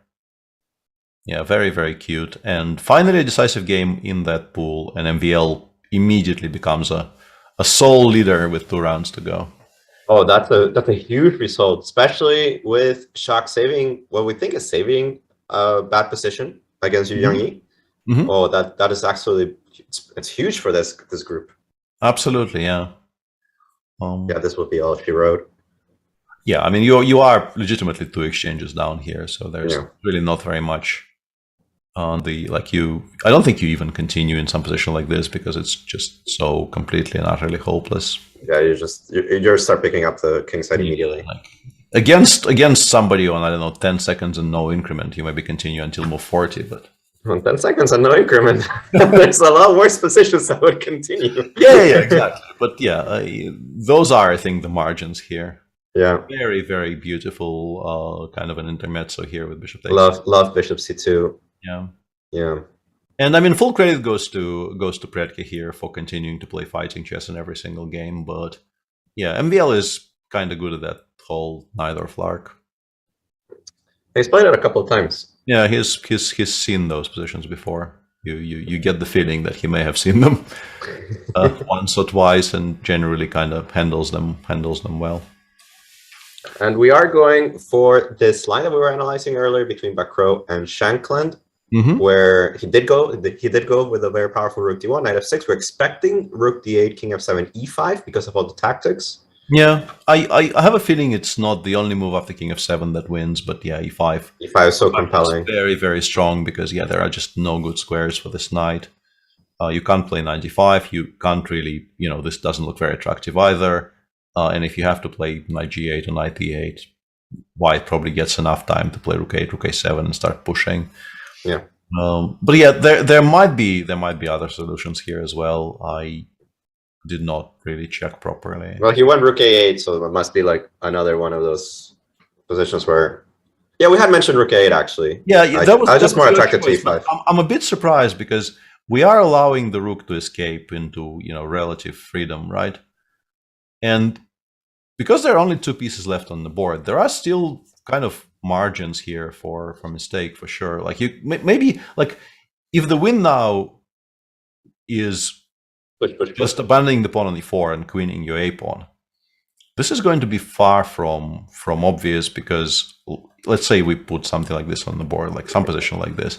You have to spend a tempo on rook a8, then you have to play a7, then you have to play rook somewhere. In that time, black will play either c4, c3 and threaten to play c2, or black will play something like knight c3, knight b5 and attach themselves to the pawn on a7. It's very easy to imagine how this is suddenly not all that easily winning at all. Yeah, the big difference is that knight activity, right? Okay, so we go knight e5. I think he played king g6, and I'm trying to figure out why he chose with king g6. I think maybe rook b3, knight e5. Knight e5, yeah. Yeah, this king e7, rook takes. Yeah, this is a better choice. Even though, like, even this position, I would be like, it requires calculation. It feels like white might be winning, but I wouldn't know straight off the bat here. King g6 is a very clever move, though, to just avoid these variations. Just trying to run with the king and then pick up the pawn on b3. Because we don't have a lot of options here. Yeah, and chat also informs us that rook a8 now is +1 compared to the +3 that was e5. The e5 position. Yeah, and that makes sense. Yeah, it does seem like a somewhat missed opportunity by Sam, but he's still better, and he's still, I think, a very solid endgame player. So we'll see how that develops. And in the meantime, there's also this endgame, which I think, frankly, is probably about to disappear, because this is very, very non-moving, a very non-moving structure. So even if you avoid the perpetual by playing like king f2, g3, h2, you don't really have any way to progress if black just passes on the b file. There's just nothing you can do. So I think they're just repeating now, very likely, unless Sheriff wants to play king d3, rook g2, b5, which is not the craziest thing I've ever heard, but c6. Yeah, because it does generate some threats. You still have a pawn. And it also is completely risk-free, so I think he probably does play king d3 if you ask the question. Should be a draw, but why not? I guess something like this just makes a draw, right? We just start our own counterplay on the king side, which should be distracting enough for white. But I mean, yeah, because you don't have rook g6. Right? You definitely continue, though. Yeah, I think so. Definitely continue here with white. I'm not entirely sure how easy this is for black, to be honest. Exactly, yeah. Like I thought it was going to be just a very, very straightforward draw, but I don't think it is. It might still be a draw, but it's not what you'd describe as straightforward at all. Yeah, king d3 played, so there's still something in this game. And Vidit has 250 on the clock here to decide just how safe he believes this is. You can also start with g5, actually, which might be an improvement. Oh, I like g5. That's a very clever move. hg, rook g2, b5, rook g5. Yeah, this is a better... Like, it's actually the same position. What am I talking about? It's actually the same position. And against... Yeah, no. Once again, we have 2 evaluations for... And once again, this one is the worst version for white. Yeah, very much so, yeah.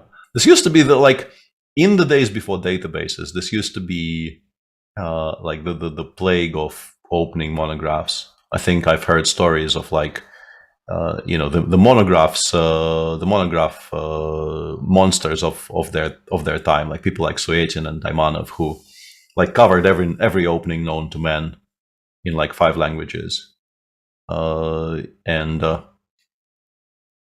People who paid attention to those things said that very often the same position would be covered twice in a book because there's some transposition. With different evaluations. Yeah, with strikingly different evaluations. I mean, we're kind of laughing now, but I can very easily see how that happens. And it's only because these days you can just check if you've seen this before that we all avoid those things. Actually, Right. It's easy for us. Yeah, there's a button on ChessBase that lights up. It's like, oh, is it on the file? You just click. Exactly. Yeah, you can press like Control F7 or whatever the button is, and it tells you. It tells you if this is transposition.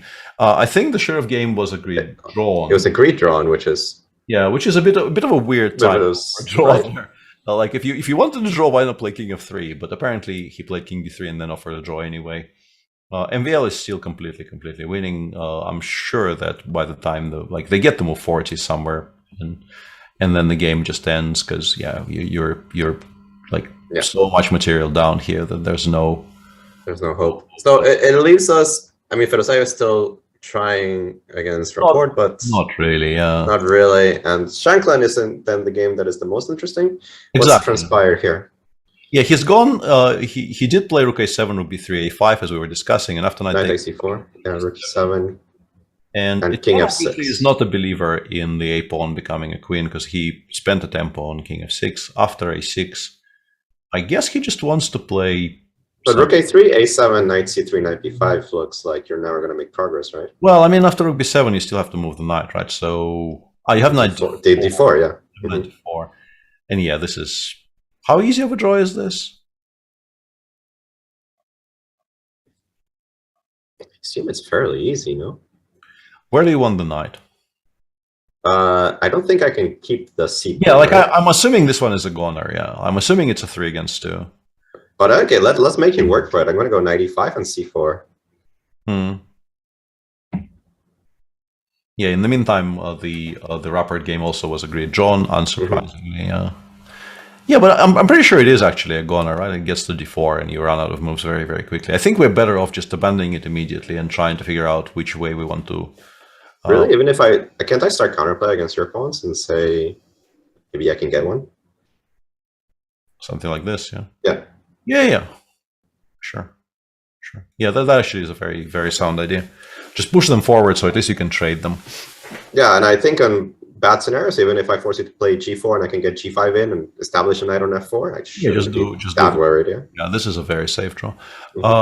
Okay, but maybe there's something even stronger. Can we? Because I'm wondering if I can actually. No, but Rook E8 is a threat, right? We can't. Yes, we can't ignore it. Yeah. Okay. So he's gone Knight C3 check first. Which makes sense. King D2, I assume. Why has he gone Knight C3 check first, though? Why is this any better than the other way? I'm not sure. Well, I mean, I could just go Rook A3 also, right? Yeah, it probably doesn't change very much. Yeah, it probably is exactly the same, specifically because of Rook A3. Forces A7. This is now a threat, so we're kind of obliged to play this. Rook B7. We can also, hang on. Yeah, this is the, wow, okay, sorry, not this. This is the draw, right? Yeah. This is a very comfortable draw. Very comfortable, yeah. So the king, if and this is why he started with this, to give fewer choices to the king, right? King, yeah. But the king can't really, like, you can play King F2, but then I assume black might have slightly more time to do things. Well, he's gone King D2. Yeah, King D2 would be a way to try to stop exactly what is seemingly going to happen here, but yeah, and I think we're going down that variation. It's a bit artificial. So yeah, this is where we are. A7. It has to be played because there's no other move. This is now a threat, so you have to play A7. I really don't see any other option at all. We play A7 played. Knight B5. You can play something like King E2, Knight D4 check. You actually lose. You can't do that. And Knight D4 is a very strong threat, so you have to play Rook B7, right?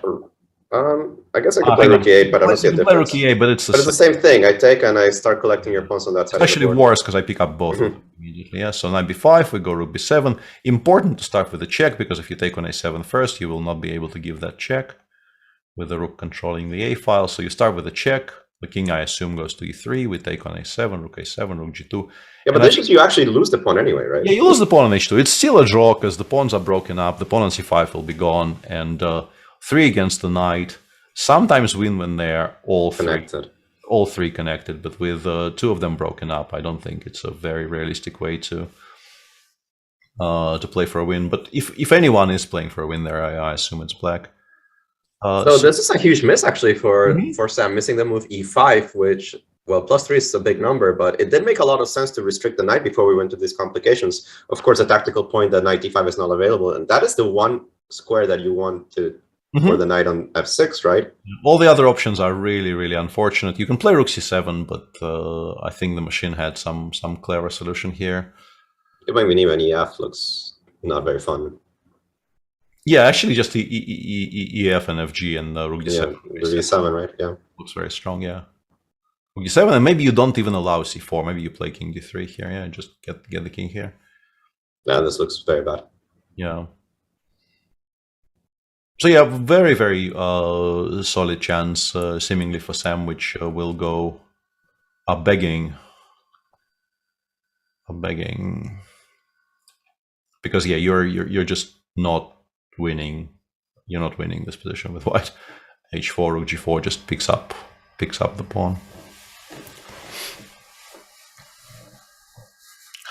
And hang on a second. The sheriff game has come back from the drawn. Some weird things are happening here. How is that happening? Well, they decided, you know what? We don't want any draws. And here we are. And here we are, yeah. So this is still continuing. We assume it's and actually somebody asked why not rook g3 check. There was a question in chat. I think throwing in rook g3 check and then playing g5 is a very, very solid improvement on what we were doing. What we were doing, yeah. Like exactly the same position with the king, like two full squares back from ideal squares. Yeah, should be just. Yeah, this one feels a lot more holdable. Yeah, like this is just it never crosses. Basically, we keep the rook on g4 and it never crosses. We get our own king to b7. Very, very comfortable draw for Vidit, I assume. Hang on. And this one probably reached move 40, and if it reached move 40, it will end. Because as I mentioned a little bit, as Jan likes to say, too many enemy. Way too many enemy here. Yeah. No, this is completely hopeless. You're just not. Yeah, I mean, you can understand him wanting to reach move 40 and then kind of take a breather and check if maybe he is missing something, but he's missing 2 exchanges. is what he's missing here. Yes, grandmasters are good at counting. Very, very good at counting rooks. Yeah, and the black has the. So this will be we expect our only decisive game of the day, right? Looks like we're very likely to have. Hang on. Oh yeah, the one game that MVL will win will be our decider for the day. So no change in any group apart from that group in which MVL will be in the sole lead, being the sole victor of the one decisive game in the group. And sometimes that's all it takes. Sometimes that's all it takes. Yeah, exactly. And no other results. Yeah. This is move 41 now, I assume, so Etienne will consider, and yeah. I'm pretty sure there's absolutely no reason in the world to play this one instead of this one. I can't imagine any. No, I agree. This looks like automatic. Yeah, like this one, you never lose, and this one you actually lose every now and again, even though we suspect it's a draw, but. Yeah, you never want to play a position like this if you have any other choice, because. Yeah, and the choice is very clear. We actually think that if you choose right side, you probably choose black, but it is kind of a dead draw. Yeah. Just some kind of a position like this, you never win because white eventually just gives up the knight in a good version, or just starts giving checks, or something happens. I'm not even expecting this to go for very long because, yeah, no. If this pawn was on f5, then yes, you definitely think about every move because you feel like it's probably a draw, but you might be able to ask more pertinent questions and your opponent might start making mistakes. But with a pawn on e6, feels like a bit of a futile endeavor. This is move 40 though, and we've been talking for hours straight, so maybe it's time to actually show some of those blessed ads. Yes, I think so. Let's get some water, maybe second cup of coffee, and we'll be right back. Yep. See you guys.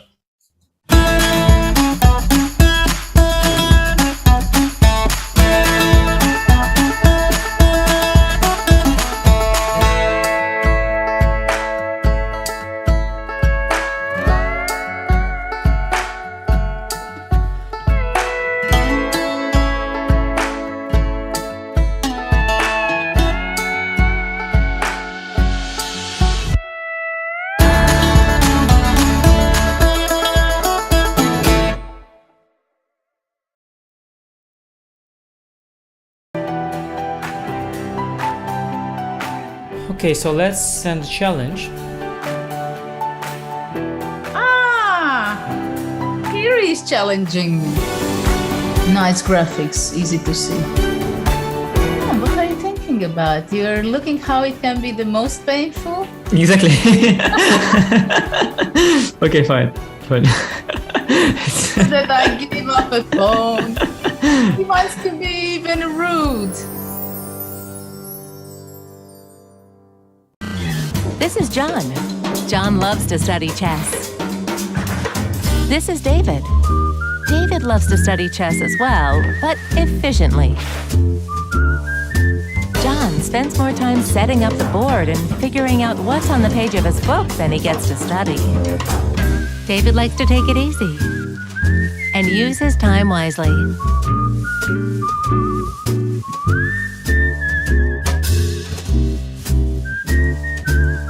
David has finished his exercise for today.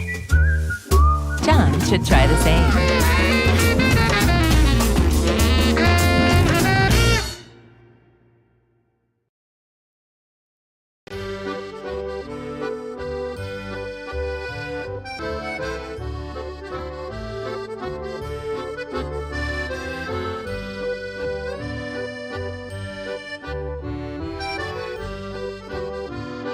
When I saw her for the first time, it was love at first sight.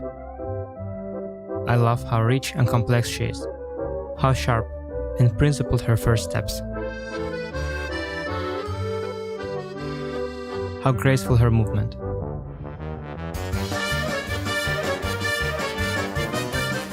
Paris is a city of love.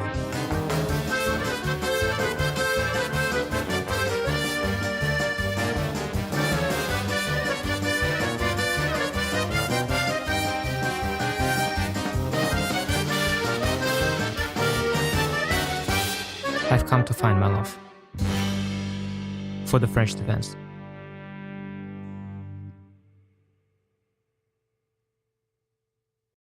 I'm ahead of the game.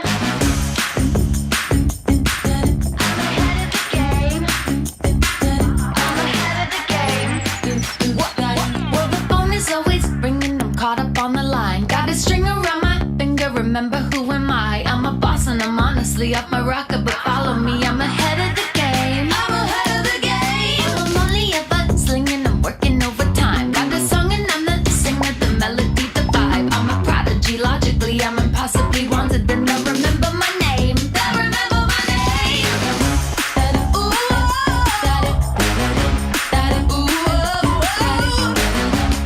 Well, I'm ahead now. I'm ahead of the game. I'm ahead of the game.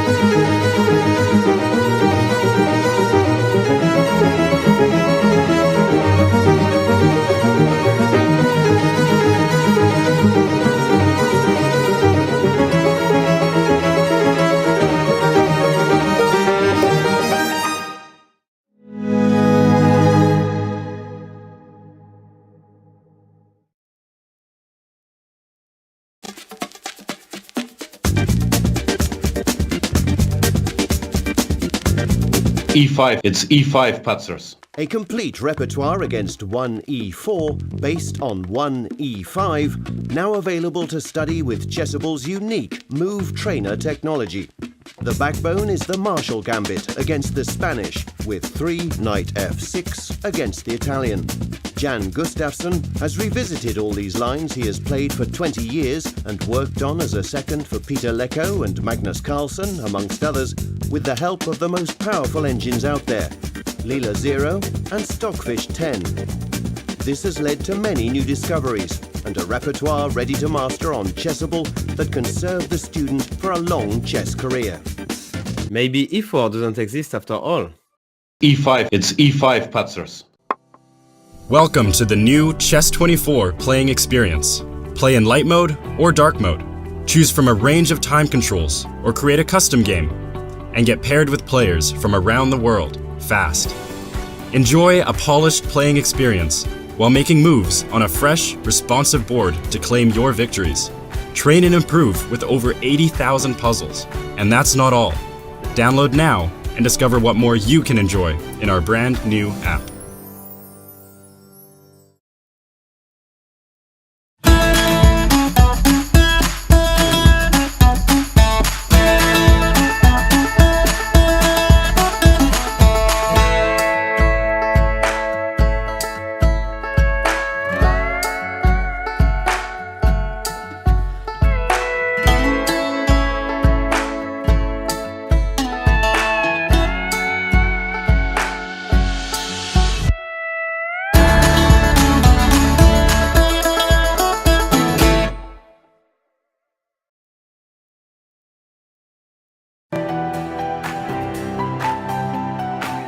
Okay, so let's send a challenge.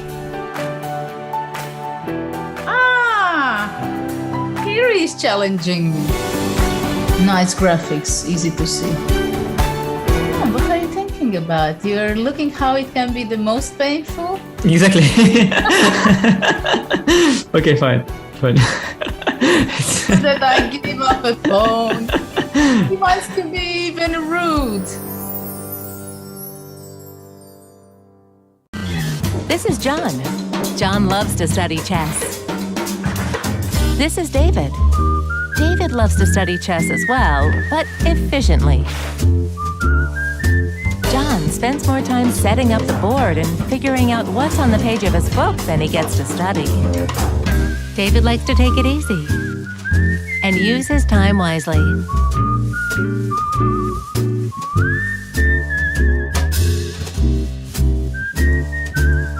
David has finished his exercise for today. John should try the same.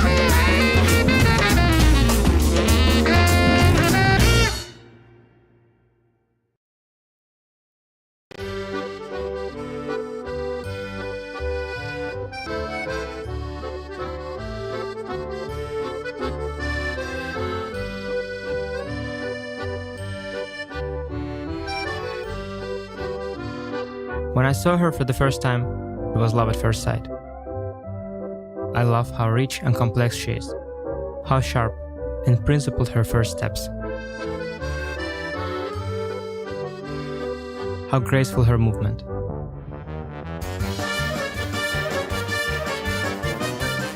Paris is the city of love.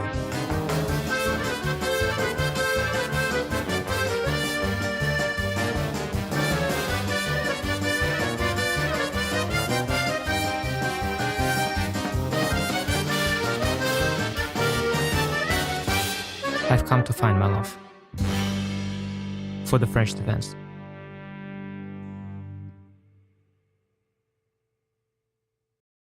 And we're back with what we assume is a reasonably, although, yeah, I'll rephrase this. With the conclusion, however long it takes, of round 4 of the Belgrade Grand Prix. So far, every single game has been drawn, including this game between Sam Shankland and Etienne Bacrot, which did get to Rook A5, and I think Sam just offered a draw with Rook A5. And Etienne was also not a huge believer in winning this position, as we've mentioned before going on break. With the 3 pawns all connected, you sometimes do have legitimate winning chances. With the pawns broken up, it really isn't very much. So this is a draw. Somehow this game is still going despite having reached move 40, but after rook b6, g6, it feels like things are about to start just straight up falling for Predke, because it's difficult to protect the pawn on g3 without losing any further material. I guess he can maybe go knight df5, but with every move like that, you're stretched thinner and thinner, and some position like this just feels like eventually things will start falling. Like knight f4, I think the easiest way is just to take on f5, take on g3, and yeah, at this point you have a choice of riches. So it leaves us with the rook endgame between Alexei Shirov and Vidit, which still has a little bit of intrigue. Of course, you take the white side, but also we think that we are a few moves away from a result. We do think that this should end in a draw. We have the move rook g3 check already on the board. King c2 we expect, because what else? And unfortunately, the move g5 actually does not quite work here. Yeah, we were giving this as a very easy draw before we went on break, but in fact g5 just straight up loses to b6 because gh, b7 followed by rook c8 is an actual queen, which you probably don't want to be allowing. And the rook on g3 is so unfortunately placed here that you just don't have a good way of dealing with the b7 threat at all. But because b6 is a somewhat thematic move, with white really only having the one trump in the position, that being the passer on b5, we are assuming Vidit doesn't go g5 here and just resign after b6. And the way to continue here is to play rook f3. We did discuss it in the break a little bit with Alejandro. You do need to have the option of bringing the rook back to attack the pawn on b6. And if white picks up the pawn on g6, you can go rook f4, attacking these two guys. And that is not going to be enough for white to actually win the game. He goes rook a3, which is also dealing with the threat of b6, but then you no longer have the move rook f4 in this position. So how easy of a draw is this? Probably still reasonably easy, right? We go rook e3? Yeah, just rook e3 and right, yeah, doesn't queen. Yeah, but maybe there's no material difference between the two moves. Yeah, the engine suggests you can play b6 now, rook a8, and just go king c3 and rook b4. I don't know what the difference is between, let's say, this position and this position. It seems like it should be the same position. Like, corporate needs you to find a difference between this picture and that picture, right? They are same. They are the same picture. So, but apparently, the way to make a draw here is you can just wait for. Hang on a second. How does that? How does this draw? I just saw it on my screen being a draw, but yeah, you just go rook d8 here, b7, rook d4 check, and that forces white to lose a tempo, meaning that in this position we actually get to the e7 square, and apparently we don't lose this pawn ending. Oh, that's a little more critical. It's a bit. Yeah, it's a bit scary though. Like, I currently am not entirely sure why we don't lose this pawn ending. I guess because king f4, king e6 specifically is a draw, right? e5, king d5. I think if you play king f6, you lose. You lose, right? e5, king e6. Yeah, I think in this position you just straight up lose, because you get stalemated on the a8 square, and then the g pawn queens with mate, right? Like king e7, king d5. Unless and this is g5. This never works. Oh yeah, this is never a draw because the king catches the h pawn. Yeah, the pawns defend each other, right? Those two protect each other. So yeah, you can't actually do it in the most obvious way possible. Maybe maybe you can, right? Maybe you can do it here. Oh no, but then you lose. Then you lose. Then you lose to promoting, right? Yeah, you lose to g6. So yeah, it probably is exactly the way I said the first time. King f4, you have to play king e6. And now this is one tempo short because we are in time with king f5, and e5, king d5 is also a very comfortable draw because white does not have the king e4 option. That being said, this is all I've calculated from pretty far away, and it does come down to a tempo. Yeah, so I guess this is coming back to something we said like 2.5 hours ago about Shirov being very, very good at playing dry technical endgames. And Vidit, I think, it very much belongs to sort of younger players don't really like dry technical endgames all that much. I think he's not bad at them necessarily, but very, very few people are as good as Shurov, and I don't think Vidit is one of those very, very few people. So Alexei clearly, gotten somewhere from reasonably humble beginnings here, and he will continue, I think, making the best choices, asking the most pertinent questions. And if the line we've just shown is actually the only way to make a draw after b6, I can definitely imagine, all those speeches. Why do I every time I am never giving a speech again? Rook 6. Actually, maybe it was a little easier than that, because now that you mentioned the g5 break, I'm wondering if we could just do it as soon as you enter the pawn endgame. Like somewhere here. Like somewhere here. And like, am I ever really losing this? I don't know. This looks scary because there's also like some mating threats, right? Like h1, I'm not even taking on e5 to her. Like I'm going to give a lot of checks first. I'll stay on the D and on the back rank, yeah. Yeah, on the back rank. Yeah. I mean, it's not like I'm thrilled with this defense, but yeah, you can have it in the back pocket, right? Like if the other one doesn't work tempo to tempo, maybe I can still say, okay, I should be able to pull this. Maybe, yeah. But Rook c6 played, and that my point is, now after King d7, like you can probably go back, but I assume you don't actually get the same endgame because we can play something like Rook a5 and just force you to commit to b6 before you're ready to support it with those moves. He goes Rook c5. Rook c5.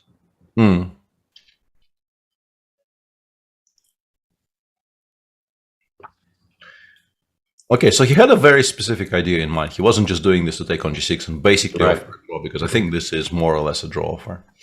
So he's doing this to hopefully get this position, right? This is the one he wants, with the king further cut off from the b pawn and the rook being at the ready to come to the b5 square. Okay, so how do we make a draw here? Yeah, I assume Rook h3 just loses to b6, right? Probably, but we can maybe play Rook e3. Force me to take on e5.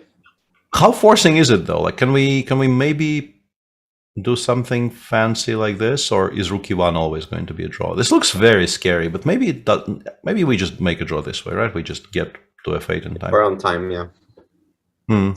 Then Rook e3 does look good, because we force Rook e5 and then we go Rook h3 to have b6, King c6. And it's very clever. That should be sufficient. But yeah, this is tricky. This is not as straightforward as we assumed.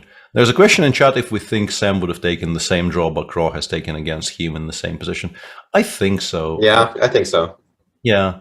I mean, and even if he would have played on, I don't think the result would have changed. And honestly, I don't think the acceptance of a draw for there says anything at all about, I don't know, the quote-unquote fighting spirit of Etienne or any of that baloney, because it's just a drawn position. So he's going King d6. I assume it's still fine. Yeah, I guess Rook d5. Maybe we even go King c7, right? Rook e5. The Rook h3 here. Yeah. Similar idea. Similar idea. That also makes sense. Yeah. Are we blundering b6? Where? Oh, we are kind of blundering b6, but maybe it's irrelevant somehow. King c5, b7, check. I want to get you to occupy the b file and then play Rook a4 and win, but you actually have a draw, right? Like, Black doesn't win, but Black also very definitely does not lose, because this would be one is pretty bad. This would be a way to immediately resign with White. So yeah, b6 we're not very worried about, and that means that the choice here is between Rook d5, King c7, which we assume is a very, very safe draw for Vidit, or Rook c6 with a repetition. And yeah, the Preki game just disappeared off my screen. So yeah, it does look like it's a 0-1. Preki did resign, actually with a very pretty tactic at the end. Yeah, that's a very more material. Yeah, very cute final move. Rook g4 check here, forcing the capture, and then taking on c4 and 94, 96, and just collecting absolutely everything along the fourth rank. But the conclusion, like after bishop takes c2, you could have really very resigned there. Very but it is an important tournament, and yeah. you want to take all of your chances. Yeah. Definitely don't want to resign. This opens up the group. Preki goes directly to the last place, and VL goes to first. This is a huge result for this group, and I'm sure that Preki was not happy with it, trying to fight until the last resource. And leaves us with one game where Vidit still has to show some accuracy, but I think he's very close to getting there. Yeah, I think king d6 is a very good indication, because I assume he realized he just doesn't need to hang on to the e5 pawn at all. He just wants to move the rook away from the c file so that the b pawn is sufficiently covered, and then the draw does become basically a formality because you get a lot of counterplay of your own. Like in this position, you're just not even worse. Like rook g5, rook h4, king d3. You can actually.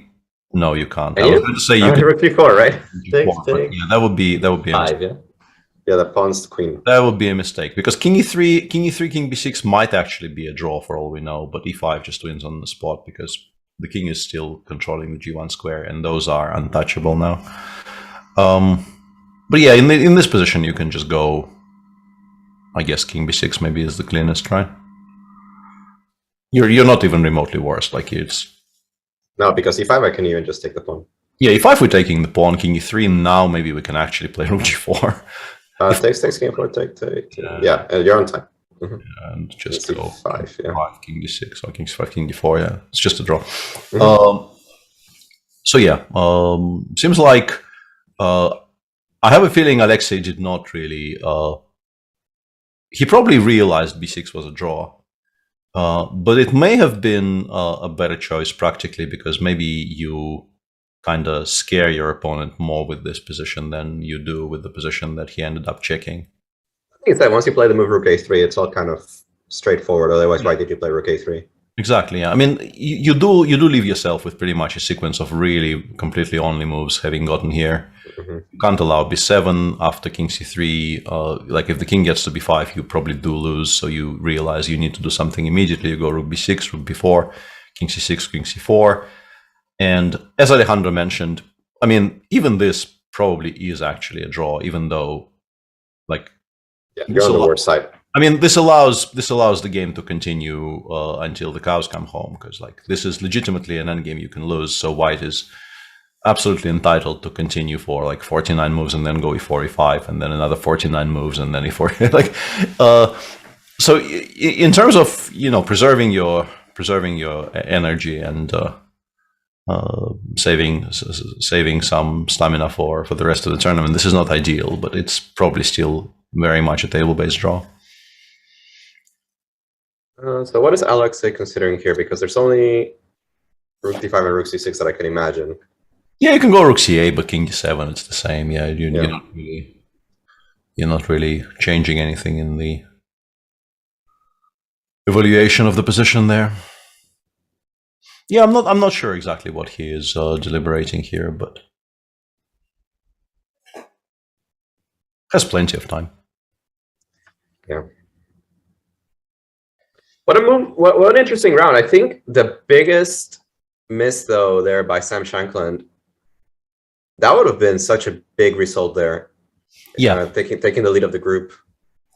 Yeah, that would have been a very important half a point, and he worked so hard and so diligently for it from a position where we assume maybe he was slightly better out of the opening, and then he made some moves we somewhat disagreed with, and at some point definitely did not have anything at all. But he continued fighting, continued asking questions, and did get himself very much in a position to win the game. And then I have a feeling he just missed king g6. I think I sort of know what happened there. I understand missing king g6, but even that variation that we were looking at in the game, if you don't go king g6, you take on b3, takes on a7 or knight e5 check. 95, yeah. Yeah, king e7 takes and king f8. Even this version, this looks better for black than the versions with e5. I don't know if he just didn't think about it or he was like... I don't know. This feels like it might be fast enough for us to actually just win by force after a5, knight a4, a6. I don't know, rook a3, and something like rook a7, rook a check, king e7, a7, and like we are very much threatening a lot of things here. And maybe knight c3, knight b5 just never comes. Let's play something like king f6, I guess. You can still... I think king f6 actually does lose, but because maybe knight c4 wins here. And rook f8 check. having rook f8 is a problem, yeah. But knight c3, knight b5 was... I said it loses, but I still don't know exactly how. I mean, we get a better version with white, but it might still be holding. Yeah, I get your point. Yeah. I think it's mainly a combination of two things. First of all, this does look very, very promising, and I think you can be excused in thinking that I will find a win here somehow, even if, you know, in the cold light of day, black somehow miraculously holds on. First of all, it looks like you're winning here, so you're not really looking very hard for excuses not to play this. And secondly, and of course, the what happened in the game is you kind of ignore the option of king g6, and then it happens, and you don't really have anything to counter it with.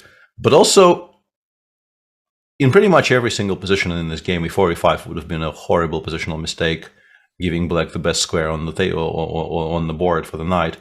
So maybe your brain, it's not a difficult calculation, so it's not like you didn't see rook takes d5. It's more that your brain refuses to process the idea of giving up the control over the f6. Also sometimes you like mentally put the rook already on a8, because that's where it's going. You're going to attack the pawn on a7, and you forget that the rook actually can go in another direction, and actually clear the square. Yeah.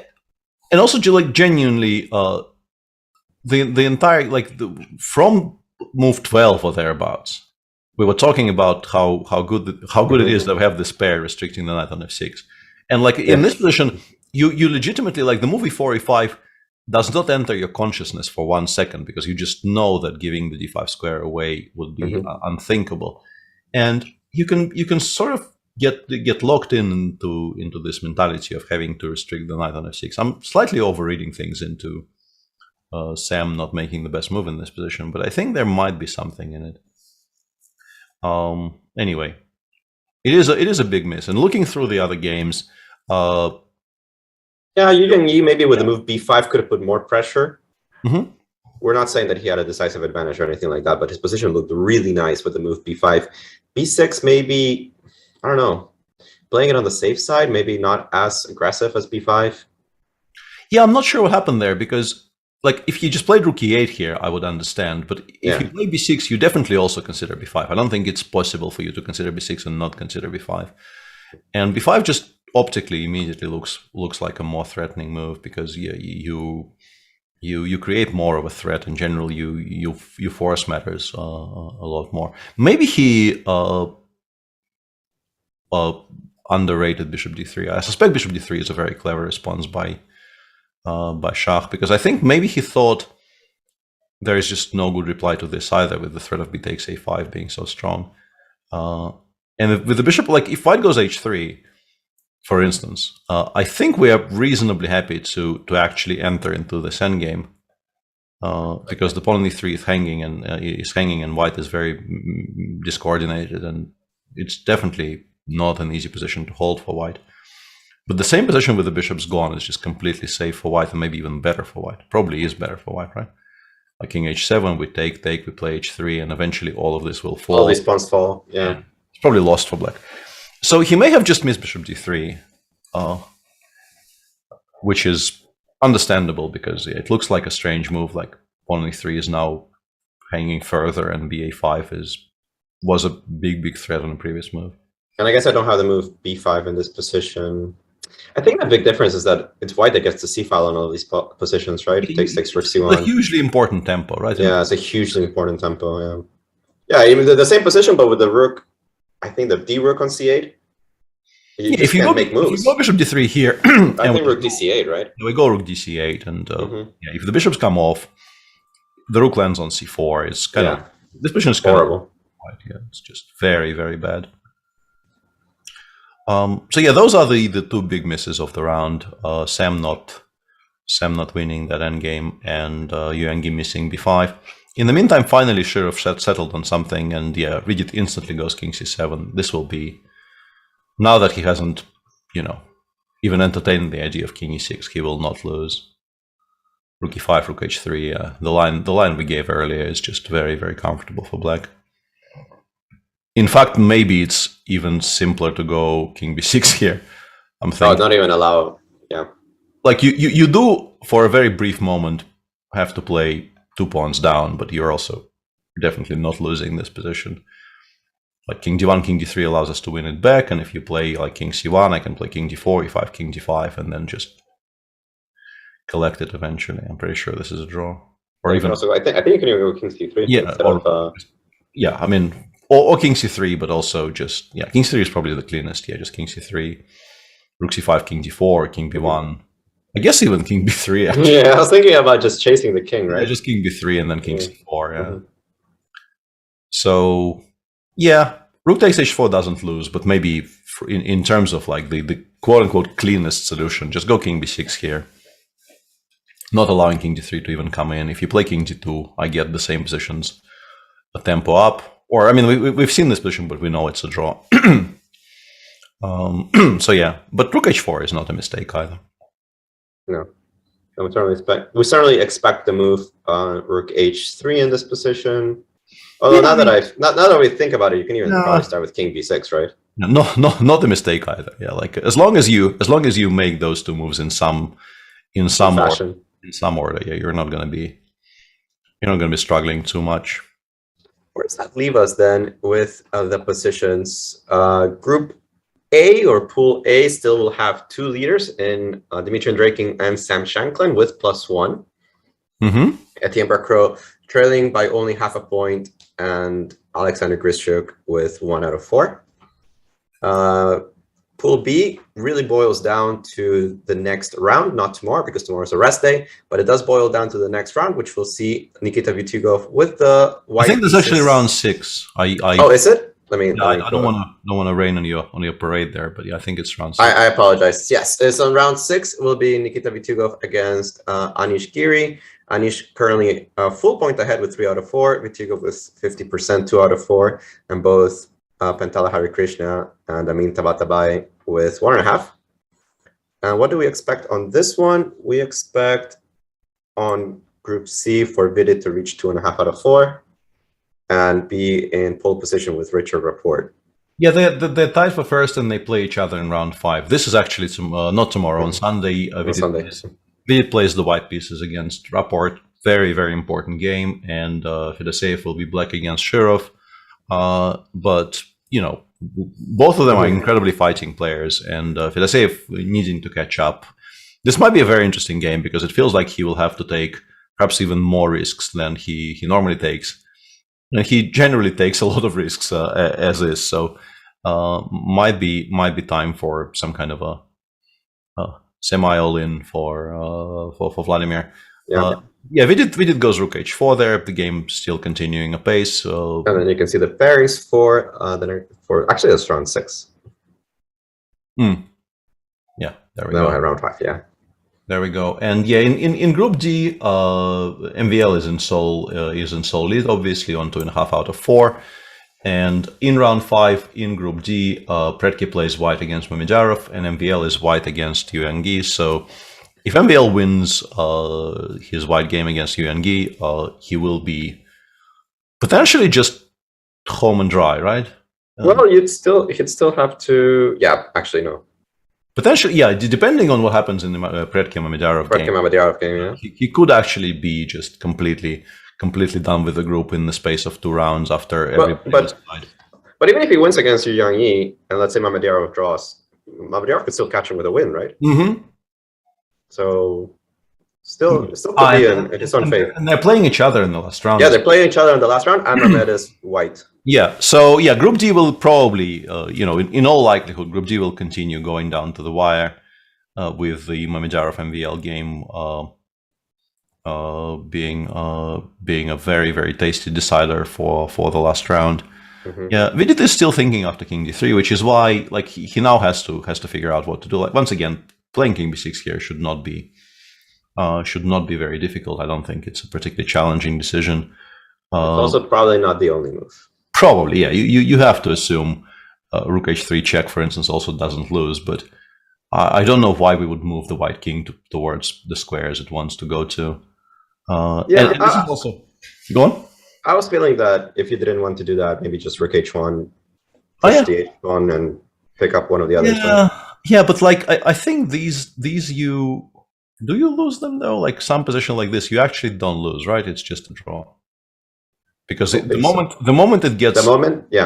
You gets pick up E4. From the E4 pawn, we go Rook E1. It's just a very, very safe draw, like B6, King H6 or something. And there's absolutely nothing here. So yeah, Rook H1 might also be, and he goes Rook H1. Yeah, decent decision by Vidit. Absolutely not a mistake by any stretch. Yeah, maybe. I still quite like the idea of being 2 down, but so active that white is not even remotely playing for a win. But I think Vidit's decision is very safe and very efficient as well. As long as you don't get bogged down in trying to defend all of your pawns, and just start pushing your own trumps here, you will be fine. I think this was a nice. It really showcased how resourceful Vidit is, because it did feel to us that he got into a slight amount of trouble from the opening, and he just sat down. He thought forever, and then he got into this slightly unpleasant endgame, and then he got into the rook endgame that was unpleasant. Sat down, thought about it forever, and then figured out the draw. And he's just so resourceful, so strong in these kind of positions where you force him to find things, and he's just capable of doing so. Yeah. He realized that some kind of an autopilot move in this position might mean tremendous amounts of trouble. So he played knight e4, b3, queen e5. I'm still wondering why Alexei chose b3 here over rook d7. I'm still very much team rook d7 in terms of what gives you the most winning chances here. But on the other hand, like Alexei is a much better endgame player than I am, and he chose differently. But I would be. Wait, rook d7. What do you do against rook f8? Hang on. What? And then I just go to c8. No, but really? I don't know. It's the 5th hour of commentary. I'll throw some moves out there, make you figure it out. Like knight 96. Yeah. 96. It's just so passive. I don't know. I don't know how much you will. Like it feels like the war, like maybe you can still go rook f8 and get some kind of a version of what you got in the game, but yeah, maybe this is completely unnecessary. I think like with every tempo here that you spend not doing that, you're just I will just slowly bring some stuff in and nothing. Yeah, the more I say it, the less I like it. Yeah, none of the black pieces move here. Like king f6, king f8 immediately loses. I mean, not here. Here h7 is hanging, but let's say you play h5, king f1, and you play king f8, and you think you're clever, and then you just kind of resign. That happens very often. Yeah, I speak from experience. Yeah, rook 6 h4. Don't like you can play rook h6 h3 and maybe something like king e2 h2 king f2, but the issue is even this is just a very, very straightforward draw. Like you would of course prefer to win the e4 pawn and then the b5 pawn to just not even have to defend 1 against 0. But as 1 against 0 goes, this one is not very tricky. Yeah, it's not tricky at all. It's not very tricky. So we're not expecting very much out of this game from here. And Alexei probably not going to milk it too much either, because there's nothing to milk. Yeah, there's just it's a no Eli, no demon lobby. Milking. I'm sure the entirety of the chat got that. No, there's definitely 1 or 2 people who did.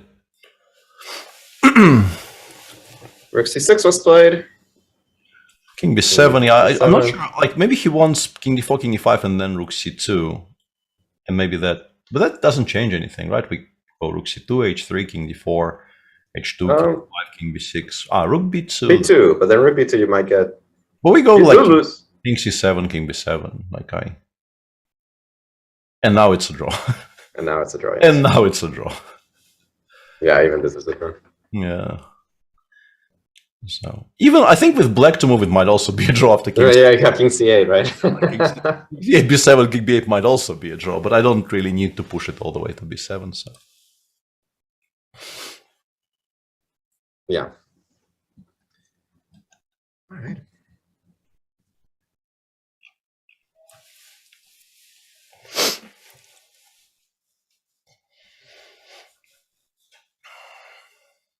I mean, this was a fun day. I think that despite the fact that we had a bunch of draws, yeah, really. I think it was just as pretty much every single day until today as well. This was this was an interesting day to watch.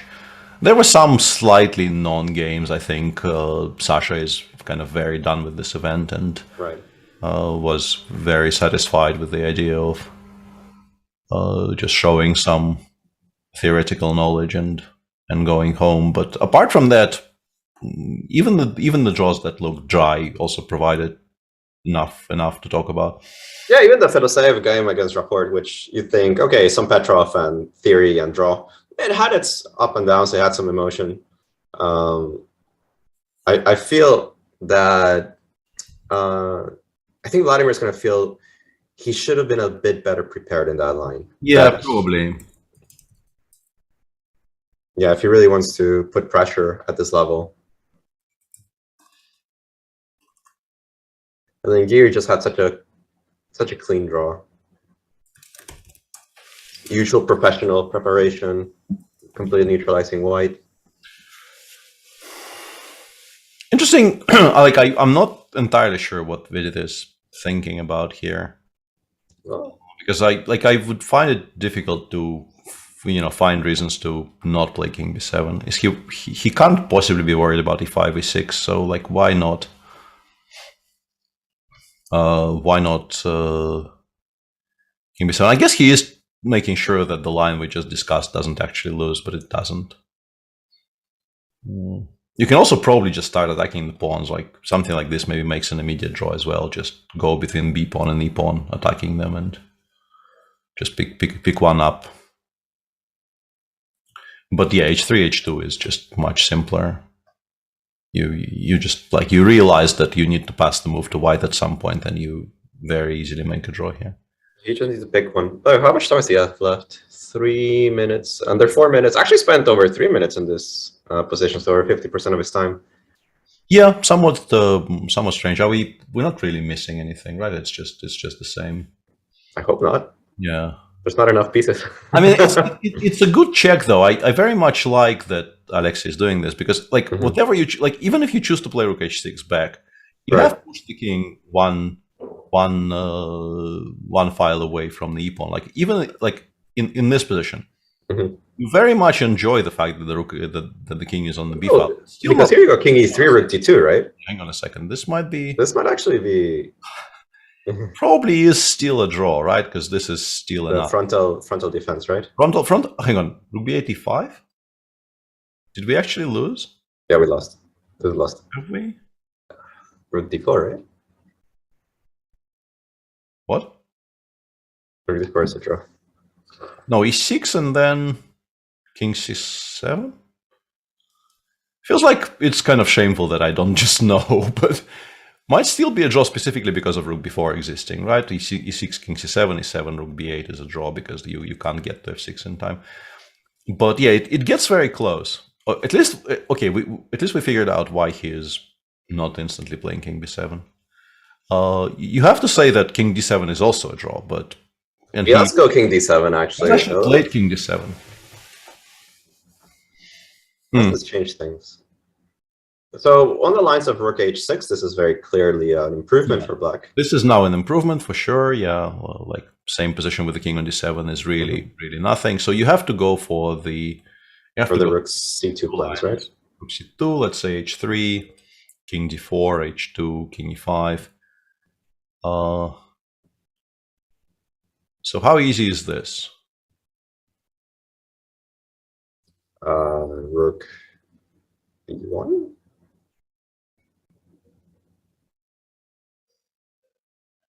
Why don't we know this? Yeah, I mean we do, but but it's been a while. yeah, it's 5 hours in, so the things we do, they kind of all blend together. But this is a draw, right? This is like not a difficult one, right? Don't ask me for confirmation, but I think it is. Yeah, like it's not the way you like to make this draw. You obviously would very much prefer to have a check from a6, but should still be a draw. And also, I have a feeling that there might be a cleaner way to do it. Yeah, I was actually wondering if you could earlier if you had to take on b5 so quickly. If instead of rook b1, do I have a king e7? Yeah, that's actually a very solid suggestion. Yeah, hang on, rook c7, rook h7.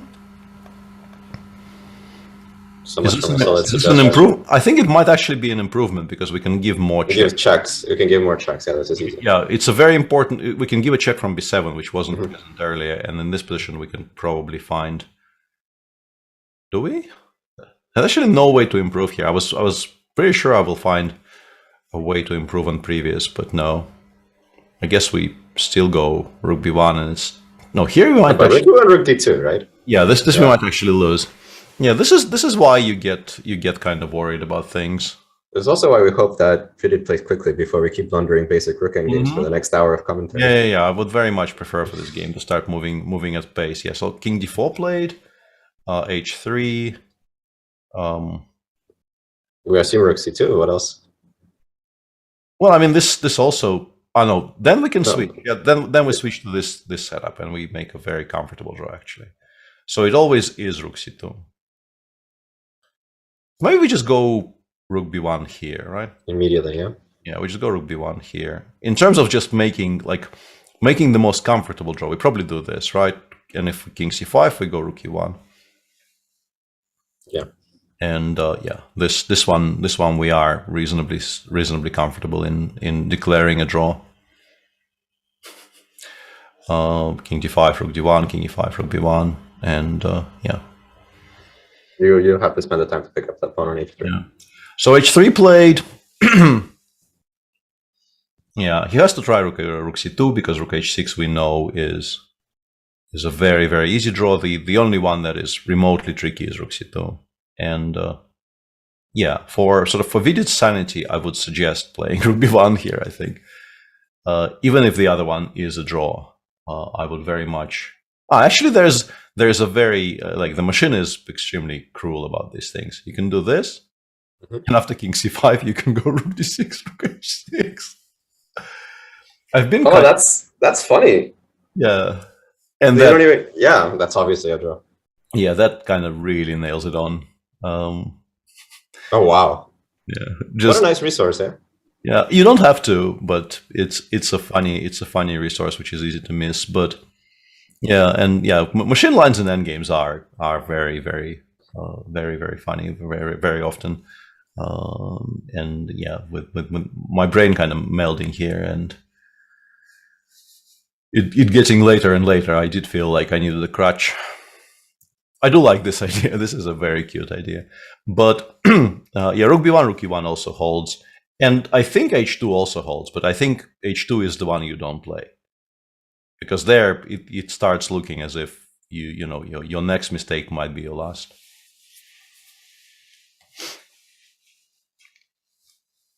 Well, we'll see how he figures out, because he only has 1 minute and 20. And sometimes it's nicer to just have one option that draws. Start figuring out. Absolutely, yeah. He needs to just kind of pick one, trust himself, and go, because you don't want to be playing this on increment. But no choice anymore. 1 minute. Pretty much. He's pretty much there. He's pretty much in the situation where he will be playing the rest of the game on increment. I know you're reading this, Peter, says John Rambo. Don't you want this to end already? It's not going to last very long from here, so I'm okay with them playing this out, since, I assumed it will be kind of a boring draw where nothing is happening, and we did find a way for FIDE to at least be properly tested as we've expected from Sheriff. So yeah, no, he did a really good job to put the pressure. No. And credit to him that Vidit is now down to 30 seconds, right? That is how much pressure he's put on his opponent. And it's the difference between this half points that you pick up sometimes when your opponent cracks that might make the difference between a strong 2600 and a 2700. Like you're able to put this pressure. This is kind of amazing that this game is still going, because I really assumed it will be a very, very comfortable draw with Vidit no longer having to think about a single decision, and it clearly isn't true. He's played king d6. I've been wondering about this. It doesn't look like a bad move at all, just trying to push the king away at all and then go rook b1. And e5 check in general isn't like, if you allow this, you're probably not doing yourself any favors. So even king g7 with the idea of playing h2 and the white king no longer having a hiding place behind the pawn, yeah, kind of useful. Yeah, kind of like this decision. That's a clever move. Yeah, kind of like this decision. And also, apparently, the narrative about Vidit playing on increment has been debunked, proven to be a lie by the 224 on our screen now. I don't know where it came from, because my other screen says 41 second. We'll never know. But remember that this game literally came back from the draw, so many weird things have happened in this PGM parse. Yeah. Absolutely. Does seem like a clever decision, though, this king d6. Yeah. Yeah, I think it's a very, very good practical decision. e5 check played, and now, yeah, I like king d7 the most. Just go king d7 here, and suddenly there is just nowhere for the white king to hide, and I think it's just a very, very comfortable draw suddenly. King d5 h2, you can play rook d2 here. Oof. But then we go. No, we don't go rook b1. We go king e7, b6. Yeah, but here we actually get the Fididor, right? We force white to actually give us the Fididor position. Even on the 5th hour commentary, I guarantee you this one I know. yeah. He's gone king e6 though, which I assume is still fine, but well, I don't really see what white can play here. I mean, you can't give up the e-pawn at that point. I'll take it and then run the king. Yeah. And rook c6 check. Now we maybe go like king e7 or king d7. This is a way for white to potentially lose, which would have been quite funny in a not very funny way. Is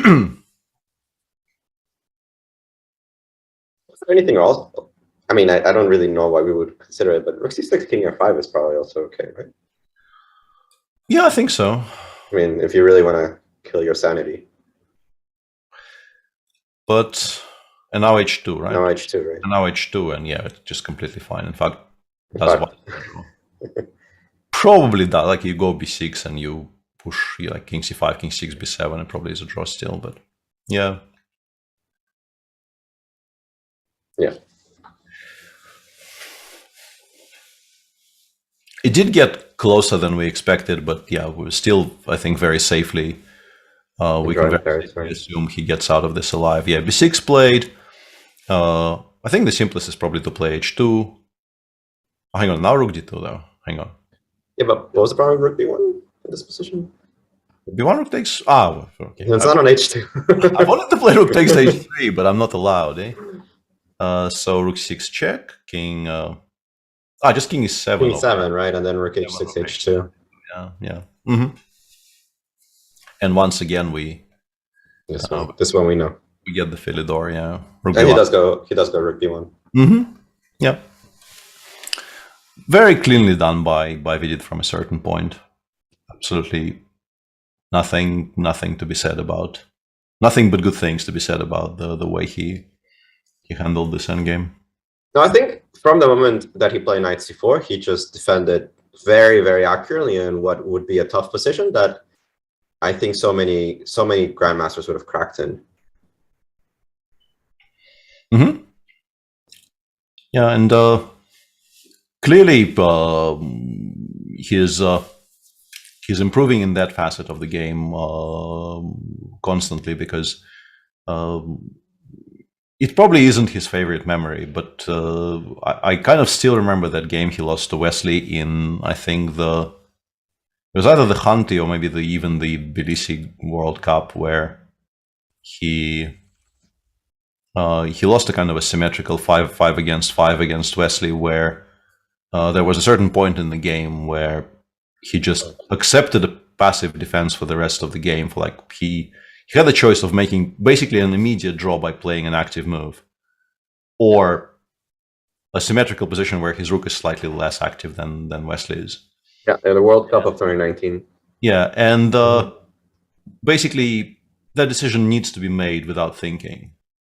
But he at that point probably wasn't as experienced in just how much trouble you can be in against a strong player if you don't make an immediate draw in a rook ending like that. And he just thought, okay, I will make a draw anyway, and he just continued playing, and he did not make a draw. Yeah, that was a very important game. And today you can see that he is definitely not hanging on to any pawns that he doesn't need to be hanging on to. All of those, like that baggage has been very, very convincingly shed. You know, none of that remains. He's doing all the right things, playing for, you know, activation of his pieces, not really counting the pawns very much. Very nice to see that lessons such as they are clearly have been absorbed. A lot of subtleties in these endgames. They seem simple, but you can see even we get confused going down variations. Imagine you go into the game, you have all of these options, and that's the problem, right? The options that if you were forced to play active, sometimes you say, well, I play active and I have to do it. But when you're given that choice that why not hold on to my pawn? It is a pawn. Exactly. And that's how you start losing these endgames. Exactly. And yeah, I mean, there are some situations where it's not as obvious, but that game specifically against Wesley, I remember thinking that this is just lack of experience, because we know he is a very good player, but if a player of his caliber just doesn't make the decision instinctively in 3 seconds, it just shows that he perhaps hasn't really been punished for it. And he was punished for it once, and it seems like it was enough. Yeah, I think. He learned that lesson. Yeah, he realized, probably not doing that ever again. Yeah.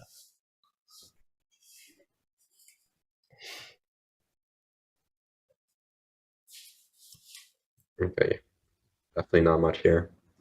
Yeah, Alexei is kind of checking if maybe he is missing some kind of a finesse which doesn't allow the Philidor by some kind of miraculous, I don't know, checks. Like you go rook h6, h2, rook h7, check or something, and it somehow miraculously changes something. But yeah, the king just goes back.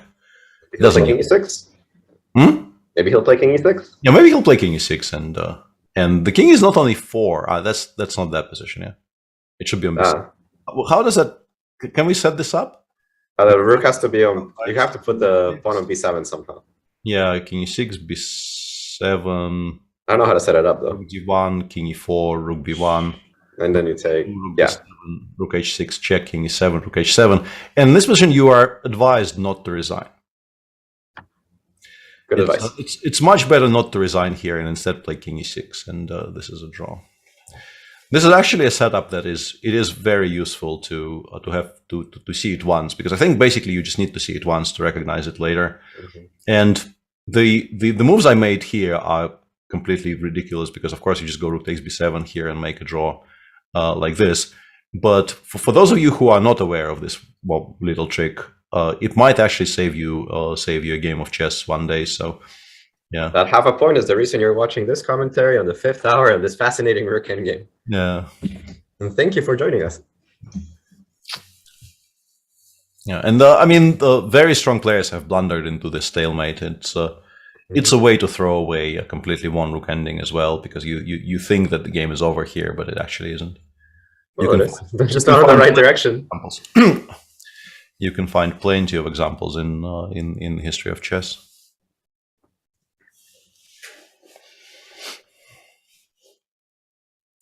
Yeah, still waiting for Shirov to decide if he has any further questions to ask here. It doesn't seem like there are any, but he's of course entitled to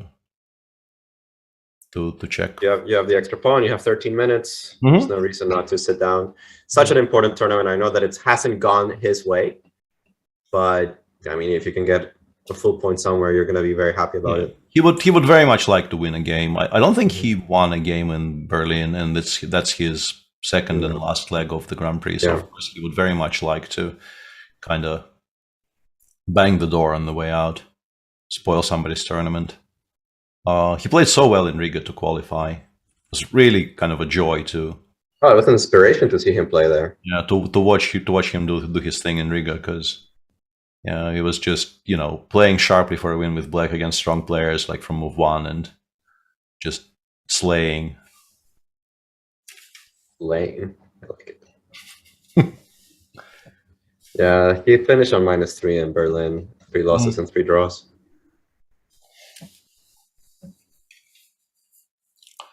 Yep.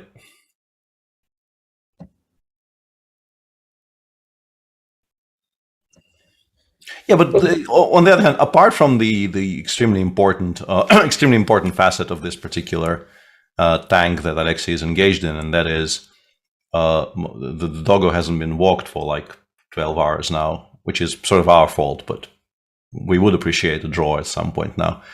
The longer he thinks, the more convinced Vidit will be that everything is fine. So, like, if Vidit had any doubts anywhere after 5 minutes of Alexei thinking here, he would have worked out everything like 10 times over. But I'm pretty sure he was already very certain this is a draw. Yeah, Rook h2, Rook b6 played. Yeah, I don't expect this to continue for much longer, because the Philidor people really don't ever lose. Yeah, the doggo does need a walk, and I need to get ready for my next event.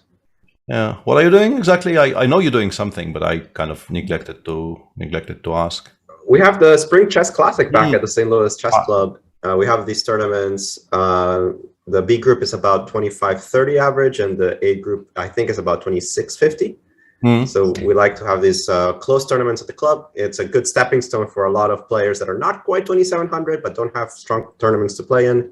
Say, coming in, play against each other, see who how you can improve at that level, and they have agreed to a draw. Absolutely. And we've had actually some of these players. Fedoseev played actually one of those tournaments a few years ago. Any of your pupils?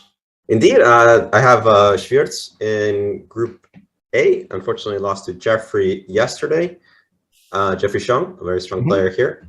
And Jamil Ali Marandi is playing Group B. But we are done with the day. Here are the standings. Yeah, as we've talked about earlier.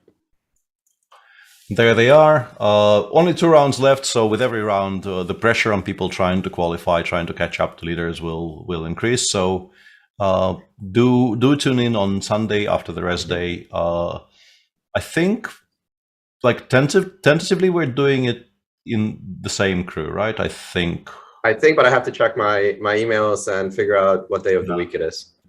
it's difficult during tournaments. Yeah. So yeah, only 2 rounds left in the round robin phase of this Grand Prix. They should be extremely interesting, because really only one group looks like a cakewalk for somebody, and that is the Anisha's group, where he is a full point ahead of Nikita Vichagov. But they still are yet to play each other, and Nikita will have the white pieces in that game when that game happens. So even that group is not by any stretch of the imagination. And Eviel with this important lead, but again, he faces Mamedyarov with the last round with black, so nothing will be decided anytime soon. Join, I think, us on Sunday, and we'll see you there. Thank you, everybody, for joining. Peter, it's such a pleasure. I had a lot of fun. Yeah, very nice hanging with you. Indeed. Good night to everybody in Europe, and we're starting the rest of the day here in America. Yeah. Cheers.